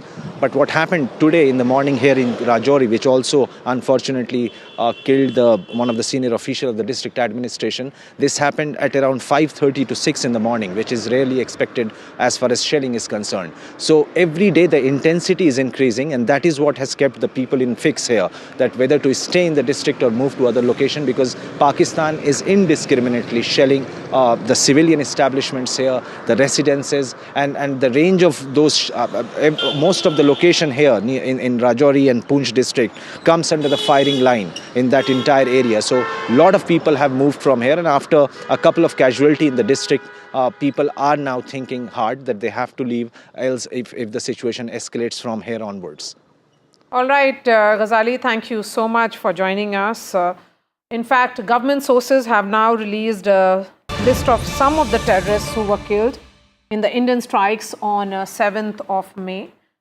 We can put out their names now. These are top 5 terrorists who have been killed, and their affiliation with the Pakistani military cannot be missed. Mudassar Hadian Khas, associated with Lashkar-e-Taiba, was in charge of Markaz Taiba Muridke. Remember, one of the shellings which, in fact, one of the strikes which happened by India was in Muridke, and he received a guard of honor at his funeral by the Pakistani army. A serving Lieutenant General of the Pak Army and the IG of Punjab Police, in fact, attended the prayer ceremony. So you cannot go higher than that. The Inspector General is the head of the civil police there, and the Lieutenant General obviously is the boss of the entire Pakistani army formation in the Punjab area. So that's the highest military and civil engagement with the funeral of a terrorist that the government sources are now indicating, clearly put out. In fact, on that, Indian Foreign Secretary actually had put out a picture showing the engagement of the Pakistani military and the police with such funerals. Now they have also given out details that we are now putting out for our viewers. These are very important details just to point out the fact that how closely Pakistani civil and military establishment is intertwined with organizations like Lashkar-e-Taiba. Remember, a globally proscribed UN-sanctioned terror organization, and some of the terror masterminds carry huge bounties in a special program that Government of United States of America, Federal Bureau of Investigation runs, called the US Rewards Program. Some of them have bounties stretching up from $5 million to up to $25 million. So, and with such terrorists, the engagement of the Pakistani civil and military leadership is crystal clear, as is now being put out by the government sources, which we are now breaking out for our viewers. Pictures of this were shown to the larger world, International Committee of Nations, and our own population by none less than the Foreign Secretary of India in the briefing that he did some time back. So quite clearly, you can see that how closely the Pakistani establishment and these terror groups are intertwined. In fact, for a long, long time, I have actually called them the extensions of the Pakistani establishment, Maria. In fact, Hafiz Muhammad Jamil, associated with Jaish-e-Mohammed, he was the eldest brother-in-law of Maulana Masood Azhar. He was actively involved in radical indoctrination of youth and fundraising for Jaish-e-Mohammed. Then there is another name, Muhammad Yusuf Azhar, associated again with Jaish-e-Mohammed, brother-in-law of Maulana Masood Azhar. He handled all the weapons training for Jaish-e-Mohammed. He was wanted in the IC-814 hijacking case. IC-814 hijacking, a word on that, and the role of Jaish-e-Mohammed in that hijacking episode. I mean, that's probably the last time that our civilian airliners face that kind of threat. and Pakistan was actively engaged in it. It was completely clear to the world that Pakistani establishment was completely backing those terrorists. Jaish-e-Mohammed's boss, who actually formed Jaish-e-Mohammed, Maulana Masood Azhar, after coming out of Indian prison, was released during that hijacking, that infamous exchange of terrorists, for which the government of India was also panned by certain quarters. But remember, at stake was also lives of nearly 200 innocent civilians, passengers of that ill-fated aircraft or flight IC-814. Jaish-e-Mohammed and remember, Maria, Jaish-e-Mohammed and Lashkar-e-Taiba are two pincers of the extensions of Pakistani establishment. Whenever there is heat that builds up on Jaish-e-Mohammed, Pakistan starts to prop up Lashkar-e-Taiba in the eyes of the global fraternity, in the sense of as a terror group. When the heat builds on Lashkar, then the Jaish is given that frontline role. So Pakistani establishment has very conveniently used these two terror groups for training, attacking, and blackmailing, siphoning off of legitimate funds and manpower from all kinds of legitimate sources. This is not only our complaint. This is the complaint of the Pakistan's eastern neighbors also, like Iran, that these are the terror establishments being backed by Pakistan actively. And since we have highlighted that aspect, that how intertwined the equations between the terror groups and the Pakistani establishment has been, another name here is Khalid. We should actually put out that picture on our screen for our viewers that Foreign Secretary himself displayed in the briefing day before. So if our desk can do that, put out that picture that the Foreign Secretary was holding in his hand. That picture, as they say, a picture is worth 1,000 words. Alongside this information will make it absolutely clear to our world, the world that is watching the broadcast of NDTV, and our population, that how closely intertwined these two are. Actually, according to me, extensions of the Pakistani military establishment, these terror groups are. So Khalid Abu Akasa was associated with Lashkar-e-Taiba. In fact, he was involved in multiple terrorist attacks in Jammu and Kashmir. His funeral was held in Faisalabad, and it was attended by senior Pakistani army officials and Deputy Commissioner of Faisalabad. Moving on to Muhammad Hassan Khan, he was associated with Jaish-e-Mohammed, played a key role in coordinating terrorist attacks in Jammu and Kashmir.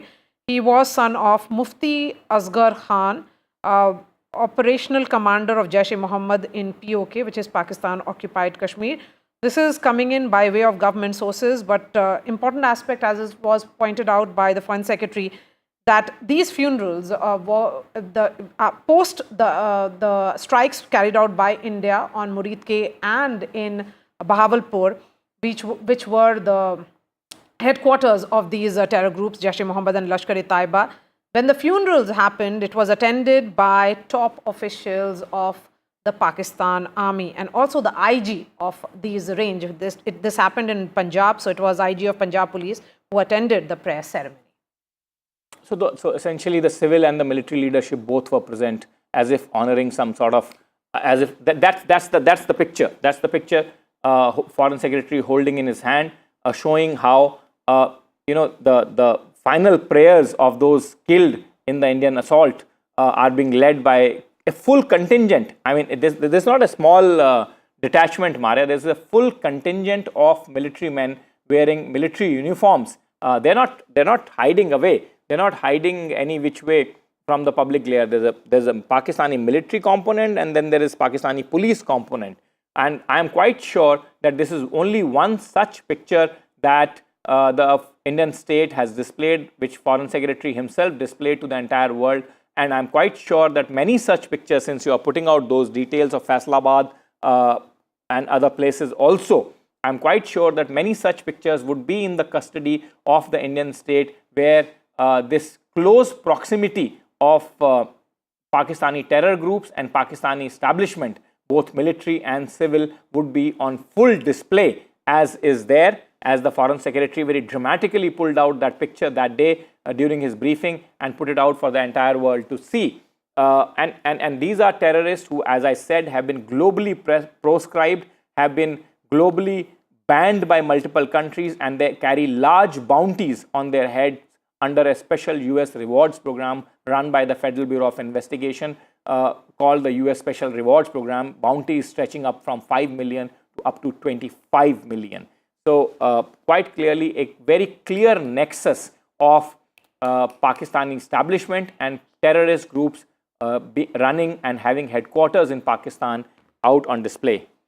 Air Marshal Ahluwalia, former Chief of Western Air Command, is joining us. Air Marshal Ahluwalia, details coming in, and what is becoming increasingly clear, as Nikunj was saying, that these terror groups were essentially an extension of Pakistani military, and the fact that during their funeral, senior officials of generals and IGs are in attendance means a lot. I mean, as they say, a picture is worth 1,000 words. We are looking at those visuals as well. Yes, certainly. It is only a reaffirmation of what goes on in Pakistan. We all know, and it's an open secret, that the Pakistan deep state is actually running these terrorist organizations like JEM and LET. So therefore, this is once again reiterating and confirming what I think the world needs to know. And then what is happening now is they've led us into a situation where the two sides are an absolute, they're facing each other, ready to go into battle subsequently. We are at a very critical stage now, especially after the Pakistanis have hit, all our places, civilian organizations, civilian establishments, civilian residential areas, with these UAVs right across the LOC, and even places like Amritsar and places like Jammu, which have been very hardly hit. They've also tried to hit our bases. In some places, I don't think they have achieved any success, because the air defense setup that we've got has been very, very efficient in shooting down, I would say, these drones. These drones are not easy to shoot because they're very, very small. They hardly contain, they cannot cause very much damage, but they can be a nuisance value, like you see, in the Palestine conflict. But notwithstanding that, what do we do now? We have reached a stage where we are firing missiles at them. Missiles in the sense that we're firing missiles from the air, airborne platforms, and missiles from the ground, like BrahMos. Now, these are deadly weapons. So we've got into a situation as to who is going to blink first. And this is only going to go to the next step, to the next step, to the next step. And I only see the future here where we have to make sure that the Pakis bend their knees. Otherwise, the objective of teaching them a lesson as far as terrorism is concerned is going to be way off, because they're going to repeat it again and again and again. The Pakistani army. Marshal Ahluwalia, let me ask you a question, which many people with non-military background, people like us and general population of the country, would be thinking about. We've seen a swarm of aerial ingress from Pakistan in the form of drones, sometimes in the form of fighter jets, sometimes in the form of other aerial objects. You can probably better classify each one of them. What is the objective? You are saying that they're not carrying too much of explosives. Are these swarms of aerial objects trying to test our defenses? Are they trying to unnerve the defenders of Indian borders? Are they preparing for something bigger? If you can explain for my viewer, if you can explain for our viewer, NDTV's viewers, as to what is the objective of this entire exercise. Is it to carry large-scale damage? Is it to demotivate the local populations? What is the principal objective? And if you can elaborate on that, sir. All this is basically a retaliation of what we did after 22nd April at Pahalgam. When we struck them, the 5 terrorist launch pads across the POK, excuse me, and 4 in the heartland of Pakistan. Now, that was the starting point. Firstly, of course, the starting point was 22nd April, Pahalgam. But over here, we were able to use the kamikaze drones like the Heron and the Herpes, which actually delivered devastating damage to the infrastructure, the training areas, the habitats of all these terrorist organizations like the JEM and the LAT. Now they have to react to that because much of it is political. The very existence of the deep state of Pakistan vis-a-vis the Pakistan ISI and the Pakistan Army is based on anti-India stance. Now, if they do not react, then they're finished politically. They're not going to let this happen. So all this is nibbling at the moment. The question is, how far are they going to nibble and irritate? I think this is mostly more than anything else irritation, notwithstanding, unfortunately, a few people on our side losing their lives. And what's more, they are actually breaking the rules of engagement by hitting civilian areas. Very unfortunate, especially those people who are living on the borders, on the line of or close to the LOC. They are suffering tremendously in terms of their infrastructure, their buildings, their habitats, but very importantly, their lives as well. So therefore, this has been a retaliation, which they had to do some sort of retaliation. Now the big question is, are they going to leave it at this? Are we going to leave it at this? Are we going to use our platforms, aircraft, to fire missiles with devastating effect? Or are we going to use our UAVs with devastating effect? And if this continues, if the Pakistani army gets into it, I don't think they'll do anything in the LOC because the terrain is terrible. The terrain is no good for offensive action. But down the plains of Punjab, onto the desert areas, it can be tricky. And if they get into that, then it will become an all-out war. And slowly, I think we have to be very careful. These guys, now they're putting out that they're ready to use the nukes if required. Or they're still contemplating how to position the nukes. They had that meeting, or they announced that the meeting of their command center, the command committee that is in charge of pressing the trigger, they are meeting and they're going to decide. So notwithstanding all that, it's going to be murky as we go into the future.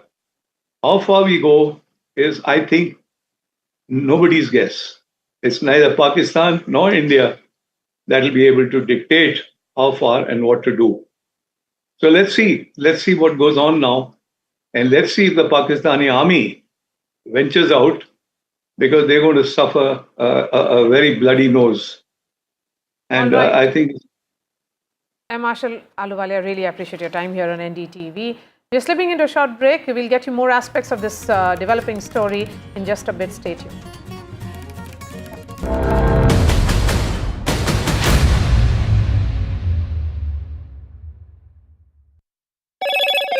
Hello, Moto. Motorola, India's leading AI smartphone brand.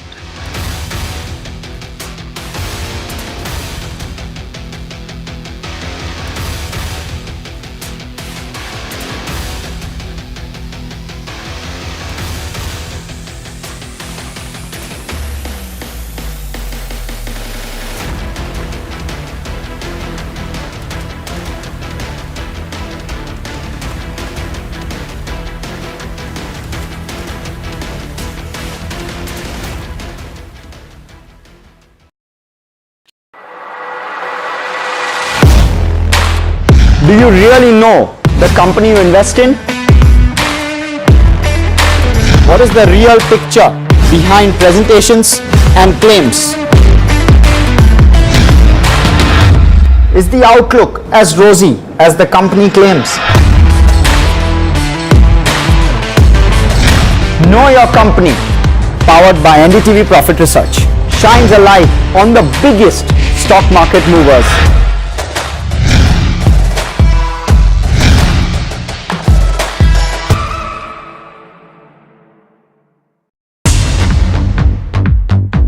More news that matters. Big exclusive. Tulsi Gabbard gunned down by Pakistan-backed cowards. When you interact with people on ground, you're able to reflect their sentiments much better. More debates that shake the system. More exclusives you won't find anywhere else. Not just another prime time. It's a prime time that's unmissable. I've been reporting on all issues big and small from Andhra Pradesh, Telangana, rest of South India, bringing you all the action, all that you need to know, all that you want to know. The energy of maximum city is infectious. I'm bringing that energy in our news coverage from financial capital Mumbai. Covering from the southernmost part of India over the last 23 years, I bring in-depth and 360-degree coverage from the Dravidian heartland. The land of Mishti, also known for its bitter politics. I have seen much water flow under the Howrah Bridge, covering Bengal in all its vivid colors. India's IT capital is always bustling, a city full of startups, stories and surprises. And I keep you ahead on all the Bengaluru buzz.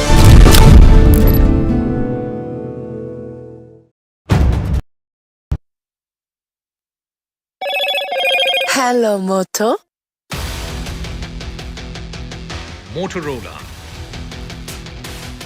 India's leading AI smartphone brand.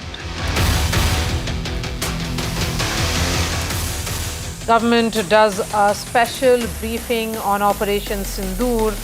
Government says it responded effectively to Pakistan's escalation. India hit targets at multiple Pakistan air bases.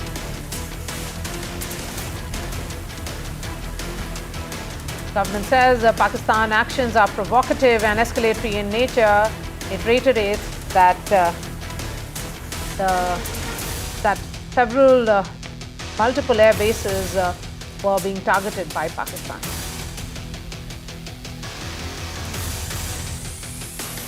Government debunks claims of Pakistani propaganda.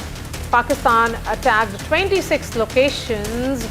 Time-stamped images of Indian air bases undamaged shown. United States Secretary of State speaks to Dr. S. Jaishankar. Marco Rubio says that India and Pakistan must de-escalate. External Affairs Minister responds by saying that India's approach has always been measured and responsive.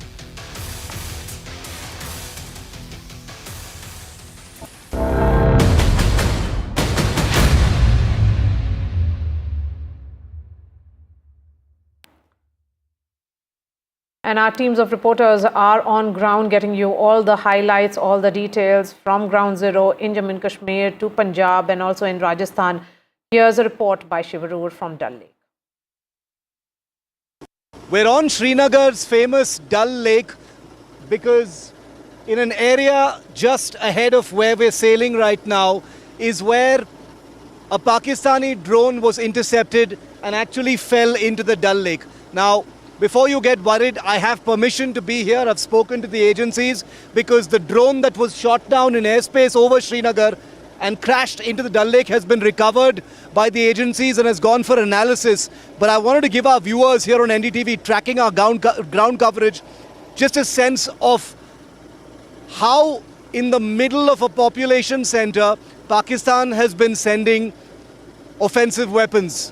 Now, we are told it was some kind of a long-range loitering munition or a drone.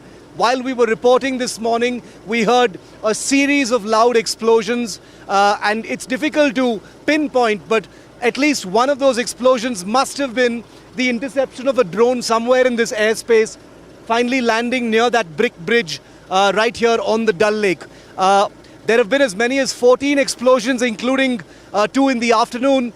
Most of them in the morning. We are told that air defense systems have activated in and around Srinagar near the airport and beyond, bringing down a variety of drones, confirming once again that last night's drone strike attempts in Srinagar and several other places. We are told about 26 different places is continuing today as well. We heard it with our own ears and it was captured on NDTV's cameras. What Pakistan does next will depend on how it handles the Indian airstrikes that have taken place as a retaliation on their military bases. Remember that phrase, military bases, viewer, because here in Srinagar, a highly populated city with lakhs of people living around the Dal Lake, Pakistan sent a loitering munition capable of killing lots of people right into a population center, signaling very, very clearly that it doesn't care for civilians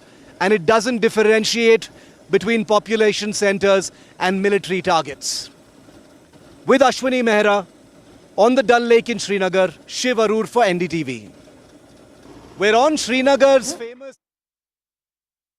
All right, some visuals now coming in of that crucial meeting that was chaired by Prime Minister Modi.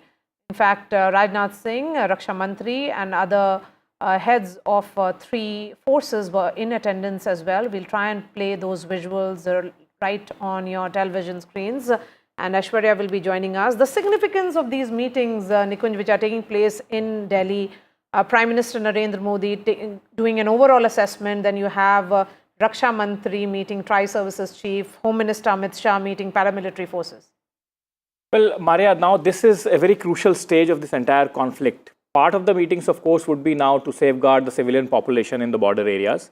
That becomes the big management task for the Ministry of Home Affairs. Remember, it's their area of responsibility. It's the principal border guarding force that they are masters of, and they will have to coordinate with the civil administration to evacuate a large chunk of civilian population living alongside these areas, which are now being shelled actively by Pakistan.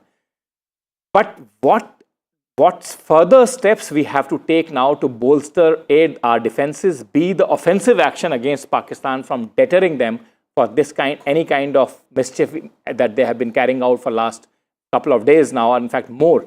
That is also now a very important part of the entire strategizing, and that is why Prime Minister himself at the superstructure of the political structure of the country, at the apex of the political structure of the country, meeting not only the service chiefs but also the civilian leadership, including the National Security Advisor and his top ministers, just to fine-tune and strategize each component of that strategy. Each minister will do the responsibility of his executive line ministry, the home, the defense, etc. And then at the level of the Prime Minister, the overarching strategy to deal with Pakistan, including the defensive action to safeguard the populations from the Pakistani action, would be decided. So, but it's a regular monitoring, regular assessment, because it's a dynamic situation and the Prime Minister at the helm of the political structure of the country is very hands-on, is what is also becoming very clear. He has displayed that political will when Operation Sindoor was carried out. India has sent a message of a new security doctrine, which will be very different from what it was in pre-Modi era. Well, absolutely, that's fine, Maria, but this, as the chief executive of the government, cannot settle at any other level. This has to settle at the Prime Minister's level, because it's the Prime Minister who will have to congregate each one of them, various stakeholders, his top apex ministers of defense and home, and National Security Advisor, and the military brass. The least to say, who are all present here, at least in this meeting. So all of this, the entire whole of strategy here can only be solidified at the level of the Prime Minister, and his directions, like in any other case, would be final. As I said, multiple components now to it. The first and principal component is deterring Pakistan from carrying out further aggression, responding to Pakistani aggression, and then the third, equally important component, I would say, of safeguarding the interest of the civilian population, safeguarding the civilian populations actually now physically very much. So all these components of various line ministries' executive responsibility has to be fine-tuned at the level of the Prime Minister and final direction issued to the people on the ground. All right, we are shifting from the story now to the call that has happened. In fact, multiple calls are taking place between India and US and Pakistan, certainly United States playing the role of the interlocutor now. United States Secretary of State Marco Rubio has spoken to Dr. S. Jaishankar, Foreign Affairs Minister, and he has said that India and Pakistan must de-escalate. In fact, there was a proposal that came in from the US that they will support in discussions if India and Pakistan were to agree to it. In fact, India's approach has always been measured, is a message that came in from External Affairs Minister, and Pakistan has also spoken to Saudi Foreign Minister. Rubio has dialed Pakistan Foreign Minister Ishaq Dar, and US has offered support in discussions, and all this happening at a time when Global Times, which is the mouthpiece of Beijing, has actually said that they believe that India and Pakistan must de-escalate as well. Vishal is joining us live. So Rubio has spoken to Pakistan Foreign Minister Ishaq Dar as well, after having spoken to General Munir.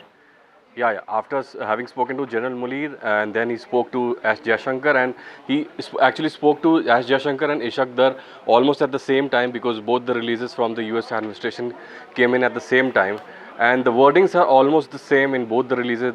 They ask for de-escalation and ask both the countries to start communication lines which had been severed in the last 48 to 72 hours. The US administration wants both the countries to start speaking again so that there could be de-escalation.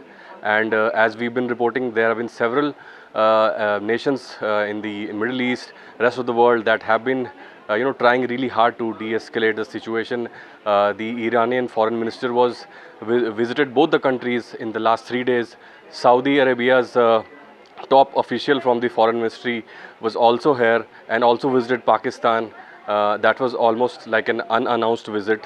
So there have been a lot of these meetings, these backdoor diplomacy meetings that are trying to allay tensions. But the ball is quite frankly in Pakistan's court, as we've been reporting that the escalation has always been from that side. India has proven that it has only targeted military installations, and that has also been only because of provocations from across the border. So that has been the gist of the story so far, but it also remains to be seen what Trump says now. All right, Vishal, thank you so much for joining us. That's all from me. News and updates will continue on the other side with Vishnu and Aarti.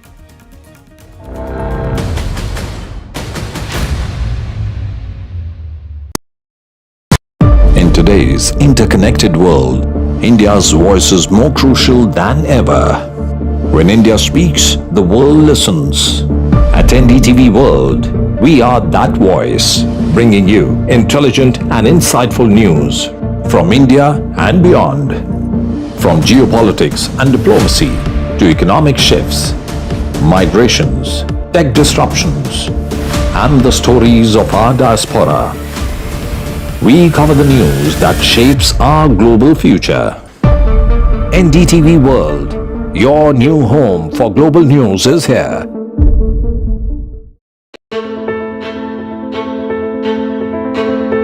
News is not just headlines, it is what impacts you. And news should never be mistaken for noise. What matters is the reality. Accurate, in-depth, and with the right perspective. For over 20 years, I have been a journalist, and never has clarity mattered more than now. At Newsnight, we go beyond the surface.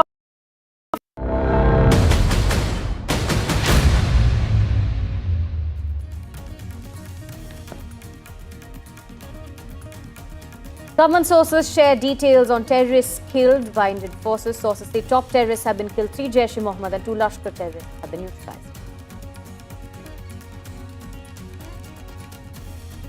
There's been a high-level meeting underway at the residence of the Prime Minister. The 3 service chiefs have met Prime Minister Modi.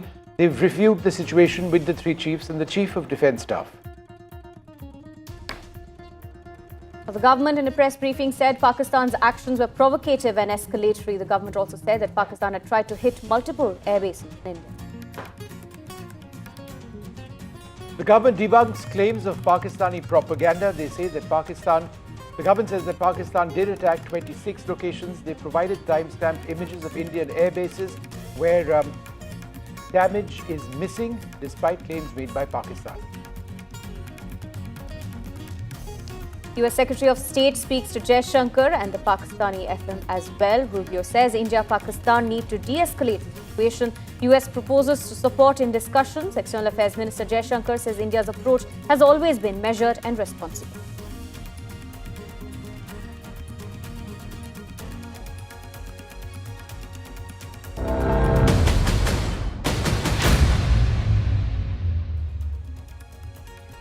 Good afternoon. We continue to bring you our non-stop coverage of what is a warlike situation between India and Pakistan with multiple attacks which have been underway now for the last couple of days. That situation remains particularly difficult now, but as a result of all of what is happening, the Prime Minister is meeting the three service chiefs, the Air Force, Army and Navy chief, also the Chief of Defence Staff, and they are reviewing the situation on the ground. Joined now by my colleague Aishwarya Jain, who's been tracking this particular meeting. Aishwarya, this is one of several meetings which have been going on since the morning, right? Well, that's right. Multiple meetings have taken place since morning. We have reported that it was a long-hour meeting that went on at Defence Minister Rajnath Singh's residence, first in which he was briefed by National Security Advisor Ajit Doval. It was CDS who also went on to meet Defence Minister, a separate meeting in a huddle of the three service chiefs at South Block that went on for almost 2 hours. And after those briefings, it was all who have now arrived at 7 Lok Kalyan Marg, which is Prime Minister's residence. Let me quickly show you these visuals of Prime Minister's residence over here, where a high-level meeting is still underway as far as Defence Minister Rajnath Singh, CDS Ajit Doval, CDS Anil Chauhan, NSA Ajit Doval, and all the three service chiefs all are present inside 7 Lok Kalyan Marg, and there we can see the visuals as well of the meeting. Prime Minister is currently chairing on the ongoing tensions between India and Pakistan. Of course, there are certain actions that the Indian armed forces are regularly doing, and they have been updating on a regular basis as far as the visual proofs or how there has been attempt of infiltration bid and how Pakistani forces are indulged in hitting Indian civilians. And it is India's stand that is very clear that India is just retaliating to what Pakistan is doing. They are hitting our civilians, and we are defending our territory. And standing instructions from the Prime Minister. Of course, the sources earlier stated that Prime Minister has stated that it is Indian armed forces which are being given complete free hand. Prime Minister believes in the professional capabilities of the Indian armed forces, and certainly the final nod comes from the top dispensation, the top leadership of the country. But of course, after those briefings, Prime Minister currently chairing this high-level meeting, which has started almost half an hour ago. That's right, Aishwarya, and this meeting also comes at a crucial time because we've seen that in the past couple of days there's been a lot of escalation, especially this morning, and we've also had an unprecedented briefing from the government in the morning as well, talking about how India's action in Pakistan. Well, Pakistan launched coordinated attacks from drones and missiles on the Indian territory. It was interjected by the air defense systems, and the most important thing to note is on a daily basis, as we are witnessing these ceasefire violations, the artillery gunfires across the line of control and international border, and how Pakistani army is up to attack the Indian civilians as well. And because of these ceasefire violations, there have been several casualties that have been reported since the engagements had begun between India and Pakistan.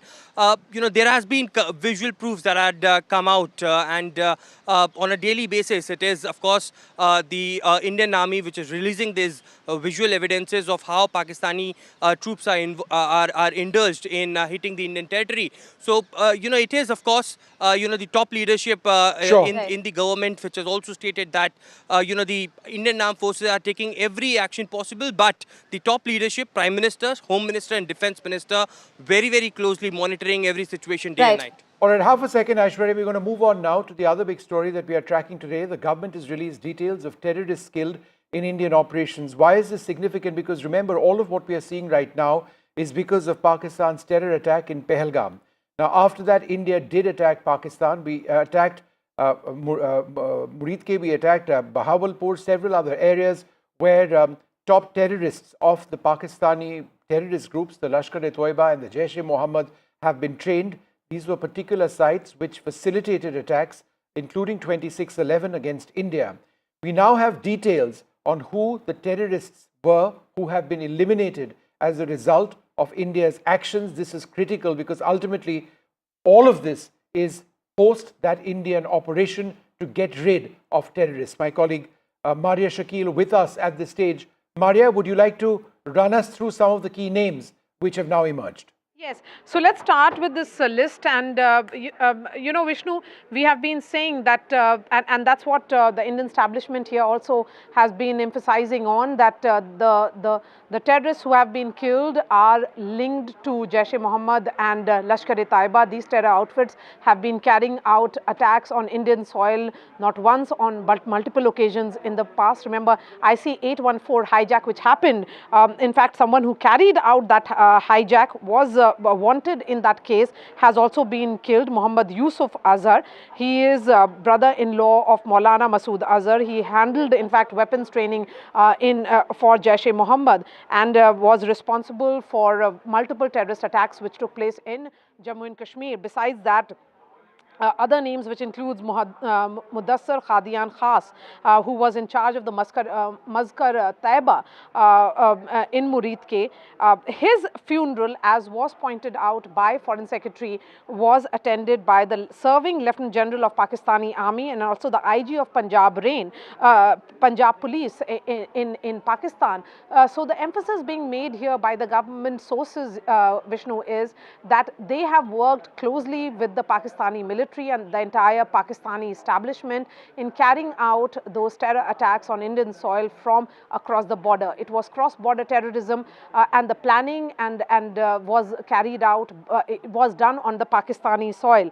More names that have been released by way of government sources, of course, is of Muhammad Hassan Khan, who is associated with Jaish-e-Mohammed. He played a key role in carrying out multiple terrorist attacks in Jammu and Kashmir. Another important name again would be Khalid Abu Akhasa, who was associated with Lashkar-e-Taiba, and his funeral was held in Faisalabad. Again, that funeral was attended by senior Pakistani army officials and the Deputy Commissioner of Faisalabad. So this is the list of some of the terrorists, the names of which have now come out by way of government sources. Aarti? Right. Thank you, Maria, for joining us and bringing us those details. Vishnu, since the morning, we have been tracking developments coming in from Jammu, and we had seen how a top senior official has been killed in the shelling in Rajouri as well. Now, CMO has issued a statement. They've also announced ex gratia relief of 10 lakh rupees. We're also learning that Umar Abdullah has visited some areas. Rehari and Roopnagar were learning in Jammu today. Yeah, so that would likely take place. Omar Abdullah has since yesterday been sending out a bunch of tweets urging citizens to be careful. He did know this particular official who sadly lost his life. So there was a great deal that he said over there about this official and the tragedy which has befallen him. But he's also spoken about the situation in Jammu. There has been substantial damage in some areas of Jammu as well. Let me just bring in Shiv Arur, who joins us at the stage. Shiv, you know, we've been chatting throughout the morning. One of the interesting and important developments now taking place, several reports of further attacks, possibly Indian attacks on other air bases, including Sargodha. So that is an important addition. I don't think India's offensive is done by any means. Number one. And number two, Shiv, I've just learned that there will be another briefing of the government today, this evening, the time not yet clear. You're right, Vishnu. You know, it looks like, you know, considering how rapidly things are evolving in India's actions in Pakistan, I wouldn't be surprised at all if there is an update later today as to the strike targets that have been hit by Indian missiles in that, you know, that air action that was carried out early this morning. Remember, the logs have to be vetted, information has to come in. Sometimes certain amounts of information can't be be given out at that particular time, for various operational security reasons. Aircraft may still be in the air, etc. And therefore, it's quite likely. I have heard the same thing that you have. Jacobabad, Sargodha, Faisalabad, Mirpur and a couple of others. I'm hearing that there may be radar facilities or airfields that may have actually, been either targeted or in fact, hit by Indian munitions. I'm wondering whether those will come up in that second briefing that is scheduled for later. We don't have a time yet, but it's possible that it'll happen later, especially since the first briefing that happened this morning, Vishnu and Aarti, detailed in quite elaborate manner all the bases that were actually hit, even specifying what was hit at those particular bases. On your second question on that briefing, very, very possible that it'll happen. Remember, as we speak, the Prime Minister is meeting with his top security men, the three armed forces chief, the CDS, the National Security Advisor, Mr. Doval, and the Defence Minister, Rajnath Singh. And they must be taking stock, obviously, of what has been the most escalatory of the last 3 days since Operation Sindoor began. Given that Indian military bases, including military installations here in Srinagar, where I'm reporting from, have been under target for the last 72 hours in wave after mini wave of Pakistani drones, manned aircraft possibly, which was confirmed in today's press conference, loitering munitions, long-range weapons, etc. It seems likely that another briefing will be necessary, Vishnu and Aarti, because things are, the updates are coming thick and fast from different areas. And I think if there was an information vacuum for the first few days and weeks after Pahalgam, it certainly looks like the Indian government has jumped onto the information wagon and is trying to put out as much information as possible. You can even see the alacrity with which they're busting fake news and misinformation coming in from Pakistan. So that's a good sign, I feel. Absolutely. And that was one of the main focuses, right, Vishnu, in the press conference that we had earlier as well, where they had focused on debunking what Pakistan was saying and the claims that they made as well. Yeah, so the government, the Pakistanis made all sorts of bizarre claims. They said that an S-400 surface-to-air missile site had been destroyed. The government said no. The Pakistanis said that infrastructure in India was attacked.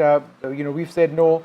Tirsa air base being destroyed, that never took place. Adhampur air base having been destroyed, that never took place. So there's been a lot of rubbish which has come in, frankly, from the Pakistani side, and that has been debunked quite categorically. I do suspect that in that press briefing, the timing of which we don't know as yet, there would be a lot more that comes out, simply because there have been many more attacks, which I believe India has now been carrying out. It's not over as yet. It's been going on throughout the day. The situation is extremely fluid. Let me go across to my colleague Ghazali, who joins us. Ghazali, give us a sense of, where you are at this stage. What are some of the things that you've seen? What are people around you saying? See, Vishnu, since morning we are seeing people here through visuals. I'll show you.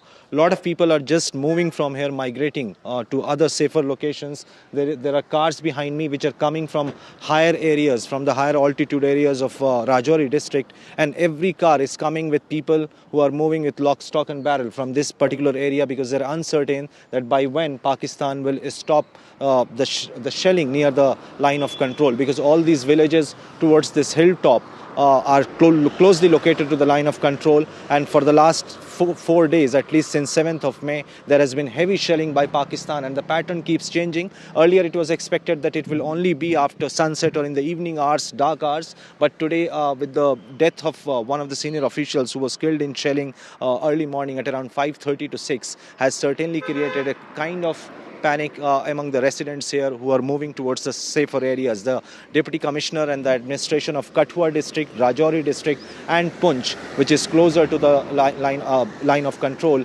most of the people have been advised to stay indoors and keep sandbags and all for their safety, because heavy shelling is now targeting deeper into the city areas of Rajouri and Poonch and Jammu area. That's right, Ghazali. Rajouri, Poonch and Jammu were perhaps the worst hit this morning, at least when it comes to Pakistani shelling. Our colleague Gurpreet also joins us. Gurpreet, now from Firozpur, we're also saying, like Ghazali was mentioning, there are people who have now started to leave the area. Well, here in Firozpur, we have seen last night there was a huge moment of drones, and we have seen so many times, multiple times, the siren had been given by the local administration. A few seconds earlier, we have seen this siren has been started just at this moment of time. I'll request my VJ to try to catch this siren voice if we can just catch it and tell to our viewers what we have learned. This whole border area, whether it's a district of Firozpur, Gurdaspur, Amritsar, even Pathankot, as well as Fazilka.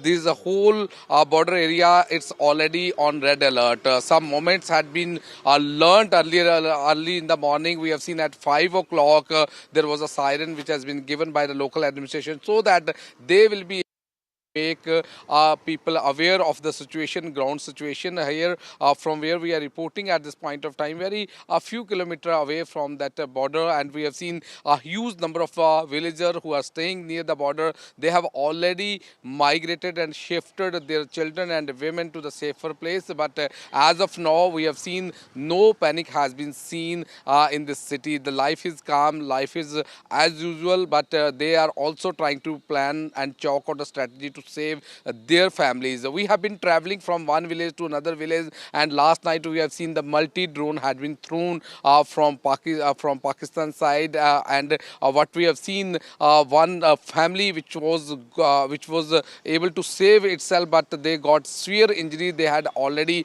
been admitted in the hospital. They are already getting the treatment, and what we have learned, one woman was... Gurpreet, sound down for a moment. We've got breaking news now that entire meeting which was being held with the Prime Minister, the Chief of Defence Staff, the Armed Forces Chiefs, that is now over. We're joined by NDTV's Aishwarya Jain. Aishwarya, any details that you can share? How long was this meeting? Well, the meeting lasted for almost an hour. It was Prime Minister was briefed about the ongoing operations along with the line of control and international border of the Indian Armed Forces. It was, of course, all three tri-service chiefs along with the CDS, NSA and Defence Minister Rajnath Singh all were present in this meeting. Almost 1 hour was something that the meeting took place. It was, of course, a louder message that had come out that entire country is together with our armed forces, and as the message has been given loud and clear by Prime Minister time and again that free hand has been given to the Indian Armed Forces. The next step and the next sort of action, if there is a possible attack from the Pakistani side on Indian civilians, and what sort of action Indian Armed Forces can take are some of the crucial points certainly would be discussed. These are strategic and very secretive meetings in nature, and therefore, much details do not come out. But of course, Prime Minister yet again chairing within 12 hours another meeting with the top officials, the top security officials of the country. Right, Aishwarya, stay on with us. We're also being joined by our colleague Nazir as well. Nazir, now CM Omar Abdullah as well, visiting several areas in Jammu especially. We're learning that he's been in Rehari and Roopnagar in Jammu, and remember Omar Abdullah also having announced ex gratia for the families who've been affected by the shelling that took place in Jammu and Rajouri. Well, it's again a tough time for the elected government to reach out to the people, and perhaps same thing is being done by Omar Abdullah. He's trying to reach out to people. Therefore, yesterday when there was huge, projectiles were fired towards Jammu city, he reached there early in the morning, Jammu, and since then he has been meeting people, affected people, particularly those who have either been hit by Pakistani shelling or those who have been displaced are living in the shelter camps which have been set up by the government. And many other ministers have gone to different areas, whether it is North Kashmir or other places, or Poonch, Rajouri as well. And it is the duty of the government to reach out to people and ensure they get shelter, they get food, and they get basic facilities in these trying times. Because it's not they're doing, Pakistan is shelling innocent, people, villages.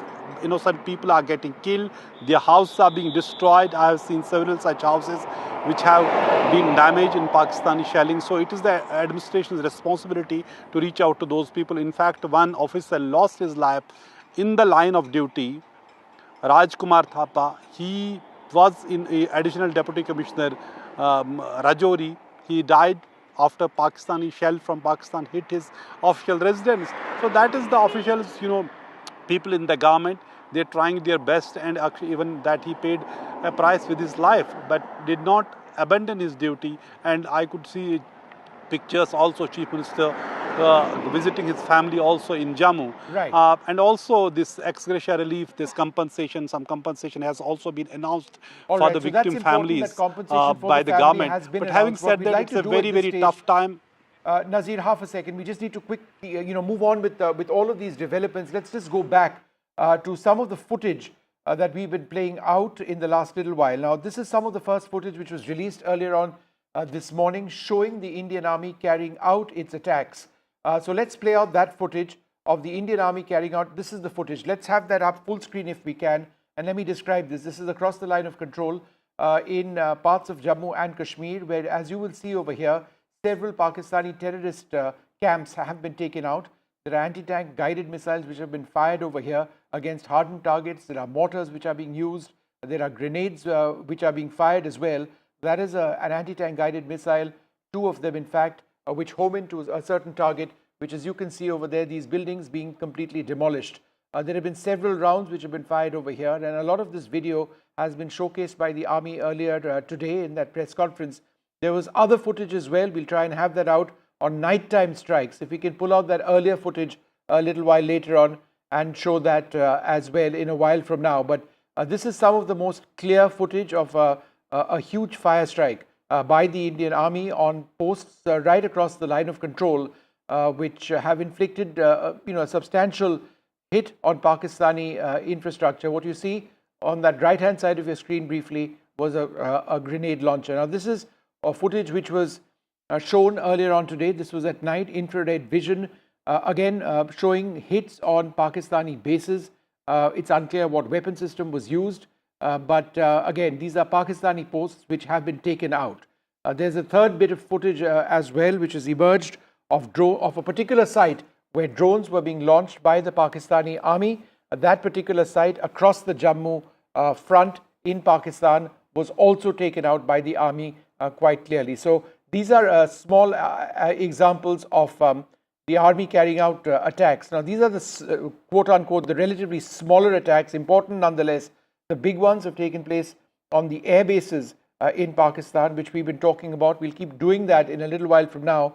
But let's listen into some of the key points mentioned by the spokesperson of the Indian Air Force, Wing Commander Vyomika Singh, on the attacks which were carried out by India and what India has had to endure as well. Pakistan military continued with its provocations, carrying out aggressive actions employing multiple threat vectors all along the western border. Pakistan employed UCAV, drones, long-range weapons, loitering munitions and fighter aircrafts to target civilian areas and military infrastructure. Pakistan military also resorted to air intrusions using drones and firing of heavy caliber weapons along the line of control. Along the international border and the line of controls, air intrusion and several harassment attacks were also attempted from Srinagar till Nalia at more than 26 locations. Indian Armed Forces successfully neutralized these threats and majority of the vectors.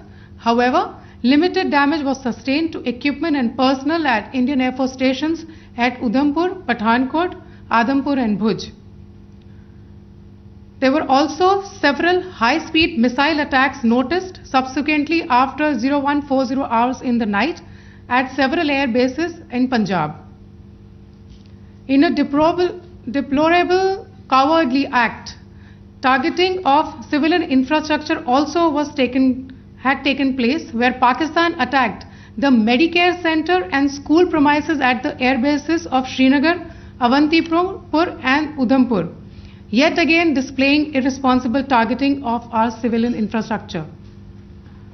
In a swift and calibrated response, Indian Armed Forces carried out precision attacks only on identified military targets. These included technical infrastructure, command and control centers, radar sites and weapon storage areas. Pakistan military targets at Rafiqi, Murid, Chaklala, Rahim Yar Khan, Sukur and Chunya were engaged using air-launched precision weapons from our fighter aircraft. Radar site at Pasroor and Sialkot Aviation Base were also targeted using precision munitions. While carrying out these responses, India ensured minimum collateral damage. Pakistan has also attempted to execute a continued malicious misinformation campaign with claims of destruction of Indian S-400 system at Adampur, destruction of airfields at Suratgarh and Sirsa, BrahMos base at Nagrota, RT gun positions at Derang Yari and Chandigarh forward ammunition depot, with heavy damages to other military stations being propagated on social media. India unequivocally rejects these false narratives being spread by Pakistan. Along the line of control also, Pakistan has attempted multiple air intrusions using drones and conducted shelling using heavy caliber RT guns, targeting civilian infrastructure and killing some civilians. Heavy exchange of artillery mortars and small arm fire in Kupwara, Baramulla, Poonch, Rajouri and Akhnur sectors continued.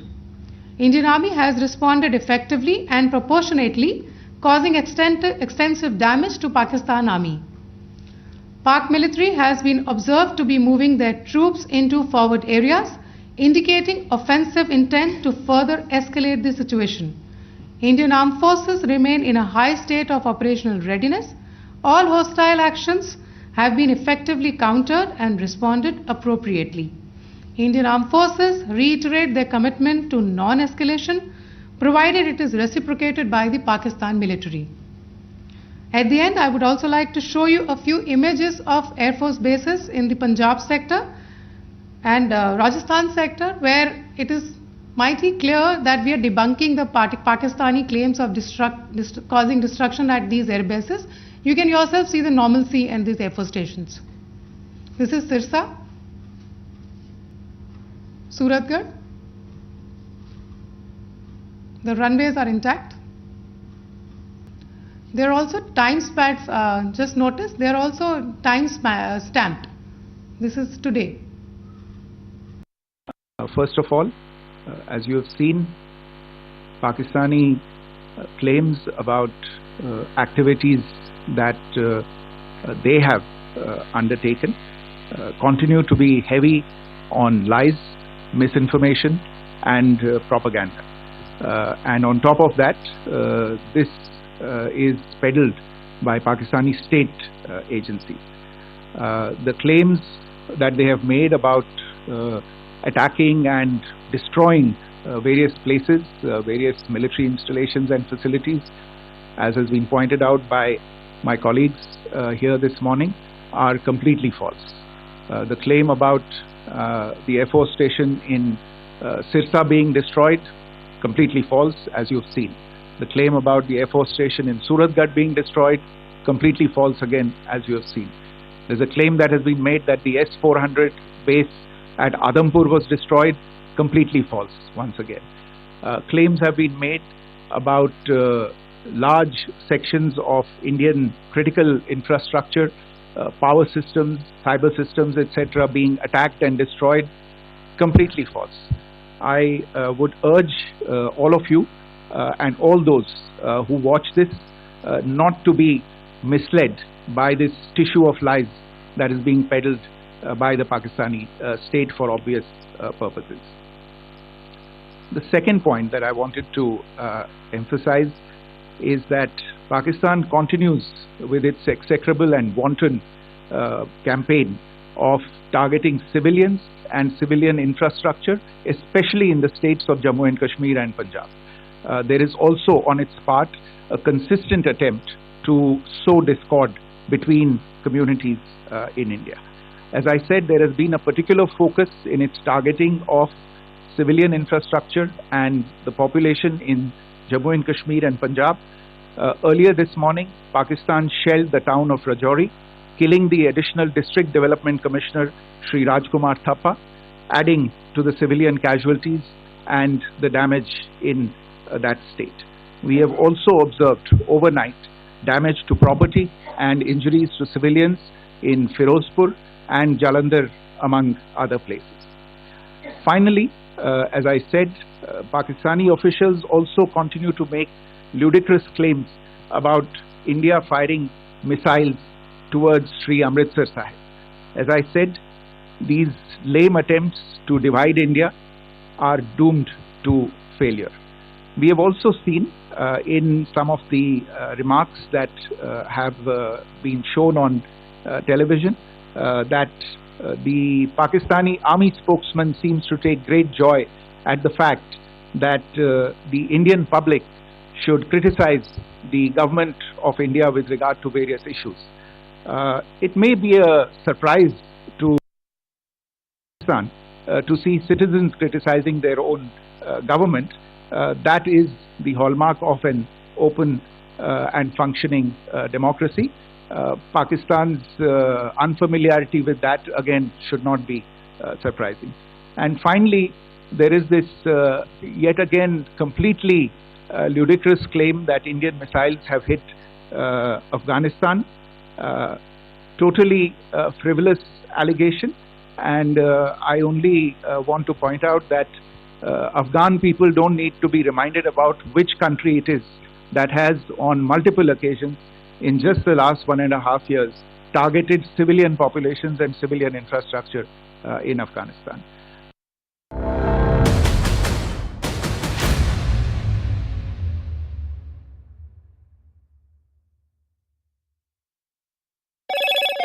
Hello, Moto. Motorola, India's leading AI smartphone brand.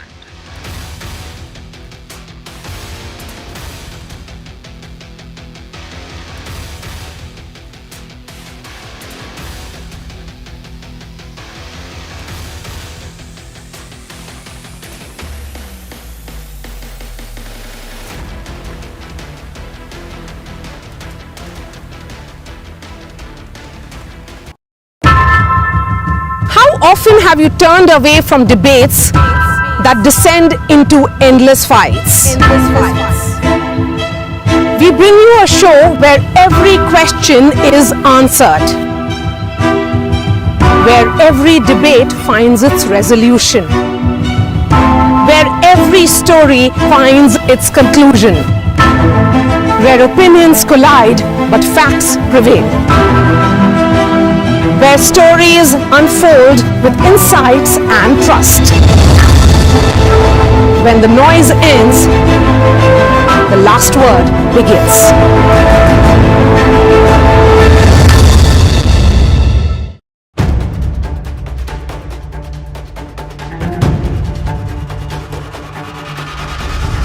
If it matters to you, if it matters to you, if it matters to you,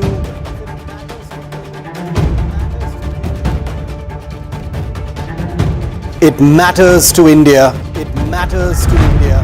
It matters to India. And it matters to me. And it matters to me.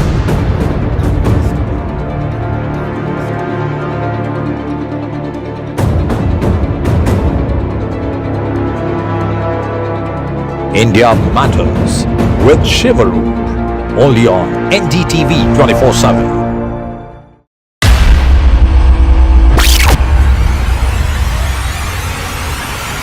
The last 1 month, if you see, the share prices of Genzol Engineering has fallen more than 58%. Why are the rating firms calling the debt payments as default? We have two credible credit rating agencies on March 4th coming and downgrading the stock to D. Statements are consistently being proven wrong, and transactions are being taken place which are different from what they were originally pictured to be. The company claimed it would roll out 6,400 electric vehicles. But what it has rolled out is a shocking scam. Funds meant for the project were funneled allegedly back to the promoters, the Junkie brothers. What did the money buy? Not EVs, of course, but a lavish flat in.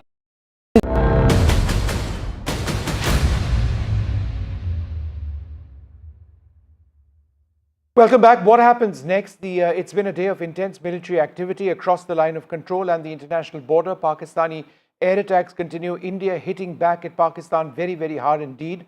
There is going to be a briefing of the External Affairs Ministry, which would be the second one of the day in a couple of hours from now. Joining us now, Ambassador Rajiv Dogra. Ambassador, thanks very much for being with us. We've seen the United States reach out to both India and Pakistan, say that there needs to be some sort of way of communicating. We've seen the Saudis reach out to both sides as well. Other countries, the G7 also asking for de-escalation. How does one get about de-escalation, or do you believe that that's not an option at all from an India standpoint presently? Well, I don't think anyone in India would say that de-escalation is not our desire. Firstly, we did not escalate. The escalation started from Pakistan's side on 22nd April, as has been said repeatedly by every government spokesperson and every news anchor, every participant in news shows. Even after that, every step in the escalatory ladder has been by Pakistan. India has not done it. To give you one example, who is attacking the civilian population of a country? It is Pakistan. India has not done even a single, even by way of a mistake, a single attack on Pakistani population. It has erred on the side of caution in ensuring that no one in Pakistan who's a civilian is injured by our missiles, drones, or shells or bullets. So, but coming back to your question about whether escalation is desirable or de-escalation is necessary, let me ask you and Pakistan, through you, Pakistan, a question. What exactly do they mean by de-escalation? Do they mean that they will call off their terror agencies? Does it mean that they will dismantle institutions that exist at Muridke and other places? Does it mean they will call off 80 to 90 terrorists who are supposed to be hiding in forests of Jammu and Kashmir? Does it mean that they will give us the addresses of sleeper cells they have in India? Does it mean that they would hand over to us all those who are responsible for terror attacks in India and are now given protection and shelter by Pakistan's ISI?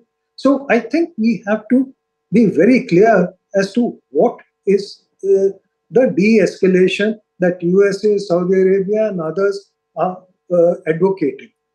Our response to them, at least as a member of the public, I can say that government would have a more nuanced approach to the issue.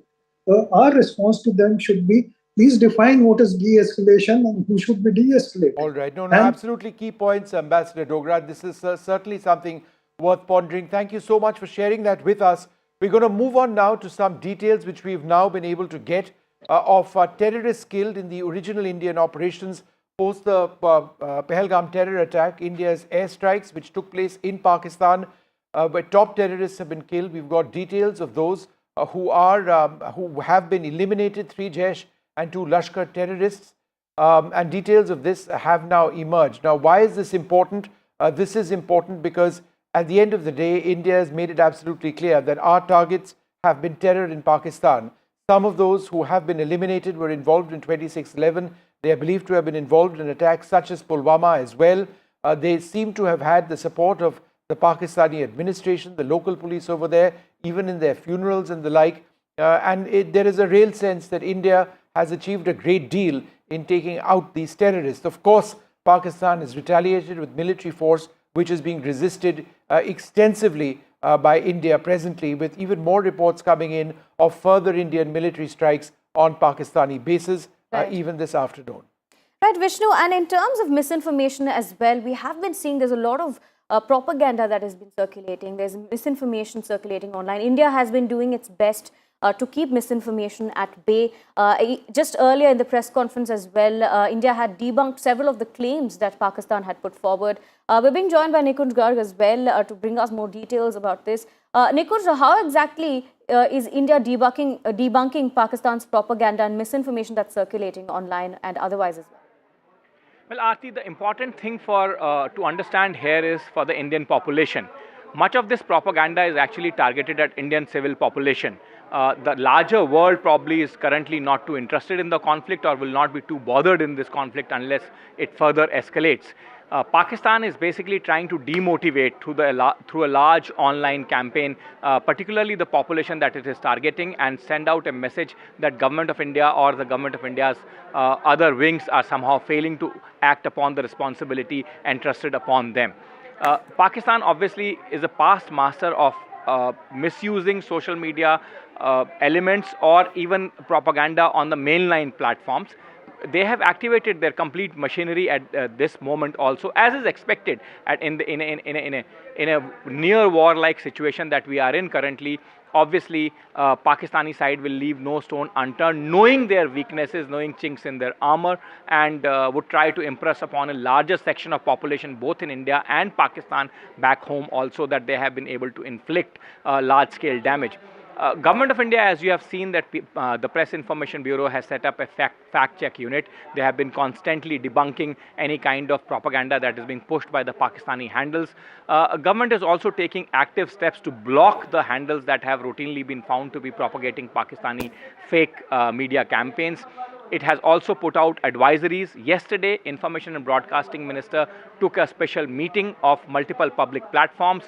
In fact, a series of meetings, and after that they have set up a special control room for anyone to verify, anyone in the business of news, media and information seeking, to verify the news that is being put out through a special platform or a special control room of the Press Information Bureau.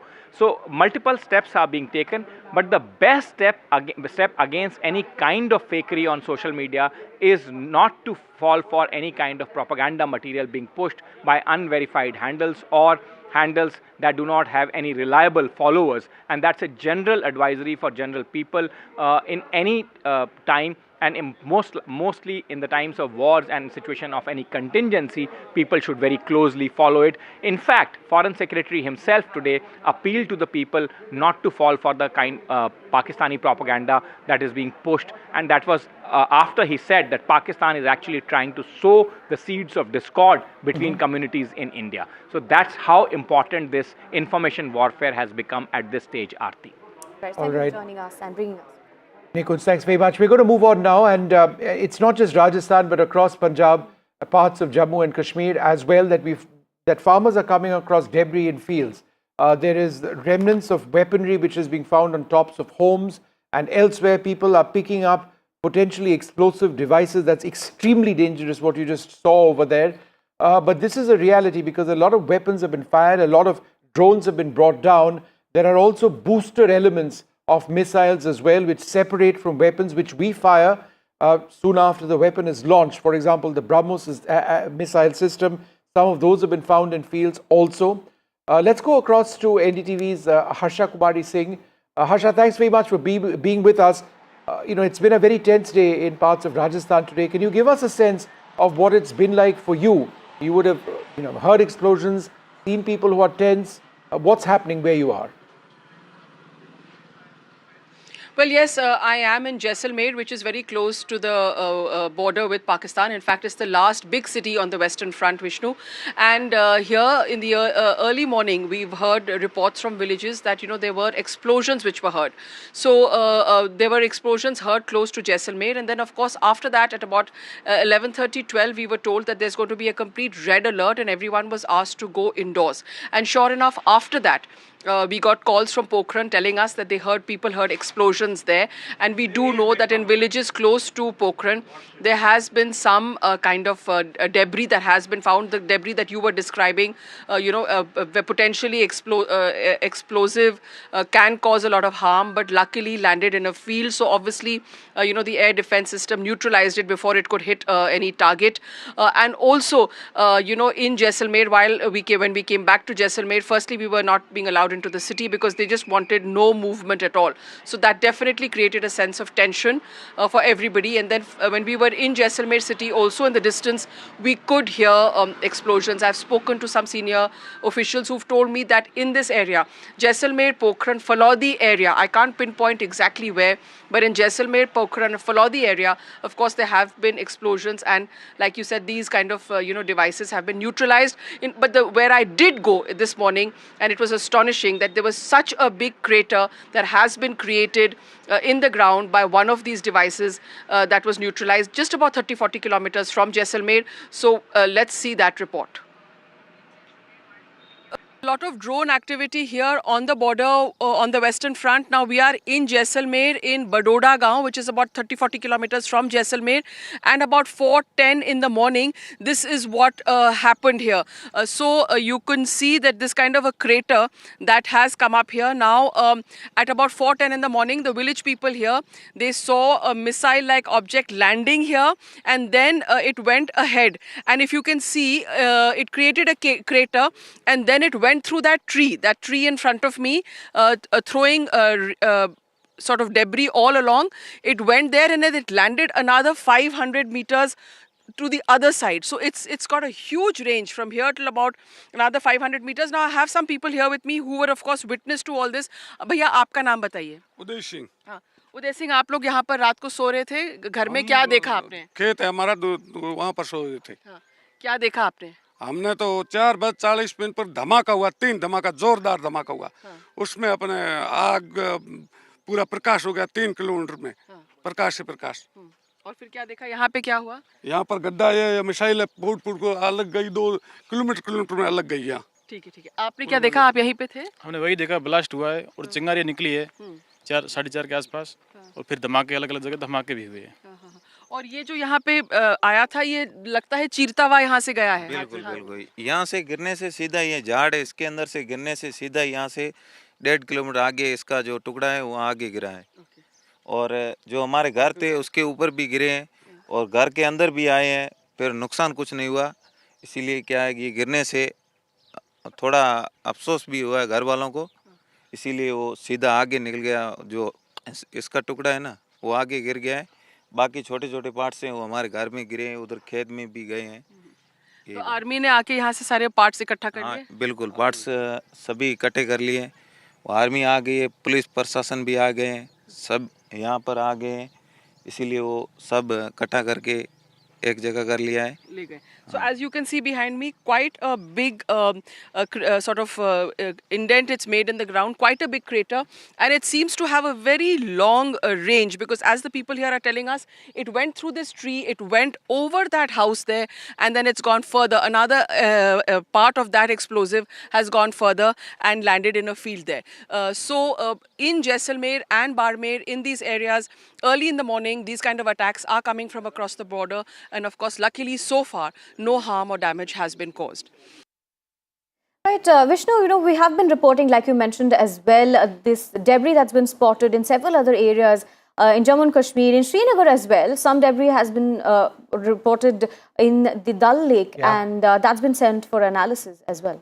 It's interesting that you should speak about Srinagar, because when our colleague Shiv was reporting live this morning, and I was on air with him from Delhi, there were explosions which were sounding all around him, and we were able to confirm from our Air Force sources that there was very extensive air activity over there, the use of fighters, surface-to-air missiles, there were drones possibly which were brought down, there were explosives as well. This was an area that the Pakistanis targeted, and it does appear that there was some either weapons or debris which fell into the Dal Lake area. Shiv has this report from there. We're on Srinagar's famous Dal Lake, because in an area just ahead of where we're sailing right now is where a Pakistani drone was intercepted and actually fell into the Dal Lake. Now, before you get worried, I have permission to be here. I've spoken to the agencies, because the drone that was shot down in airspace over Srinagar and crashed into the Dal Lake has been recovered by the agencies and has gone for analysis. But I wanted to give our viewers here on NDTV tracking our ground coverage just a sense of how in the middle of a population center, Pakistan has been sending offensive weapons. Now, we are told it was some kind of a long-range loitering munition or a drone. While we were reporting this morning, we heard a series of loud explosions, and it's difficult to pinpoint, but at least one of those explosions must have been the interception of a drone somewhere in this airspace, finally landing near that brick bridge right here on the Dal Lake. There have been as many as 14 explosions, including 2 in the afternoon, most of them in the morning. We are told that air defense systems have activated in and around Srinagar near the airport and beyond, bringing down a variety of drones, confirming once again that last night's drone strike attempts in Srinagar and several other places, we are told about 26 different places, is continuing today as well. We heard it with our own ears and it was captured on NDTV's cameras. What Pakistan does next will depend on how it handles the Indian airstrikes that have taken place as a retaliation on their military bases. Remember that phrase, military bases, viewer, because here in Srinagar, a highly populated city with lakhs of people living around the Dal Lake, Pakistan sent a loitering munition capable of killing lots of people right into a population center, signaling very, very clearly that it doesn't care for civilians and it doesn't differentiate between population centers and military targets. With Ashwini Mehra on the Dal Lake in Srinagar, Shiv Arur for NDTV. We'll continue tracking the story for you. For now, let's take a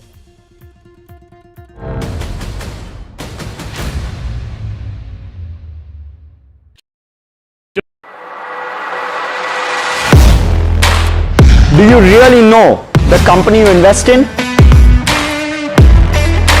What is the real picture behind presentations and claims? Is the outlook as rosy as the company claims? Know Your Company, powered by NDTV Profit Research, shines a light on the biggest stock market movers.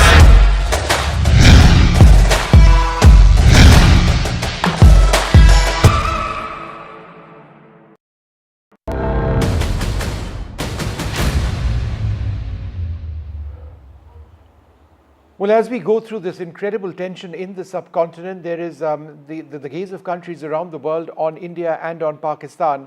The US Secretary of State, Marco Rubio, has spoken to our External Affairs Minister, Dr. S. Jaishankar, just one of several leaders who are calling for de-escalation. But how is that going to take place? Is India communicating at Pakistan at all? Should we be doing that, considering how it is Pakistan that's escalating?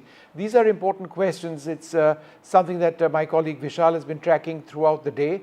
Vishal, you know, there was that one very interesting interview given by Pakistan's foreign minister where he seemed to suggest that if India were to sort of not do anything further, they could consider de-escalation. Could you tell us about that statement, number one? And you know, what about this conversation between America and India?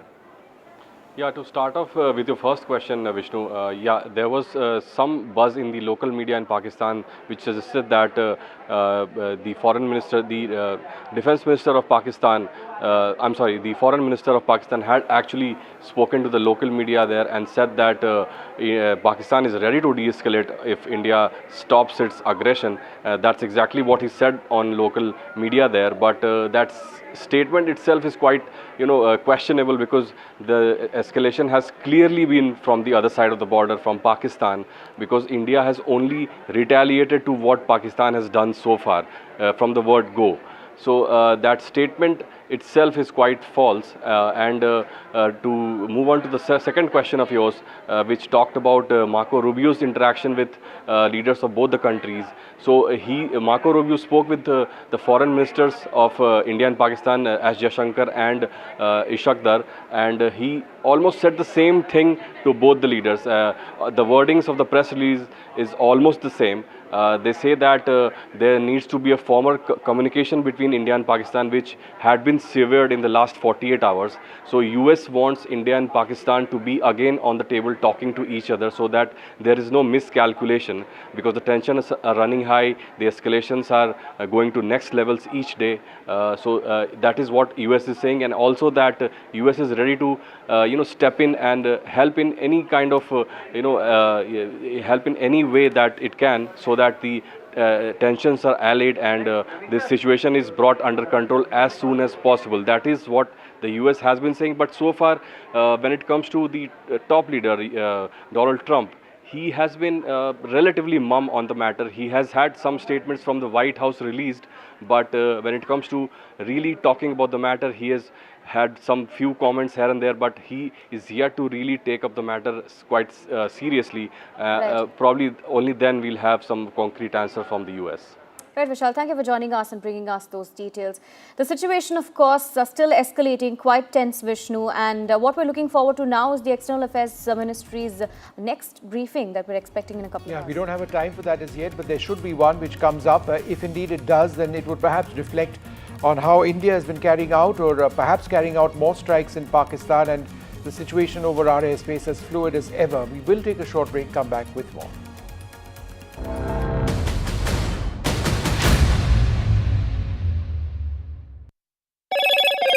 Hello, Moto.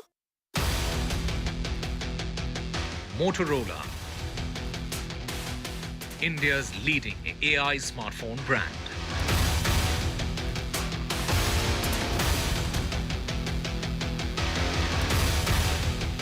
Camp organized in Katwa and Jammu and Kashmir, where the youth have shown solidarity with the Indian Armed Forces.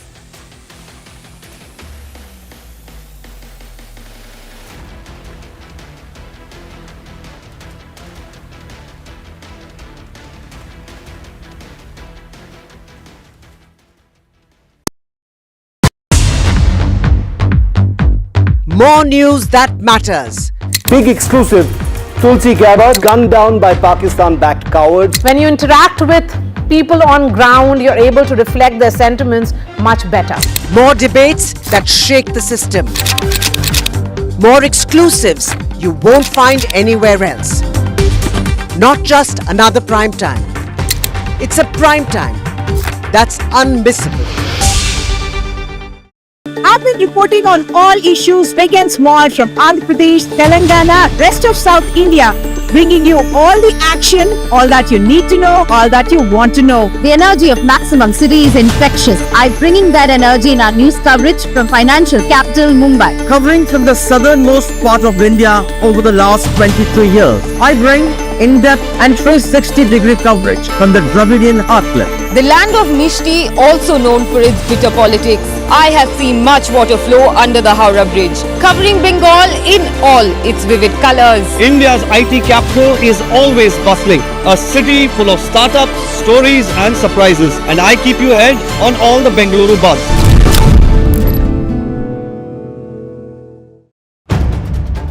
If it matters to you, if it matters to you, if it matters to you, it matters to India. It matters to India. And it matters to me. And it matters to me.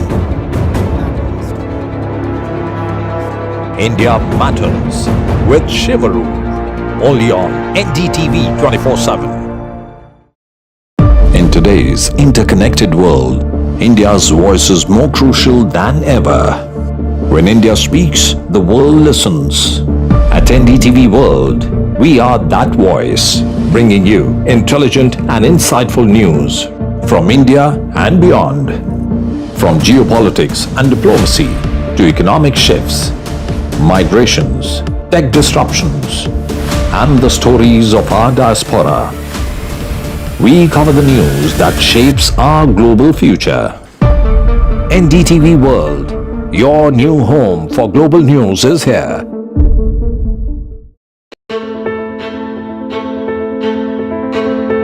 News is not just headlines, it is what impacts you. And news should never be mistaken for noise.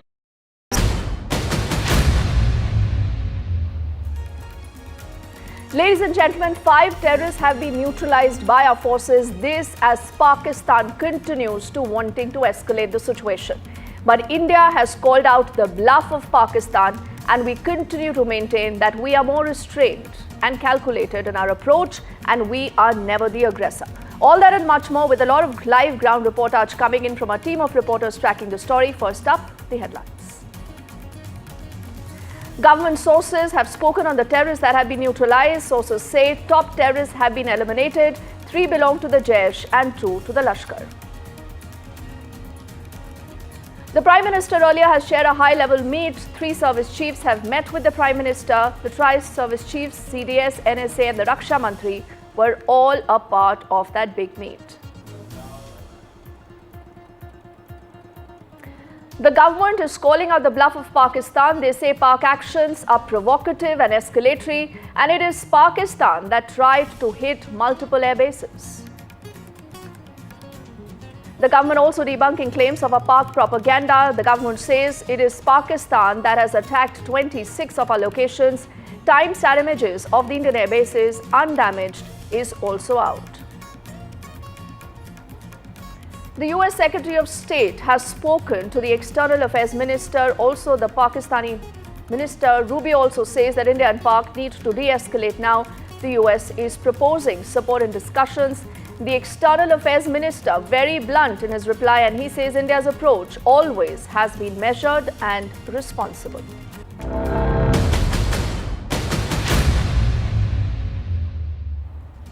First up, let's get you details of a big development. The government has put out details of terrorists that have been neutralized in the Indian operation. Now, what sources tell us is that these are top terrorists who've been eliminated. These are also details of Pak Army's engagement with them that have been now made public. Their names, the affiliations are all now in the public domain. On your screens, you're reading more details of what we know about the story so far. These are 3 individuals, 3 terrorists that belong to the Jaish, 2 to the Lashkar. And the government sources also maintaining that there are details of how the Pak Army's engagement has continued to ensure their infiltration and to ensure that they continue here to come and spread terror.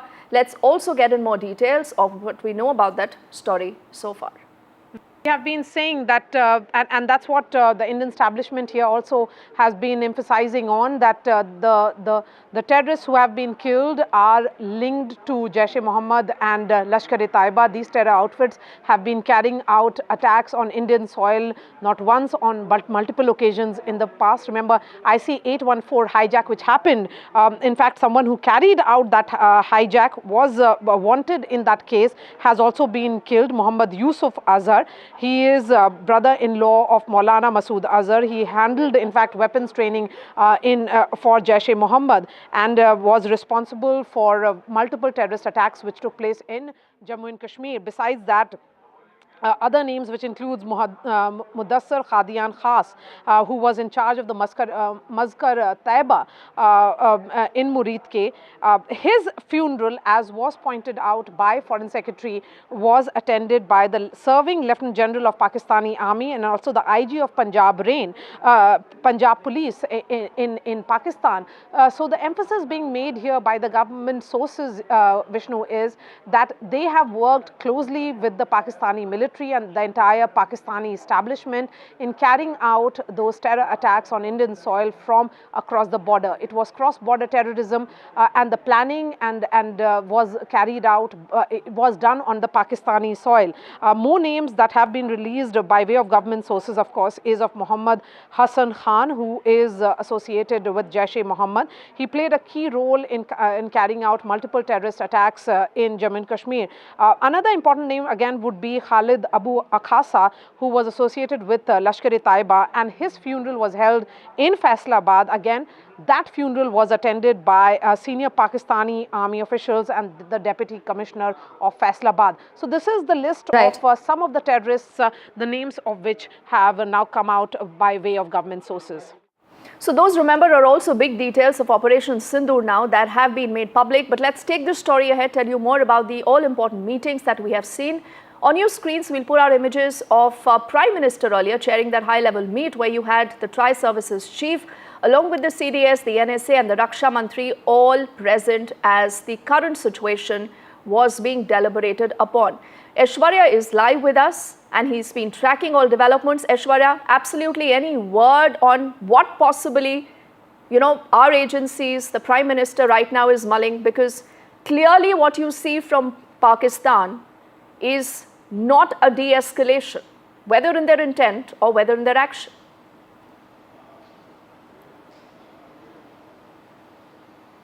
Well, these meetings are very secretive in nature and strategic as well. Yesterday, late night, Prime Minister chaired a high-level security meeting with the top officials of the defense forces, including Defense Minister Rajnath Singh. And within 13 to 14 hours, another round of meeting took place today at 7 Lok Kalyan Marg, where Prime Minister was briefed about the ongoing operations of the Indian Armed Forces. The Indian government and the top dispensation of Indian establishment is in view that India is only retaliating to what Pakistani troops are doing as far as hitting our civilians and also engaging in the infiltration bid. There has been cover fires being given by the Pakistani troops from their bunkers, and it is, of course, the border security force, clearly stopping this kind of infiltration bid. All of them had come into, the visual evidences that Indian armed forces are collecting, but certainly it is the Prime Minister who had a view that Indian armed forces should be given a free hand, and the entire country is united together in support with the Indian armed forces. Prime Minister had stated that he believes in full professional capabilities of our armed forces, and therefore the ongoing escalation by the Pakistani side is something that has been seen very, very closely. Prime Minister, Defense Minister and Home Minister monitoring such situations very closely. We've been told that since morning there are multiple meetings that happened. If I quickly recap those, early in the morning we saw Chief of Defense Staff going to Defense Minister Rajnath Singh's residence. That meeting lasted for almost an hour.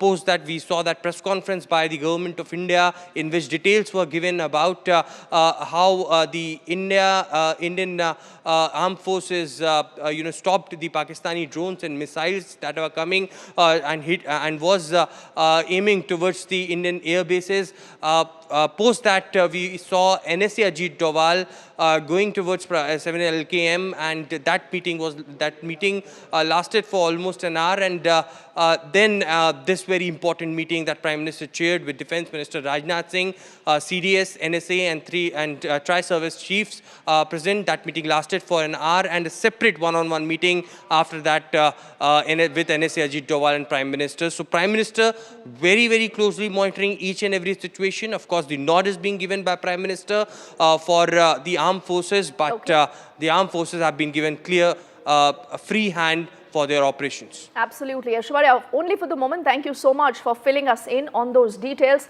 We'll quickly keep this story moving and get you more details of another aspect of how government is out there to debunk a lot of this Pakistani propaganda. Remember, what is absolutely clear and what has irked Pakistan is that you have India's defense might on display. And clearly, Pakistan is no match when it comes to this. Now, what the government is making unequivocally clear is that it is Pakistan that targeted our civilian areas, unlike us, who targeted the terror camps. The government also says that it is Pakistan that attacked 26 locations with clearly an intent to cause damage, something that India was not interested in. We only want to flush out all the terror elements. There has been Pak shelling in the Rajouri sector, where the government has also confirmed that Pakistani air bases have been hit. They also say that it is Pakistan that is trying to divide the country, also reiterating that it is Pakistan that is making false claims. In fact, Colonel Sophia Qureshi and Wing Commander Vyomika Singh have also spoken more about how civilians, the infrastructure was the real target in Jammu and Kashmir in Punjab. And do remember, Pakistan and a lot of their media outlets have been claiming that there were attacks on Sirsa and the Adhampur air base, but all this is absolutely false, and we shouldn't be surprised because that is the modus operandi of Pakistan. And it is Pakistan that also in fact hit medical center and school. So clearly you understand that there is a lot more information right now that is also being put out by Pakistan that is completely false, which is not true. But how India is dealing with the entire situation is manifold, because we are putting out such images. These images don't lie. They will tell you more of what Pakistan really is doing, of the kind of destruction that Pakistan itself has seen, and the remnants of these missiles, the munitions, that actually bears the Pakistani mark, the hallmark of Pakistan and its rogue state. And that is the image of the Pakistan targeting civilian areas. In fact, late last night, there were reports that even in Firozpur, you had seen those drones that went awry, and the reason why there was a fire after which about 3 individuals, remember, did sustain injuries. So it is important to uncover that story bit by bit. We'll do it with our team of reporters. Nazir is just going to join us in a moment, and Shiv, I'm told, is already live with us. Shiv, where about you at this point in time? And you know, the story is being played at multiple levels, but what is very clear right now is that the rules of engagement, Shiv, have completely changed. You couldn't have put it better, Deepti. The fact that the last 12 to 14 hours have seen a complete shift in how India is approaching this entire battlefield has, in my view, not only changed the rules of engagement, but completely shrunk Pakistan's, response window. And that's the reason why you're seeing Pakistan respond with drones for the first time during daytime. Usually the attacks happen at night. Now they're happening during the day because they can't wait anymore for the sun to set before actually conducting these strikes against India. So that's one thing that has put a huge amount of pressure on them. Point number two, which is the big elephant in the room, after 2 days of targeting terrorist camps, terror infrastructure in Pakistan, hitting some posts at the line of control, the Indian Air Force and the Indian military has unleashed direct targeting of large, prominent Pakistan Air Force and Pakistan military bases, from Chaklala in Rawalpindi to Murid, to Rafiki, to Jacobabad we hear, possibly even Sargodha. Vishnu was confirming that a little earlier. This is, just short of describing this as war, this is a war-like situation where you've got your adversary targeting as many as 26 cities or 15 cities and 26 targets, population centers, including where I'm reporting from in Srinagar here, and in return India is responding by hitting military bases in Pakistan. If this isn't war, I don't quite know what war is, but let's go with war-like situation for the moment. The Prime Minister has held a meeting with the 3 armed forces chiefs, the Defence Minister, the NSA, the CDS, etc. And we're expecting the most important update we have is that there's going to be another briefing later today. It'll be the first time we've got 2 briefings in a day. Because so many things have happened during the day, and those updates need to be provided to the media and the public as well. So I'm guessing that there will be an update of at least 2 more Pakistan Air Force bases that will have been confirmed hit by the Indian Air Force once that briefing happens. Right. Shiv, why don't you stay with us? I'm told Nazir is also with us, and he's joining us from Kupwara. We'll also figure out what's the latest that he can add to what we do know, Nazir. What is your sense? So what possibly, the next few hours could entail? We are looking at a lot of pressure right now in Pakistan, but then this is Pakistan.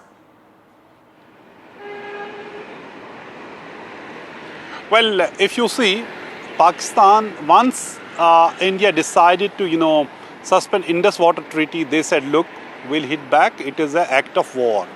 And all those who know Pakistan, they would know that what they can do, and they have been trying to do that.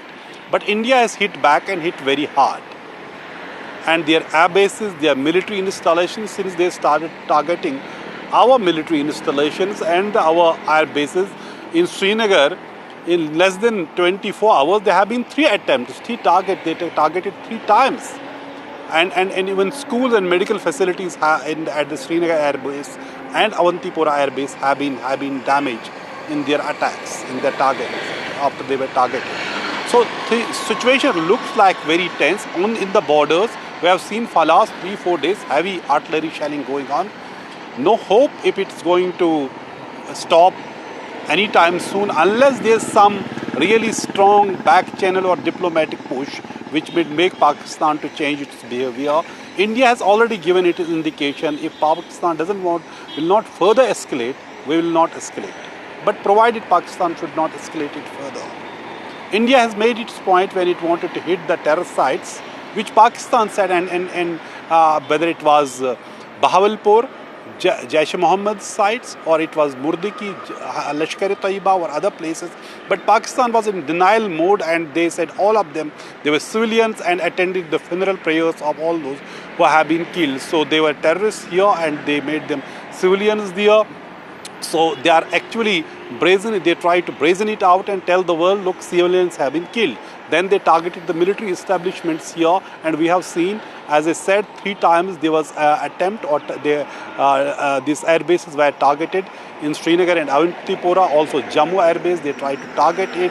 Pathankot, you all know that has been reported, and Adampur, all these things. So it looks like no immediate indication of any de-escalation, even as world powers, US Secretary of State spoke to both our foreign minister S.J. Shankar and Pakistan's foreign minister Ishaq Dar, and also the real boss of Pakistan, General Asim Munir.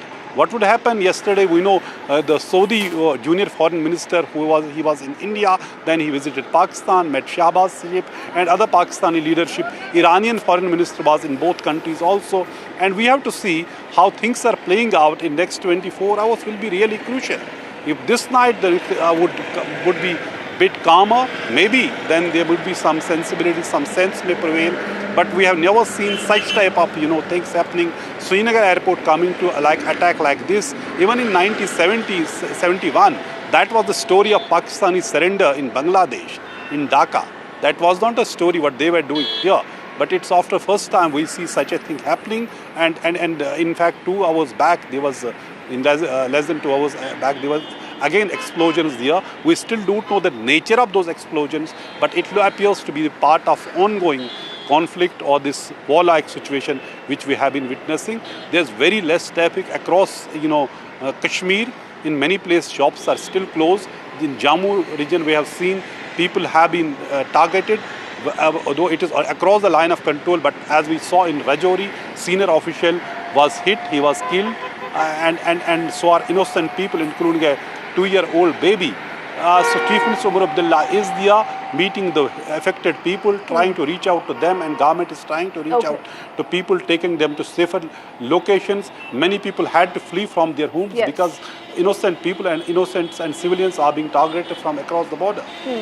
All right, we do have our best eyes and ears on the ground, and that is the reason why a lot of you, as in the viewers, are tuning into the NDTV coverage. Shiv and Nazir, I'm just requesting a moment from you, as I want to take this also to our colleague Gurpreet, who's joining us from Firozpur, and he's also been tracking a lot of these details. In fact, he was the first to get us those very worrying images that came in of that huge fire, that was caused after that drone went awry there, and this did harm the civilians. Gurpreet, what is the latest? What is it that you can tell us? Well, we have seen since morning multiple times the local administration had used siren to just give a very, very strong message to people of Firozpur that they should not come out of their houses. As of now, we have come to one place that is a few kilometers away from this border, where we have seen the people, they have started shifting their domestic animals to a nearby place. The way we have seen, they are very, very motivating, but they say the women's as well as the old people, they are going to be shifted. कौन सा गांव है आप?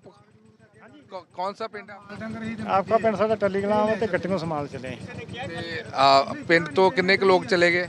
हाँ जी, किन्ने क लोग पिंड तो चले गए? मैंने तो लगता है पिंड ही विरला रह गया, खाली हो गया, गट्टी राज हो गए, क्या लगता है सारा खाली हो गया. So well, we have seen there is even what we have seen, administration has not given any notice to anyone, but these people, they are just shifting their women as well as the children along with these domestic animals, so that if there will be war-like situation, they will not face a lot of problem. But if we can talk about this border area, we have seen most of the border area in Punjab, they have already been on red alert, whether it's Gurdaspur, Amritsar or Firozpur or Pathankot or Fazilka. We have seen the multiple precautions are being taken, and since morning, if we can talk about Firozpur, specifically this border, we were able to move from one village to another village. The people have seen a lot of drone movement. Last night, they had observed multiple drone movement, and we have seen from the drones a lot of objects had been thrown, bombs had been thrown also. We have been reporting from the various locations, but we have seen our forces, and specifically the police was conducting multiple patrolling. They were holding mock drills to guide the people how they are going to react, and multiple times the siren had been used by the local administration to make the people aware of the ground situation. Back to studio. All right. Gurpreet is also, getting us a sense of the other aspect to almost shift a war-like situation where people obviously need to be better prepared, and that is the idea, to move your livestock, your family members to places of safety. But Shiv, in your assessment, you've been on ground zero interacting with a lot of people. I do realize a lot of information is classified that we cannot put out on air. But the point is, how far is Pakistan willing to go this time, and how far would India go to ensure that never again we have a Pahalgam-like situation? Two very good questions, Deepthi. I think the first question is that, India and Pakistan are not even closely the same kind of country. Pakistan is a sponsor of terror. It's a country that is run by a general who sees nothing in issuing international communal rants and dog whistling communally before ordering terrorist attacks against innocent civilians. So we are not dealing with an equal nation. This is a country that cannot be trusted in terms of the uncertainties. We have to live with the fact that it is a nuclear armed country that is also helped by China and does China's bidding. And putting all those geopolitical realities in place, it is very, very clear that there's India has options of punitive actions against Pakistan, but at the end of the day, the escalations that India conducts have to be calibrated in a way that can only be seen as not pushing that nuclear threshold. It's always there, it's always on the horizon, and this is not a country that is seen to be equal. Could you remind me of your second question? I'm sorry, Deepthi. Yes, Shiv, I wanted to know how far is India going to go this time, because we clearly need to ensure that what has happened post, the attack does not repeat itself, because we've given multiple, I think, windows to Pakistan to move Your out. question was about deterrence, and I think that's a very, very good question on deterrence, because, I have the same sentiment as you when you ask that question, Deepthi, which is that, how many more times are we going to see the cycle of violence? A terror attack, then, large-scale actions that continue for a few weeks, and then a few years pass, and we think that the deterrent has happened, and then another terror attack happens. You're right. Whatever needs to happen, it needs to happen this time, considering that the government, the country is nationally galvanized, even more so than during Pulwama and Uri, I suspect. And this time, something has fundamentally changed in everyone's minds, and they're all thinking exactly what you're saying. I think, I had a conversation with General Bikram Singh, a former chief of the army staff, on my show yesterday, Deepthi, and he said something very telling, which completely goes against, what the Indian government is currently saying in terms of, restraint and, not being escalatory, etc. He says, what's stopping us from setting those rules of engagement? Why not escalate? Because the point of punitive action has to be deterrence. Anything less than deterrence for the foreseeable future is not punitive action. I think those are very provocative, evocative words that seem to answer a question. There are those who believe, and I'm not saying that about the military now, but there are many who believe that we have our hands tied in some ways because we take a moral high ground in terms of not targeting certain things in another country. But for a country like Pakistan, India should say all bets are off. If you hit us once, we'll hit you 10 times until you beg for mercy. And maybe it's time to really get around to doing that. And I think we may actually be witnessing some of that becoming a reality. And like you said, Shiv, there is that basic difference between India and Pakistan. No matter what Pakistan wants to do, there is just no equivalence. And that is why, the change in the kind of responses, the measured tone, and India again and again saying, Nazir, even the External Affairs Minister today, being very curt in his response, he's made it very clear that we've all along been very measured. But we will have to respond to what Pakistan is doing after a limit, after we reach that threshold. Well, let's understand what Pakistan is doing. Number one, what have they named their operation, this targeting India? They have named it as Bunyanum Marsus. It is a word from Holy Quran, but they have forgotten one thing. It's again Holy Quran, which is saying if you kill one innocent person, as if you have killed entire humanity. Or if you save an innocent person, it is as if you have saved entire humanity. So having said this, there is clear attempt to give a religious color to this targeting India. And then if you see it through their propaganda, the state TV and the social media handlers, they are trying to use it as a religious war, and then they are also trying to attempt to divide here. And perhaps that was the reason from day one when Pahalgam happened, when men were separated from women and children and killed in the name of the religion who they were. So that is one doctrine they have, very ugly one. But the fact is, when we talk about the war, and there are actually no clear winners in any war. The way which have seen things playing out, it is sometime it has to end. It can't remain like it all the times. But who would actually send that message? The other side would not. Other side would not dare to do it again. And militancy, when it comes to militancy, it is a complex issue.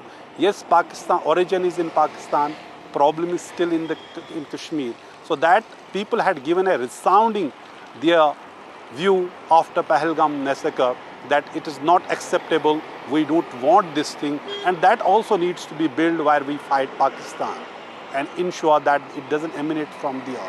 So people's mood here is also very important when it comes and people's participation in this sport to ending terrorism. But this time, if it is not officially declared war, as she was talking about, it is essentially, when we call it war-like situation, that is terminology that we should use careful what we talk. But the way it is happening, military establishments are being targeted, air bases are being targeted, there is damage to the infrastructure, and also soldiers, which in the briefing today government said there's also casualties also. They said they're damaged, men also, and there have been injuries also.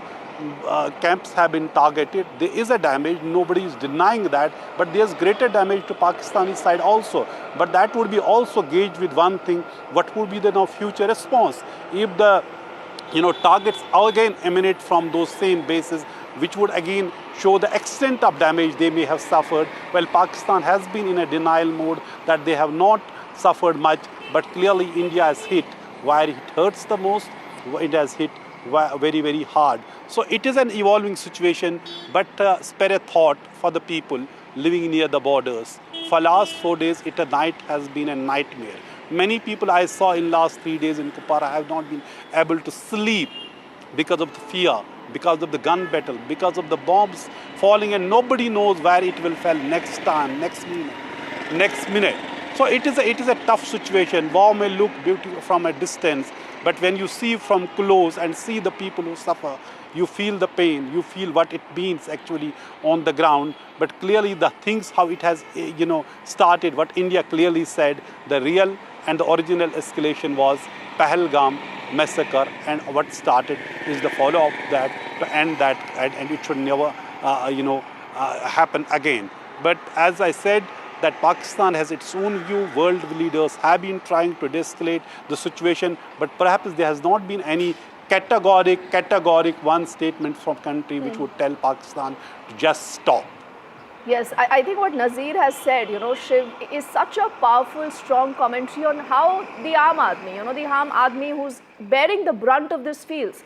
But then there would also be those, Shiv, who would say that you cannot have this as a normal practice now. We cannot be waiting for Pakistan to strike and then, you respond. The cycle continues. But Shiv, very quickly, there's a lot of conversation about the role of the US. How far is US willing to go? But I'm a little curious. Is US a part of the problem or US is part of the solution now? It's an interesting question because of how many different noises we've heard from the United States since the beginning of this cycle of tension, Deepthi.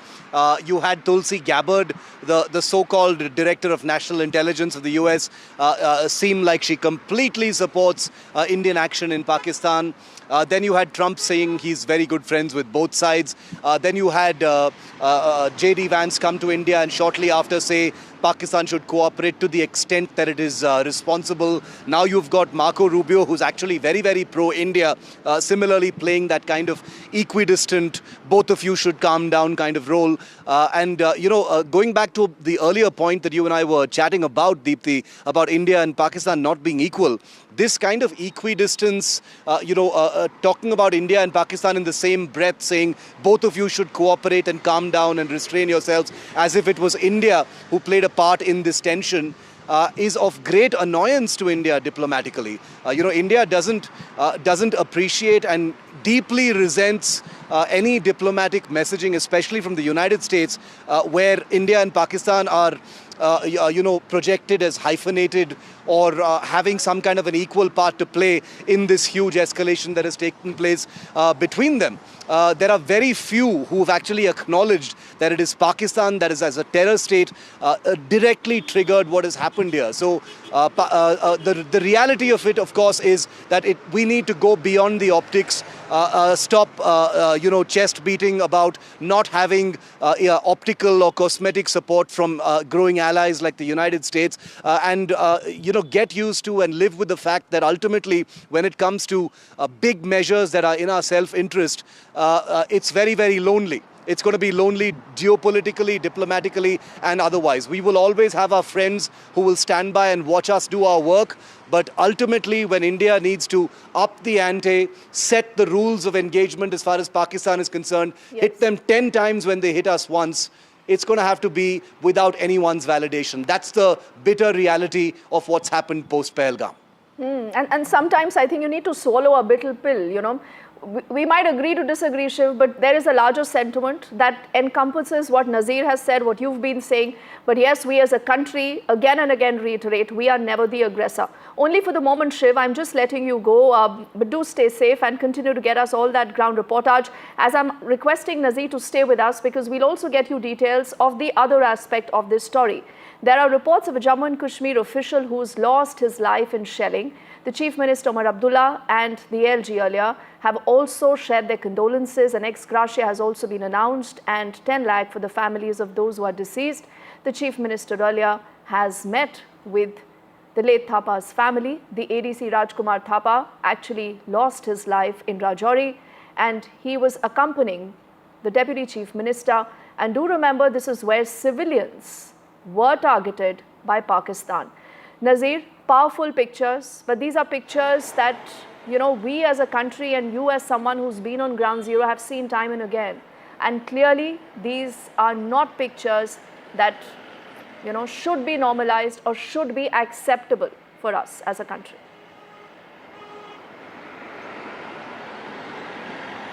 Well, for me, I knew Rajkumar Thapa for many, many years. As an officer working in J&K administration, 2001 Kashmir Administrative Service officer, and who has worked at different places and has seen one of the most dedicated officers, competent officer, honest officer. And perhaps it is his dedication, commitment to his job, that when people needed him the most, he was there with the people when shells were raining, Rajouri, and his official residence was hit. He is a resident of Jammu, he could have lived there, been there. But when there was call of duty, then when people need this administration the most, he was there and who was hit by the shell, and he was taken to hospital where he was declared broad dead.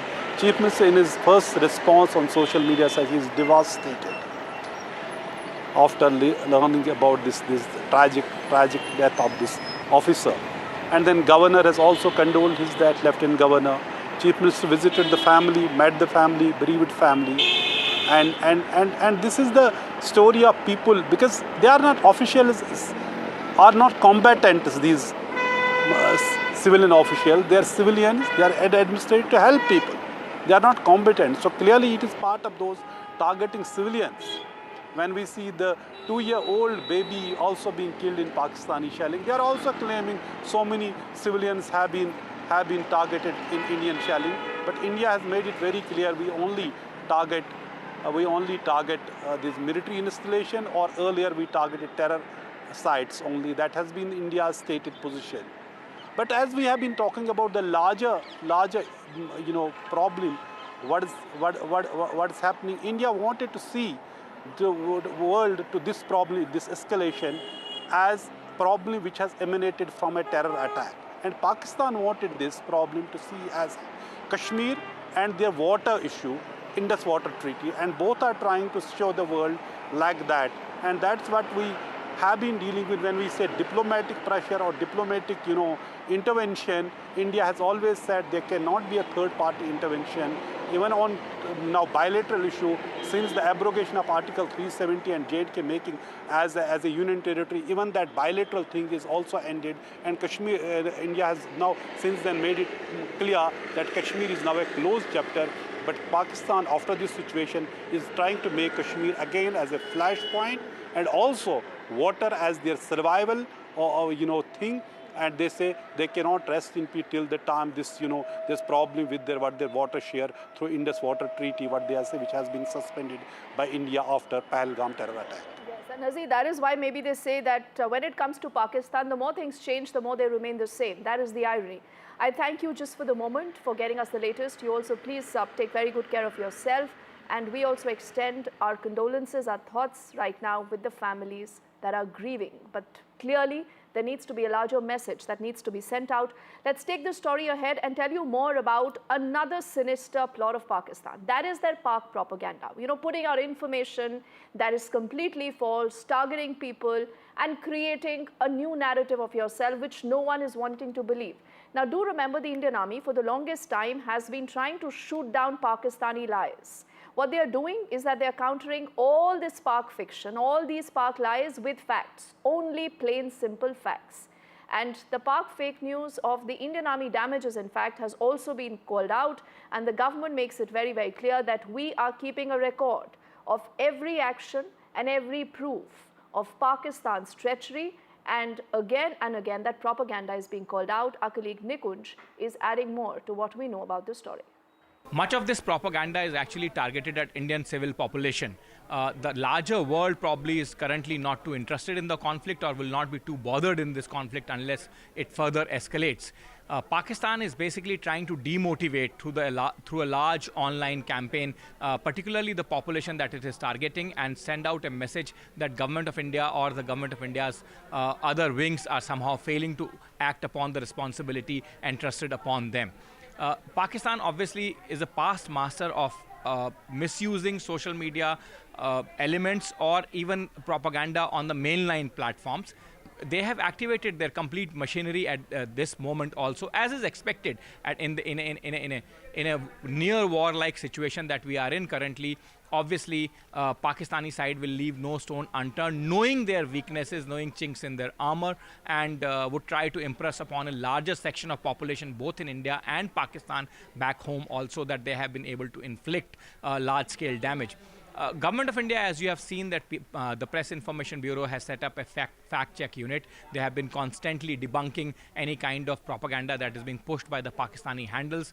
Government is also taking active steps to block the handles that have routinely been found to be propagating Pakistani fake media campaigns. It has also put out advisories. Yesterday, Information and Broadcasting Minister took a special meeting of multiple public platforms. In fact, a series of meetings, and after that, they have set up a special control room for anyone to verify, anyone in the business of news, media, and information seeking, to verify the news that is being put out through a special platform or a special control room of the Press Information Bureau.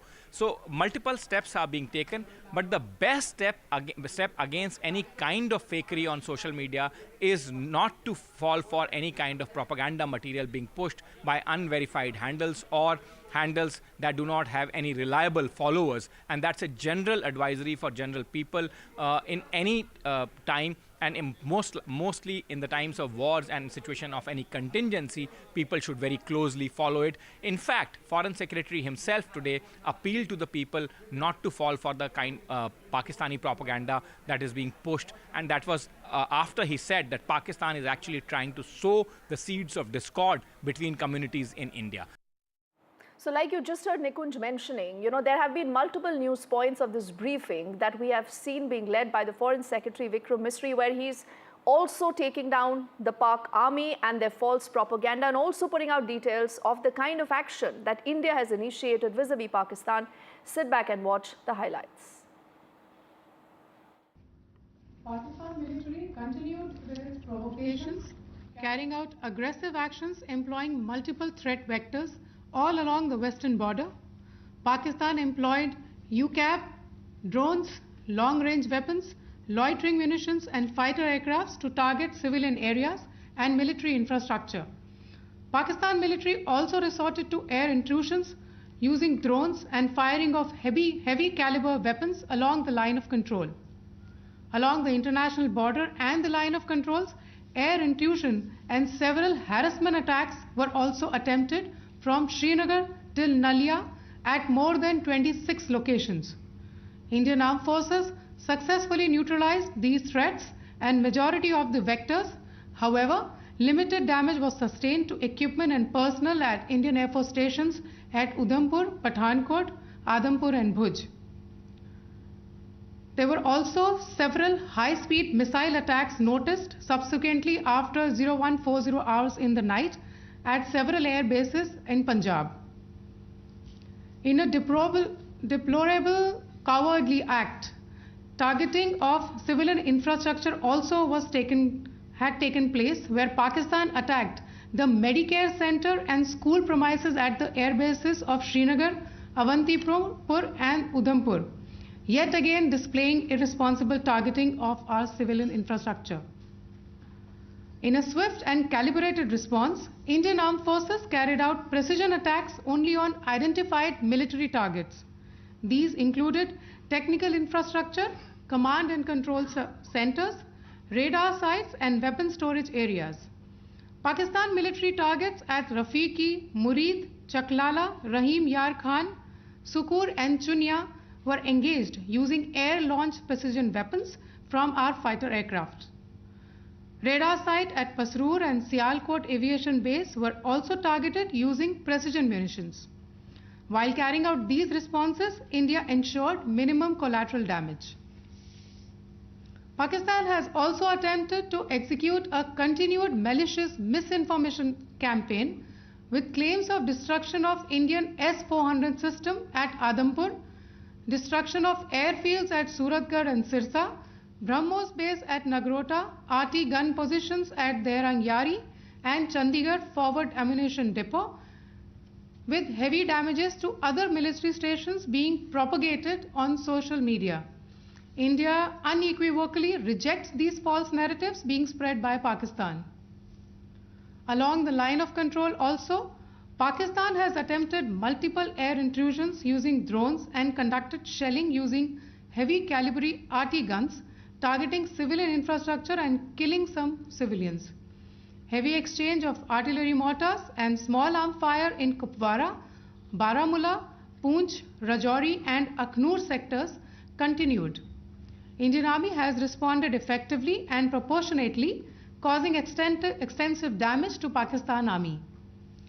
Pak military has been observed to be moving their troops into forward areas, indicating offensive intent to further escalate the situation. Indian Armed Forces remain in a high state of operational readiness.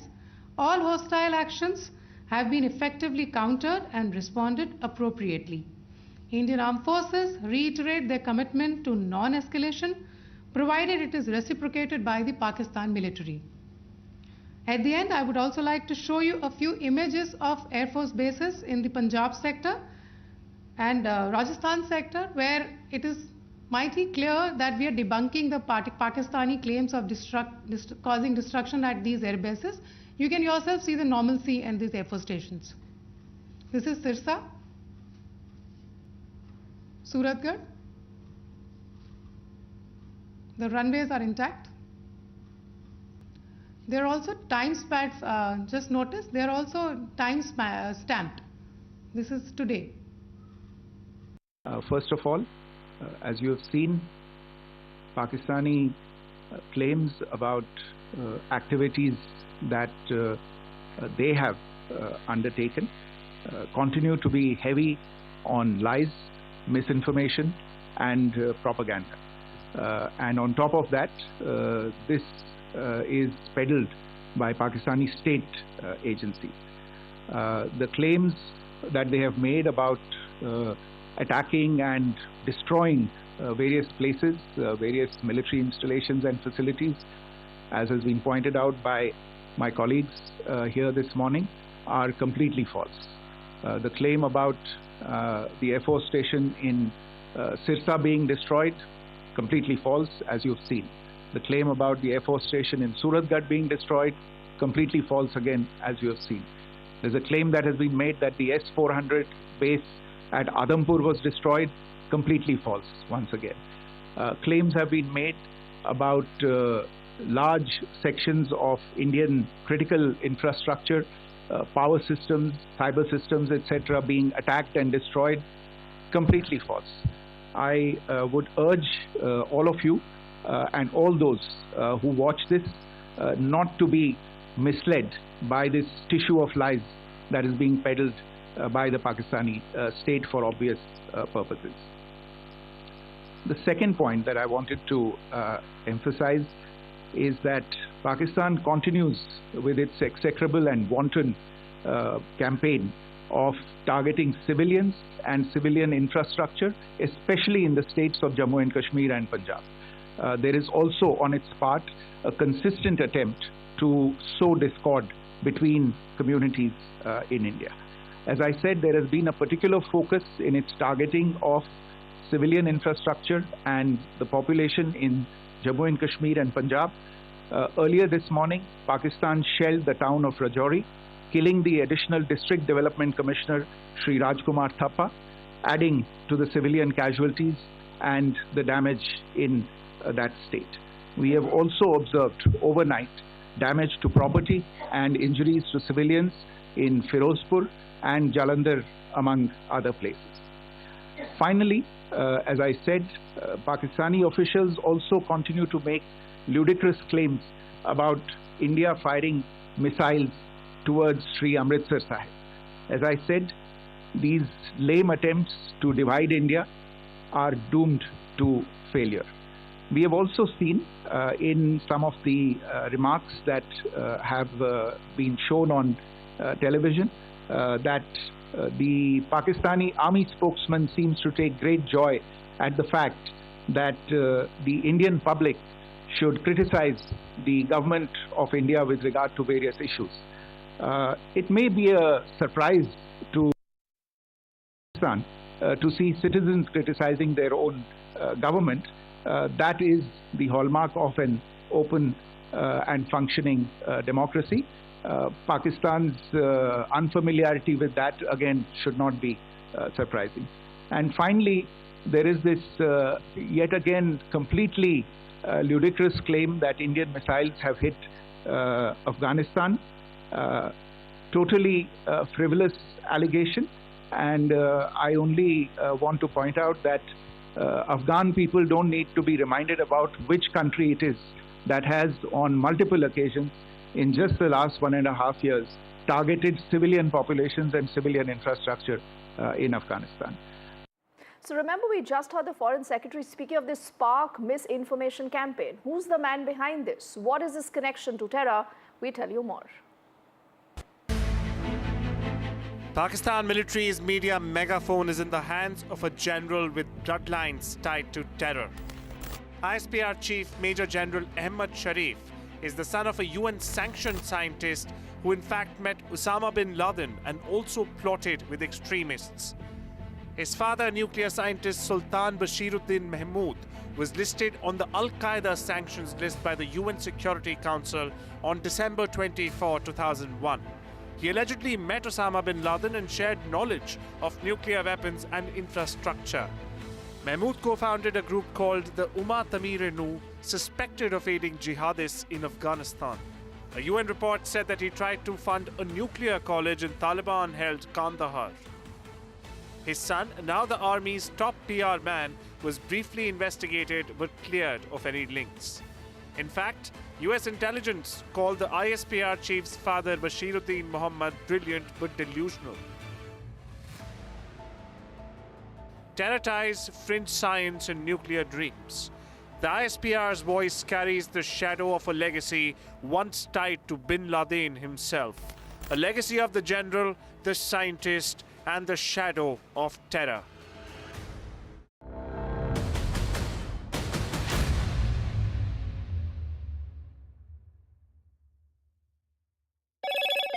Hello, Moto. Motorola, India's leading AI smartphone brand.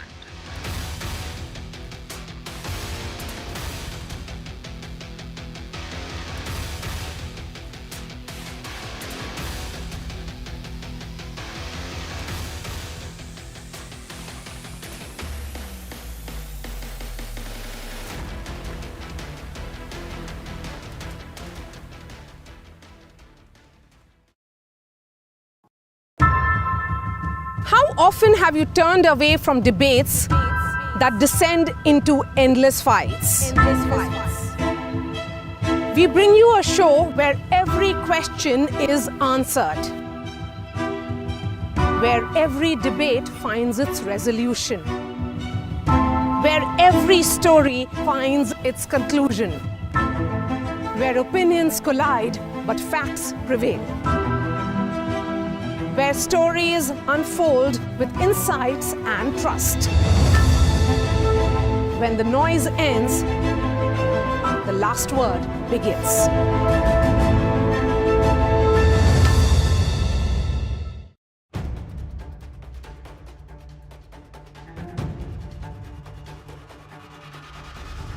If it matters to you, if it matters to you, if it matters to you,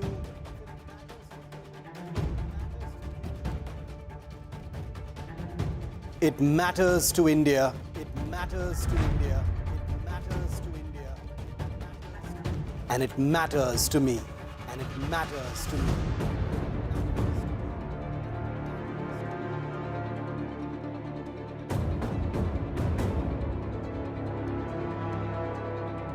India Matters with Shivaroop, only on NDTV 24/7.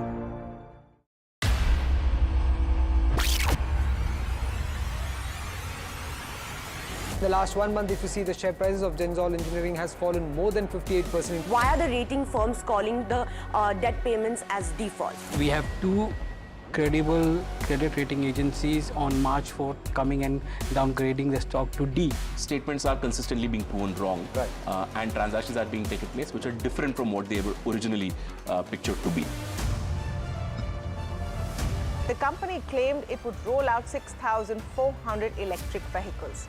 But what it has rolled out is a shocking scam. Funds meant for the project were funneled allegedly back to the promoters, the Junkie brothers. What did the money buy?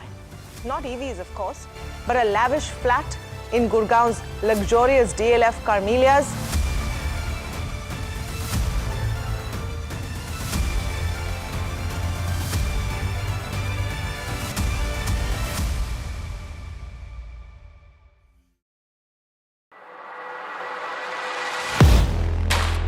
Do you really know the company you invest in?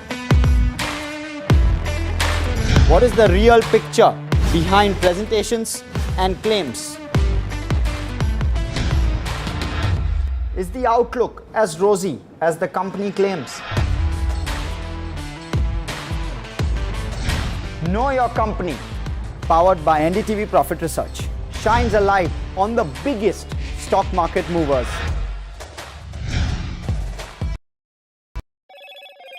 Hello, Moto. Motorola, India's leading AI smartphone brand.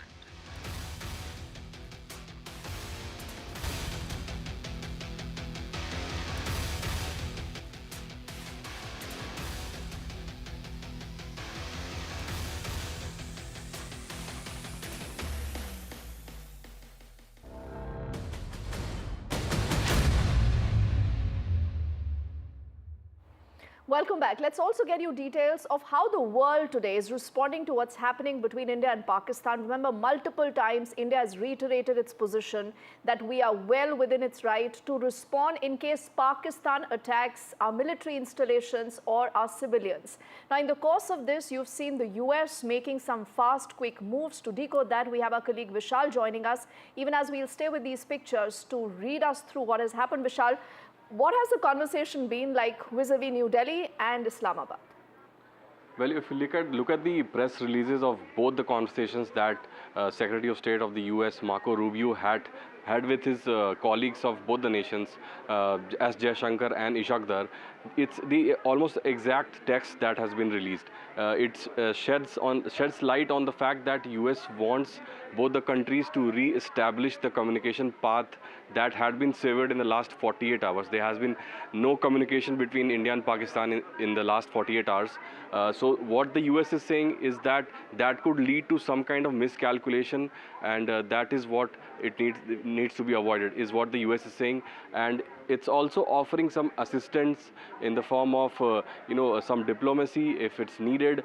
So it's sort of saying to both the nations that there needs to be a de-escalation, and at the same time there have been other examples as well that nations have come to India, such as the foreign ministers of such as top officials of the foreign ministries of Iran and Saudi Arabia both visited India in the last 48 to 72 hours and asked both the countries to de-escalate. But the ball actually lies in the court of Pakistan, because that is the aggressor, the main aggressor, and that is where the fire has been coming from. India is just responding to that aggression. So the ball lies in Pakistan's court, but all eyes are also on US President Donald Trump. He has commented on the conflict in the recent 3-4 days, but it's not been, to an extended comment. So that will have to be seen. All right. So would that call make any difference, or will Pakistan continue to be what it is? Vishal, that is what the world today wants to see. For the moment, thank you for decoding that big story for us. With this is also time for us to quickly wrap things in this edition of the news. On the other side, Gauri joins you with more updates.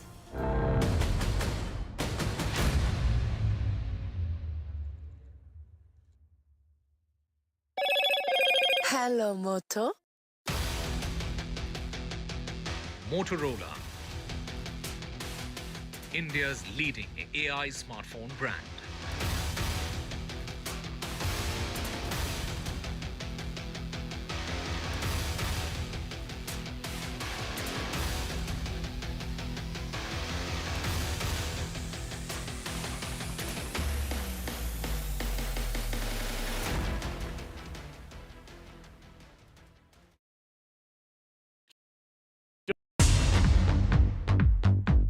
More news that matters.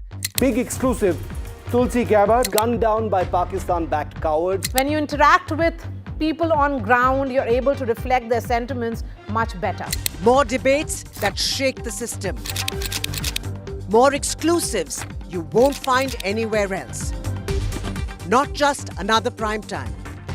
It's a prime time that's unmissable. I've been reporting on all issues big and small from Andhra Pradesh, Telangana, rest of South India, bringing you all the action, all that you need to know, all that you want to know. The energy of Maximum City is infectious. I'm bringing that energy in our news coverage from financial capital Mumbai. Covering from the southernmost part of India over the last 23 years, I bring in-depth and 360-degree coverage from the Dravidian heartland. The land of Mishti, also known for its bitter politics. I have seen much water flow under the Howrah Bridge, covering Bengal in all its vivid colors. India's IT capital is always bustling, a city full of startups, stories and surprises. And I keep you ahead on all the Bengaluru buzz.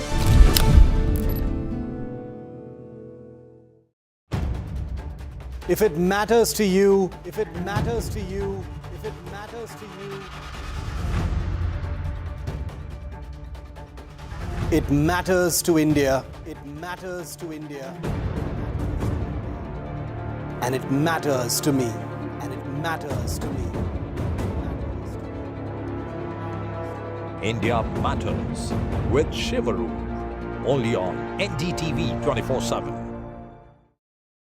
In today's interconnected world, India's voice is more crucial than ever.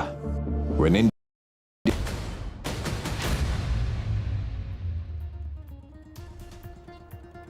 Top government sources on India-Pakistan tensions, they say that future act of terror will be treated as an act of war. Source-based information on NDTV that India will respond accordingly. India has decided that any future act of terror will be considered an act of war. Government sources on the terrorists that have been killed. Source-based information on NDTV, top terrorists have been killed. 3 Jaish-e-Mohammed and 2 Lashkar-e-Taiba terrorists have been killed by India.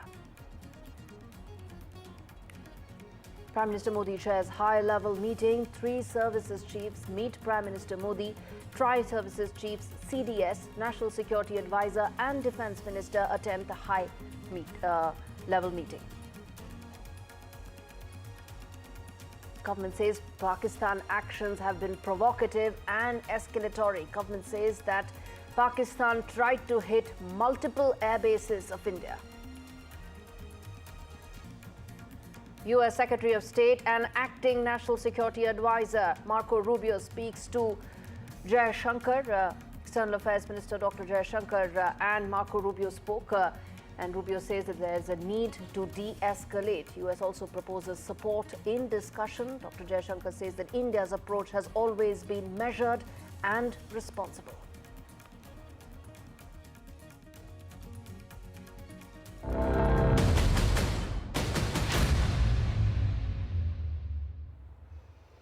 Good afternoon, viewers. We are starting this show with the breaking news that's coming in on the broadcast. Latest updates on Operation Sindoor. Top government sources tell NDTV that any act of terror in future will be treated as an act of war. That's the way now the government has set the red line going forward. And let me get in my colleague Aishwarya Jain to really fill us in with the details on this. This is a very important posturing and view that has been taken by the government, isn't it, Aishwarya, in terms of how future terror attacks, if any, the government will view them as an act of war?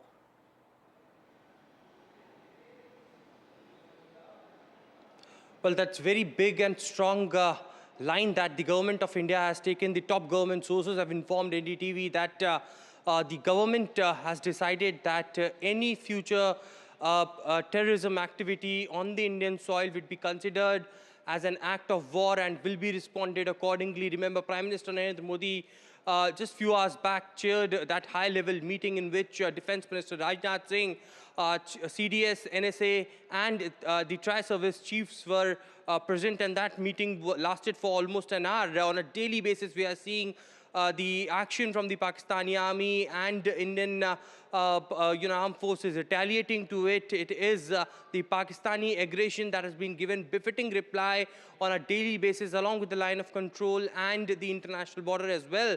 But certainly now the government of India has drawn a line. That's a red line that if any future terrorism activity will be taking place in the country or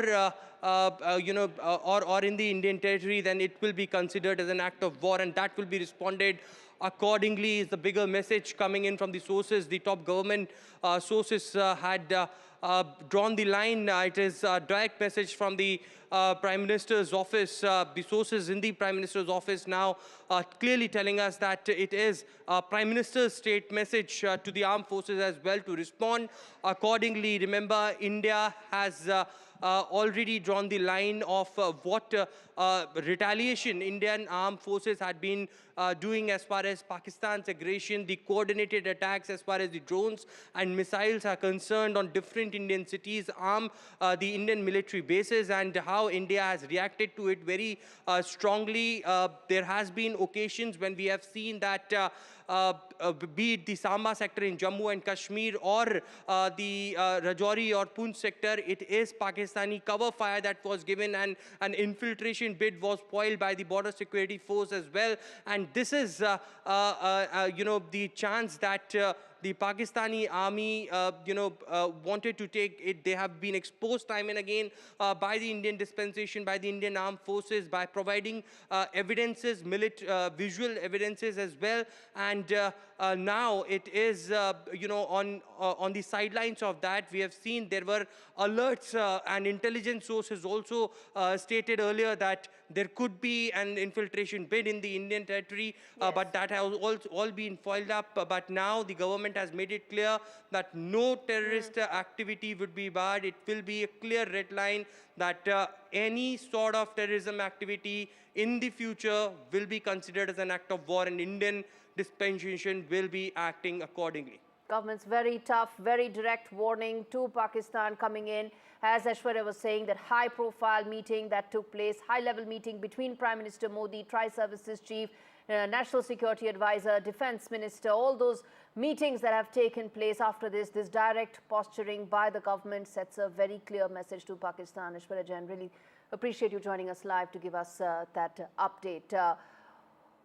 Through the day, viewers, we have been giving you verified, credible, authentic information about what all Pakistan has been doing. And this report that my colleague Shiv Arur filed from Dal Lake gives you the first-hand account of what is it that Pakistan has been doing in the last 48 hours, hitting at 26 Indian cities. This report tells you what really happened in Srinagar at Dal Lake, where one such drone by Pakistan was fired. Take a look.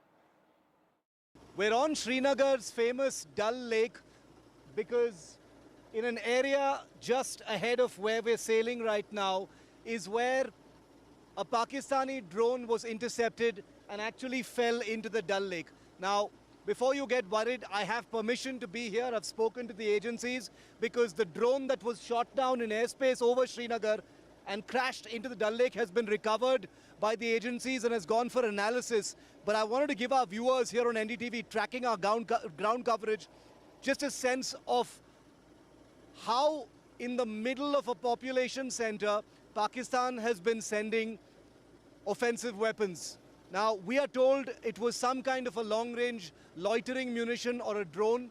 While we were reporting this morning, we heard a series of loud explosions, and it's difficult to pinpoint, but at least one of those explosions must have been the interception of a drone somewhere in this airspace, finally landing near that brick bridge right here on the Dal Lake. There have been as many as 14 explosions, including 2 in the afternoon, most of them in the morning. We are told that air defense systems have activated in and around Srinagar near the airport and beyond, bringing down a variety of drones, confirming once again that last night's drone strike attempts in Srinagar and several other places, we are told about 26 different places, is continuing today as well. We heard it with our own ears and it was captured on NDTV's cameras. What Pakistan does next will depend on how it handles the Indian airstrikes that have taken place as a retaliation on their military bases. Remember that phrase, military bases, viewer, because here in Srinagar, a highly populated city with lakhs of people living around the Dal Lake, Pakistan sent a loitering munition capable of killing lots of people right into a population center. See very clearly there's and it doesn't differentiate between population centers and military targets. With Ashwini Mehra on the Dal Lake in Srinagar, Shiv Arur for NDTV. Pakistan has been hitting at civilian areas, population centers.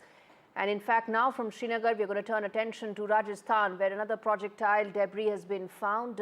And this has been found in a field, and that area has been cordoned off. And this is in Jaisalmer, in Barmer, where nearby towns have now been put on lockdown. And this ground report that's been filed by Harsha Kumari Singh, my colleague from Jaisalmer, tells you yet again what exactly NDTV has been saying all along. Pakistani drones that have been intercepted, this time in Pokhran, where people have been asked to stay indoors. Take a look.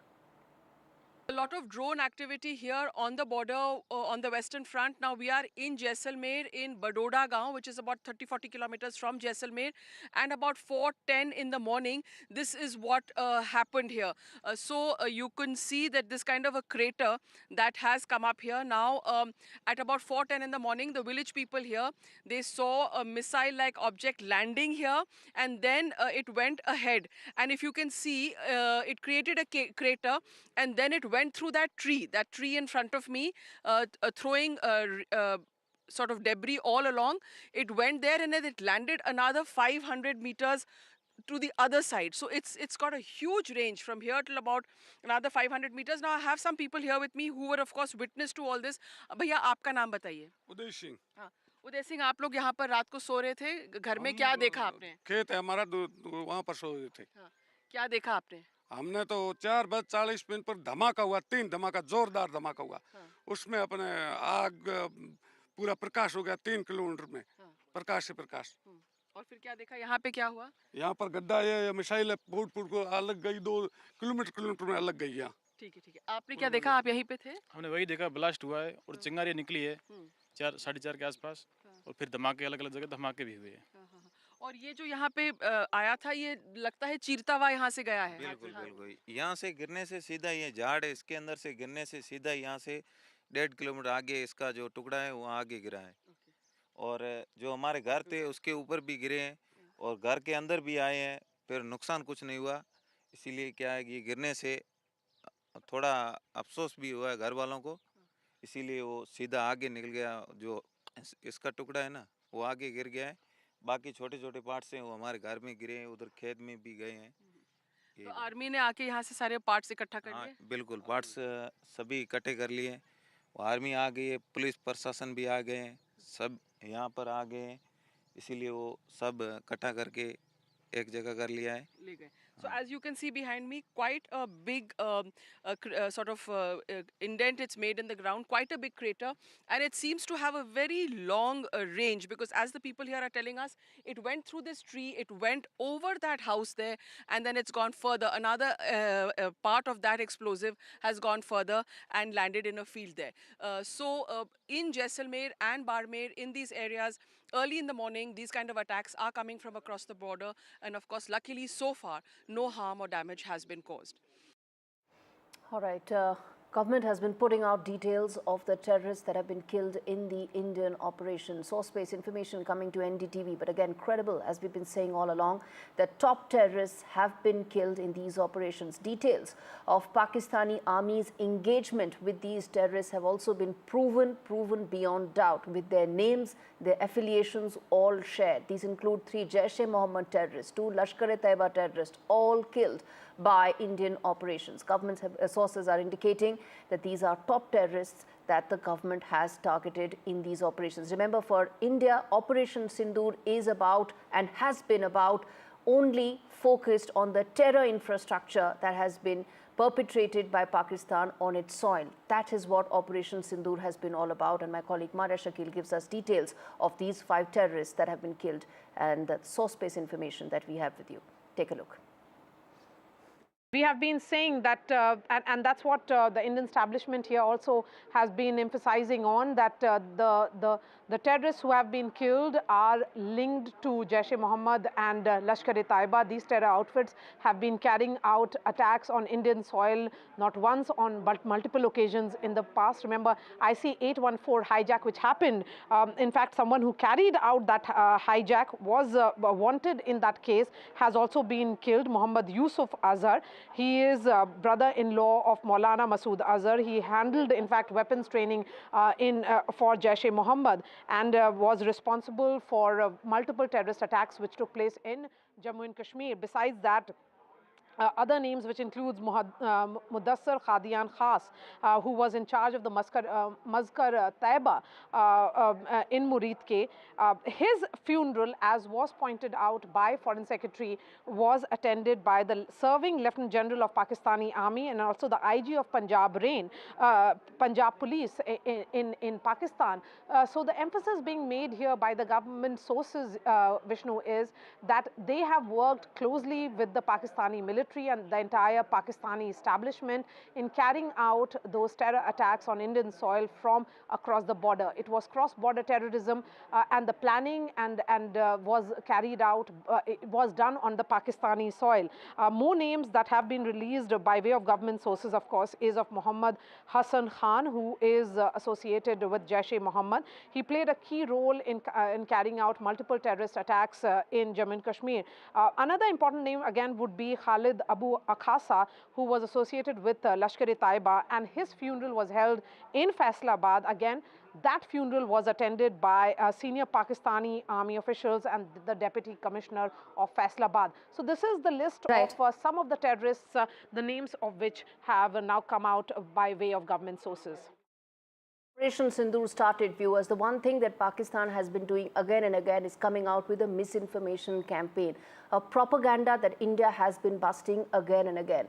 Indian army shooting down Pakistan lies, and we've been telling all those details right here because it's important to counter the fiction that Pakistan has been coming out with exact facts. The fake news that Pakistan has been coming out in terms of whether it's the Indian army, supposed perpetrator, damages, all coming out by the Pakistan misinformation factory is being busted right here. And my colleague Nikunjkar gives you all those details. Much of this propaganda is actually targeted at Indian civil population. The larger world probably is currently not too interested in the conflict or will not be too bothered in this conflict unless it further escalates. Pakistan is basically trying to demotivate through a large online campaign, particularly the population that it is targeting, and send out a message that Government of India or the Government of India's other wings are somehow failing to act upon the responsibility entrusted upon them. Pakistan obviously is a past master of misusing social media elements or even propaganda on the mainline platforms. They have activated their complete machinery at this moment also, as is expected in a near war-like situation that we are in currently. Obviously, Pakistani side will leave no stone unturned, knowing their weaknesses, knowing chinks in their armor, and would try to impress upon a larger section of population, both in India and Pakistan back home also, that they have been able to inflict large-scale damage. Government of India, as you have seen, that the Press Information Bureau has set up a fact-check unit. They have been constantly debunking any kind of propaganda that is being pushed by the Pakistani handles. Government is also taking active steps to block the handles that have routinely been found to be propagating Pakistani fake media campaigns. It has also put out advisories. Yesterday, Information and Broadcasting Minister took a special meeting of multiple public platforms. In fact, a series of meetings, and after that, they have set up a special control room for anyone to verify, anyone in the business of news, media, and information seeking, to verify the news that is being put out through a special platform or a special control room of the Press Information Bureau. So multiple steps are being taken, but the best step against any kind of fakery on social media is not to fall for any kind of propaganda material being pushed by unverified handles or handles that do not have any reliable followers. And that's a general advisory for general people in any time. And mostly in the times of wars and situation of any contingency, people should very closely follow it. In fact, Foreign Secretary himself today appealed to the people not to fall for the kind Pakistani propaganda that is being pushed. And that was after he said that Pakistan is actually trying to sow the seeds of discord between communities in India. Viewers, I'm going to now play out sound bites of the two women who are essentially now the face of India in Operation Sindoor, both in India and around the world. That is Wing Commander Voimika Singh and Colonel Sophia Qureshi. Take a look. Pakistan military continued with its provocations, carrying out aggressive actions employing multiple threat vectors all along the western border. Pakistan employed UCAV, drones, long-range weapons, loitering munitions and fighter aircrafts to target civilian areas and military infrastructure. Pakistan military also resorted to air intrusions using drones and firing of heavy caliber weapons along the line of control. Along the international border and the line of controls, air intrusion and several harassment attacks were also attempted from Srinagar till Nalia at more than 26 locations. Indian Armed Forces successfully neutralized these threats and majority of the vectors.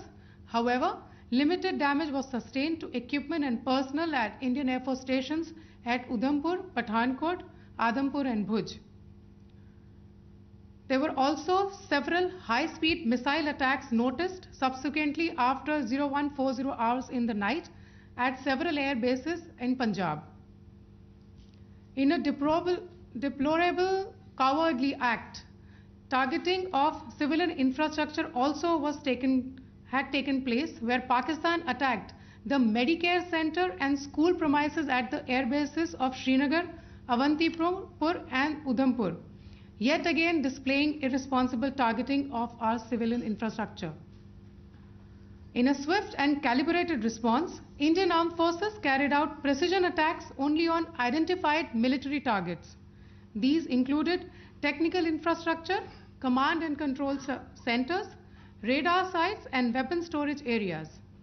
Pakistan military targets at Rafiqi, Murid, Chaklala, Rahim Yar Khan, Sukur and Chunya were engaged using air-launched precision weapons from our fighter aircraft.